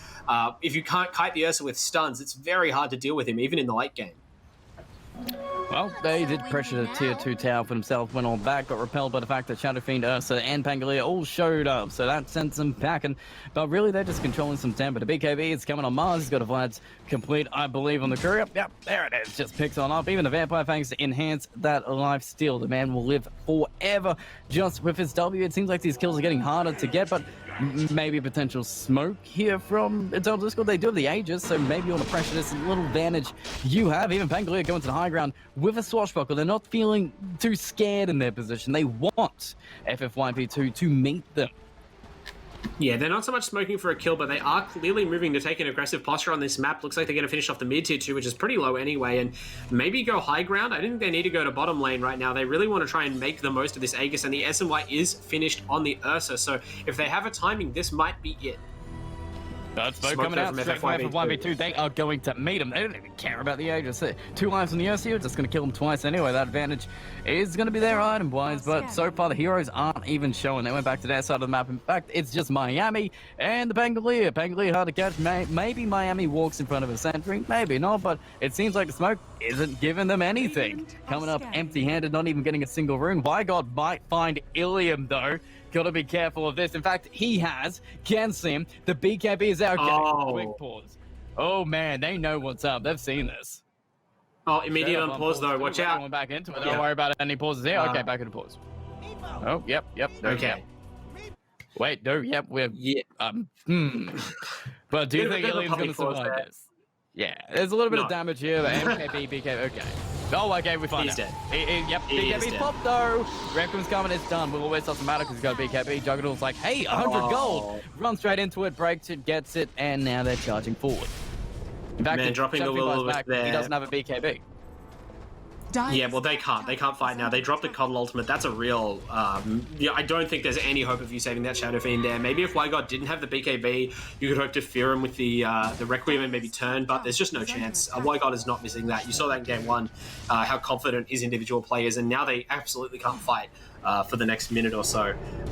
That's really unfortunate. Oh, hang on.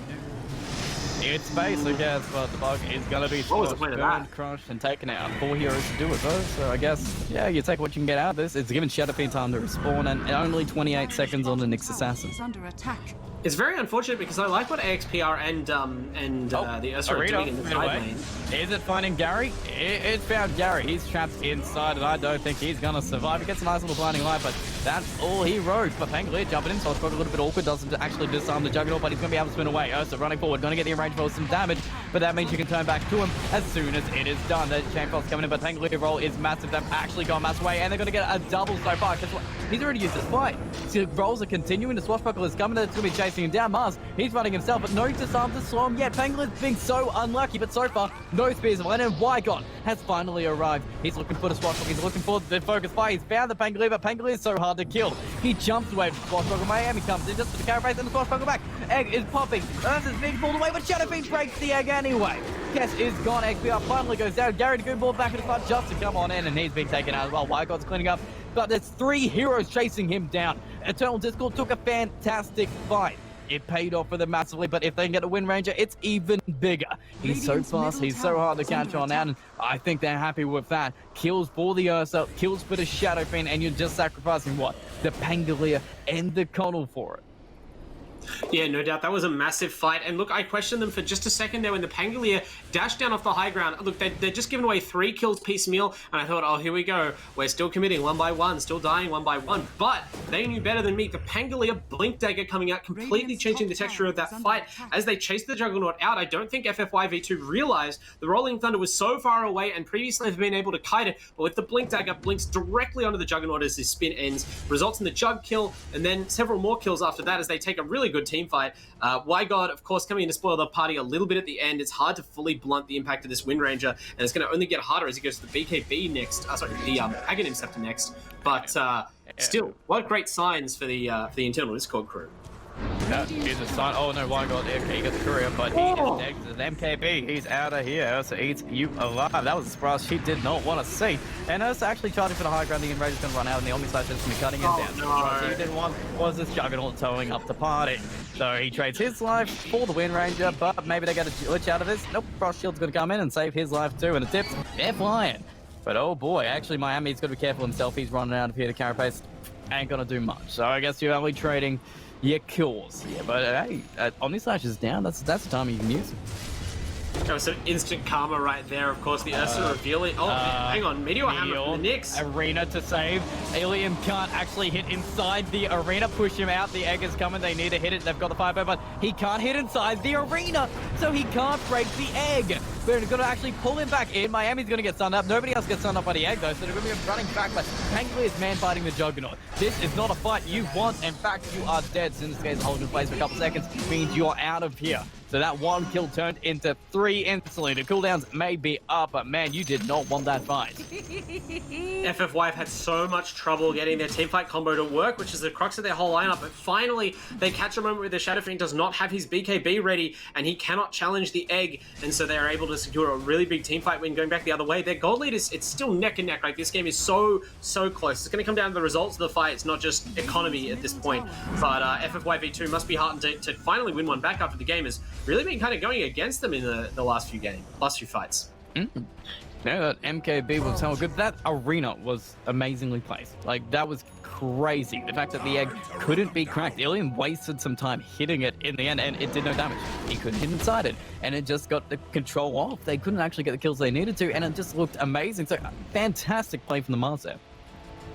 Yeah, they just can't fight when Ilium's BKB is down at the moment, so that's a bit of a mess up for internal Discord, but Boo1, yeah, having a quiet one so far, starting to bounce back now after a sequence of really big item reveals by internal Discord. First the Pangolier Blink, then the Ursa MKB shredding the Wind Ranger, putting her on notice that Lyco cannot continue to play carelessly anymore, and then even the Nyx Meteor Hammer, but they just couldn't quite finish that off.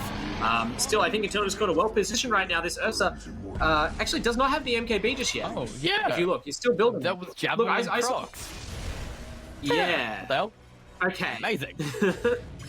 I swear I It saw an definitely MKB looked a lot somewhere, like he maybe I hit just every single hallucinated. attack with Fury swipes.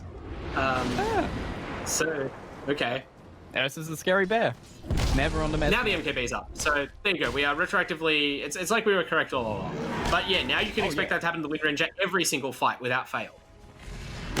Oh man, that is scary to say. Juggernaut running right on back to him. It's actually 17:29. It's only 3K. It's only 31 minutes in. We've got the tier 3s coming out. In fact, some pretty good tier 3 items. In fact, Enchanted Quiver on the Pangolier. That's a little bit different. Yeah, that's absolutely brutal. Adding the bonus damage to the Swashbuckle autos is a really good way to add to what the hero already does, which is sort of consistent damage over time. Just every 6 seconds, you fire up that Swashbuckle, get the Quiver proc. Really nice item on the hero, although you just saw there, it doesn't do a lot. These heroes for FFY V2 are pretty tanky at this point. It's already a 30-minute game, and Mars now going for the BKB. That's going to be a game changer. Dire's middle tower. Smoke instantly broken, though. Miami in the backlines looking for Mars. They're actually going to get a break and stun. They need some more control with the Meteor Hammer coming out. This man is looking pretty dead, but the Omni Touch is bouncing back and forth. It's going to go straight onto the Pangolier. He tanked up most of it, but so far it's just cleaning everybody up. They've lost Miami. They did get the Mars, but the BKBs are paying off. But it's just Wind Ranger cleaning up the Shadow Fiend. MKB focus fires so much damage. You've got an Aegis on the Ursa, but everybody else is dead. Gary's out. Gary's gone. He knows what's up here. He can't save the man himself. It's all for him to do what he can do, but he just gets crushed. It's so covered. 4 heroes dead. The Aegis is gone. FFYP2 looking for an opening. There you go. That's your opening. You jump in, you get turned upon, and Wind Ranger cleans on up, and maybe they're going to be able to clean up a few towers and potentially go back to the high ground. Yeah, the insane maneuverability of the Windrunner Eggs coming into play there, as well as the huge damage output of their heroes. I think it just sort of reveals internal Discord had a few good fights in a row there, but we're seeing that that's not always going to go in their favor. Juggernaut Wind Ranger put out so much damage each that the initiation really needs to go on and kill one of them. This Ursa Abyssal cannot come soon enough. Yeah. What? He's in their base. This is how he died last time, too. He died their base by himself. He's getting stunned by himself, but I guess 2 supports aren't the biggest scare in the world, and yeah, you are just running everybody down. Assassin does go in vids, doesn't really matter if you just hit all the buildings, and this is high ground. This is a tier 3 going down, maybe even 2 sensor racks going straight to the FFY V2 boys. I think we might need to see some buybacks here if they can't hold the Raxes for long enough. You don't want to give this up. You may want to take a team fight. Oh no! Gary, no! Oh. You can't get anywhere close. The Will-o'-the-Wisp has been so instrumental in internal Discord holding their own in team fights, and now we've seen one team fight take place where he couldn't get the spell off due to spell immunity from the cause, and now a team fight where he's not going to be present to cast it, even if they buy back and try and defend this rack. So now they may actually lose 2 lanes. I was confident they could take it if they bought back and used Rolling Thunder, but now, ooh. Well, they can't get bigger. But then again, I don't think it really mattered last game when they got 2 sets of racks. They just came back and took a 3rd. But they will be able to repel them for now. The Pangolier swashbuckle is enough to keep everybody at bay. Ilium is getting in good position. Vash is coming out, but Mars just jumps back on in. Nice control coming in with Carapace to keep Mars back, and maybe you can get a control to him. The Enrage is adding up the damage. Mars is just being in a lot, but the BKBs are doing so much work. The Requiem does nothing. Ursa is dead, has no buyback. Nyx does have a buyback though. He instantly uses it to come back in, but what can he find? Does Phoenix flying through? Flying back on out. Glitch is waiting on the outside, but Juggernaut's getting a little bit of control in here. There is a butterfly. The MKB is going to pay off in this one, but Garrett is trying to keep everybody inside his wits. It is gone. 100 extra gold going straight to the team. Kess is cleaning up on Miami, which is a dieback. Ursa now has the buyback, and he's pretty much got to use it because they are just charging on forward, looking to finish off this game too. Ilium chasing forward. XPR is dead. Does the buyback. Ursa buys back. Pangolier buys back too. And now they're charging forward. They've got Kess. What more can they find? Any bashes? No bashes actually bail on up because they didn't go for it. They went MKBs instead. They were trying to get rid of the evasion, but it turns out they lost the control, and now they've lost 2 sensor racks as well. Not Megas, not the game, but still, it's now a 15k gold lead to FFYV2, and it's looking a little bit harsh. Yeah, unfortunately, I mean, I can't really blame the Ursa for going for the MKB, but he has to try and scramble to get the Abyssal together now, and by buying back there, it doesn't even have the Basher half, so can't interrupt those teleports, unfortunately. And, I mean, Input, he has the capacity to kill any of these cores if he gets to line up on it, but the maneuverability, oh my god. How do you deal with this? He's a god. He's a Y god. I don't know. Everybody gets a Ghost Scepter. Everybody. Yeah. And the gold lead, which has been even... Yeah, Halberd works. Sort of. You have to get it before the BKB happens, though. But, I mean, that's a tool. Yeah, I don't know. I mean, they've kept things even for so long this game, but now, finally, Wygod and Massaway are starting to pull ahead, and Ilium is the one... Oh, the cheesy! The surprise! Okay, that's how you do it, but then again, I don't think you have enough cheese to repay that.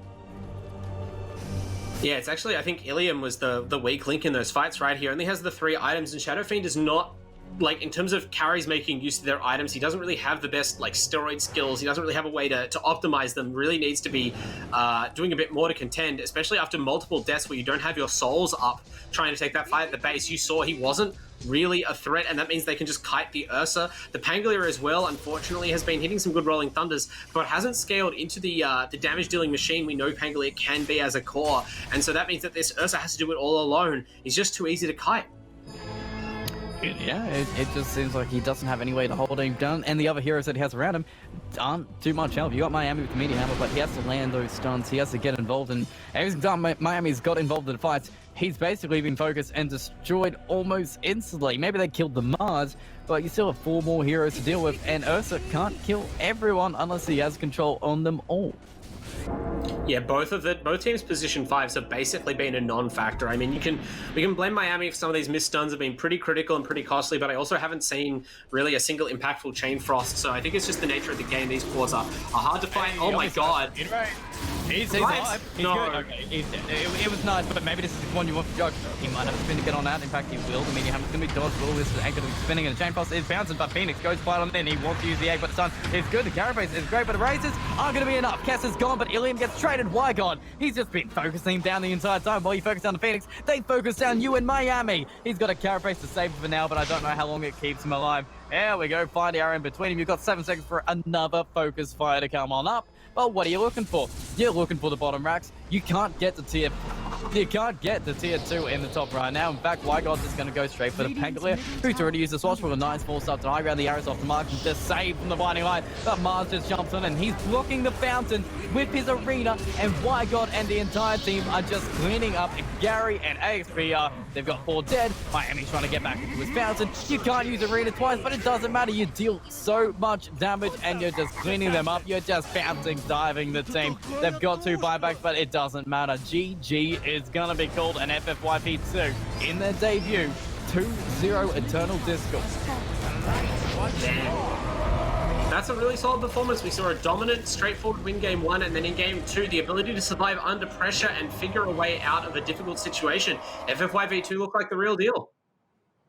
That's right. It seemed like Wygod is amazing in the mid lane. He's really just a dominant performance, and maybe the star player of FFYV2, really just dominating most matchups, dictating the gameplay, playing so aggressive, getting the pickoffs exactly when in. He really impressed me both games.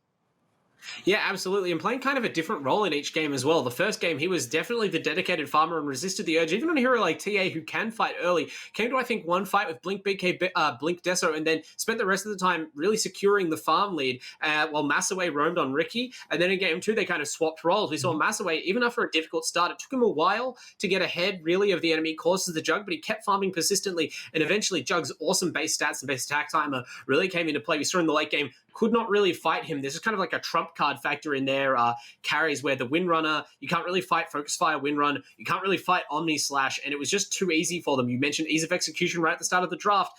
Eventually, the enemy are going to slip up and get caught and killed by those skill combinations and then lose their base, which is what happened. Yeah, that was an extremely impressive performance from FFYV2, 2-0ing Eternal Discord. Even with our first series, both of them were amazing games. AGN 1-1ing Neet Uprising, taking a game off the last season's Jams, and FFYV2 debuting and impressing everyone with their performance. Yeah, exactly. After week 1, they were obviously at the top of the ladder, but there was a tiny bit of an asterisk around their name due to the bye. We hadn't seen them play, but now they have wiped that asterisk away. They have earned their spot at the top and next to Oracle and Crossfire. And when we see those teams start to play against each other, those are going to be some juicy matches, GTH, as well as sorting out the ultimate hierarchy of this season. That's right, but these are only the matches for this week, and next week, it's looking even better. For Monday night, we're going to be starting off with Neet Uprising versus Crossfire for our solo game, and those two teams, they're pretty hot. Yeah, absolutely. I mentioned, obviously, it's only so long before we start to see these top teams clash. Neet Uprising not in that leading group anymore, because after taking their first game tonight, they were the first team to split a set 1-1. AGN clawing back a game from them and really asking a question about the Neets. You know, will they be able to be full strength next week is the first question, obviously. No sliding against their stand-in, but we want to see, you know, this is a classic matchup, right? These two teams, Crossfire and Neet Uprising, have dominated the league for seasons at a time, and even with new challenges arriving in the shape of Oracle and FFYV2, I'm excited to see them play at full strength. That's right. Riz kind of felt like a bit of a fact. He was playing very dominant in the offlane, but maybe with a full-strength Neet Uprising squad, they can bring the force against Crossfire. But that's going to be exciting for Monday night at 6:30. I'm excited to see it. The nights are going to be good, but for LPL, we'd like to thank our sponsors who bring us all this action. Vodafone, Kanoka, WD Black, and the New Zealand Defence Force. All fantastic sponsors here at LPL, but we'll be catching you 6:30 Monday for Crossfire versus Neet Uprising. We'll see you there.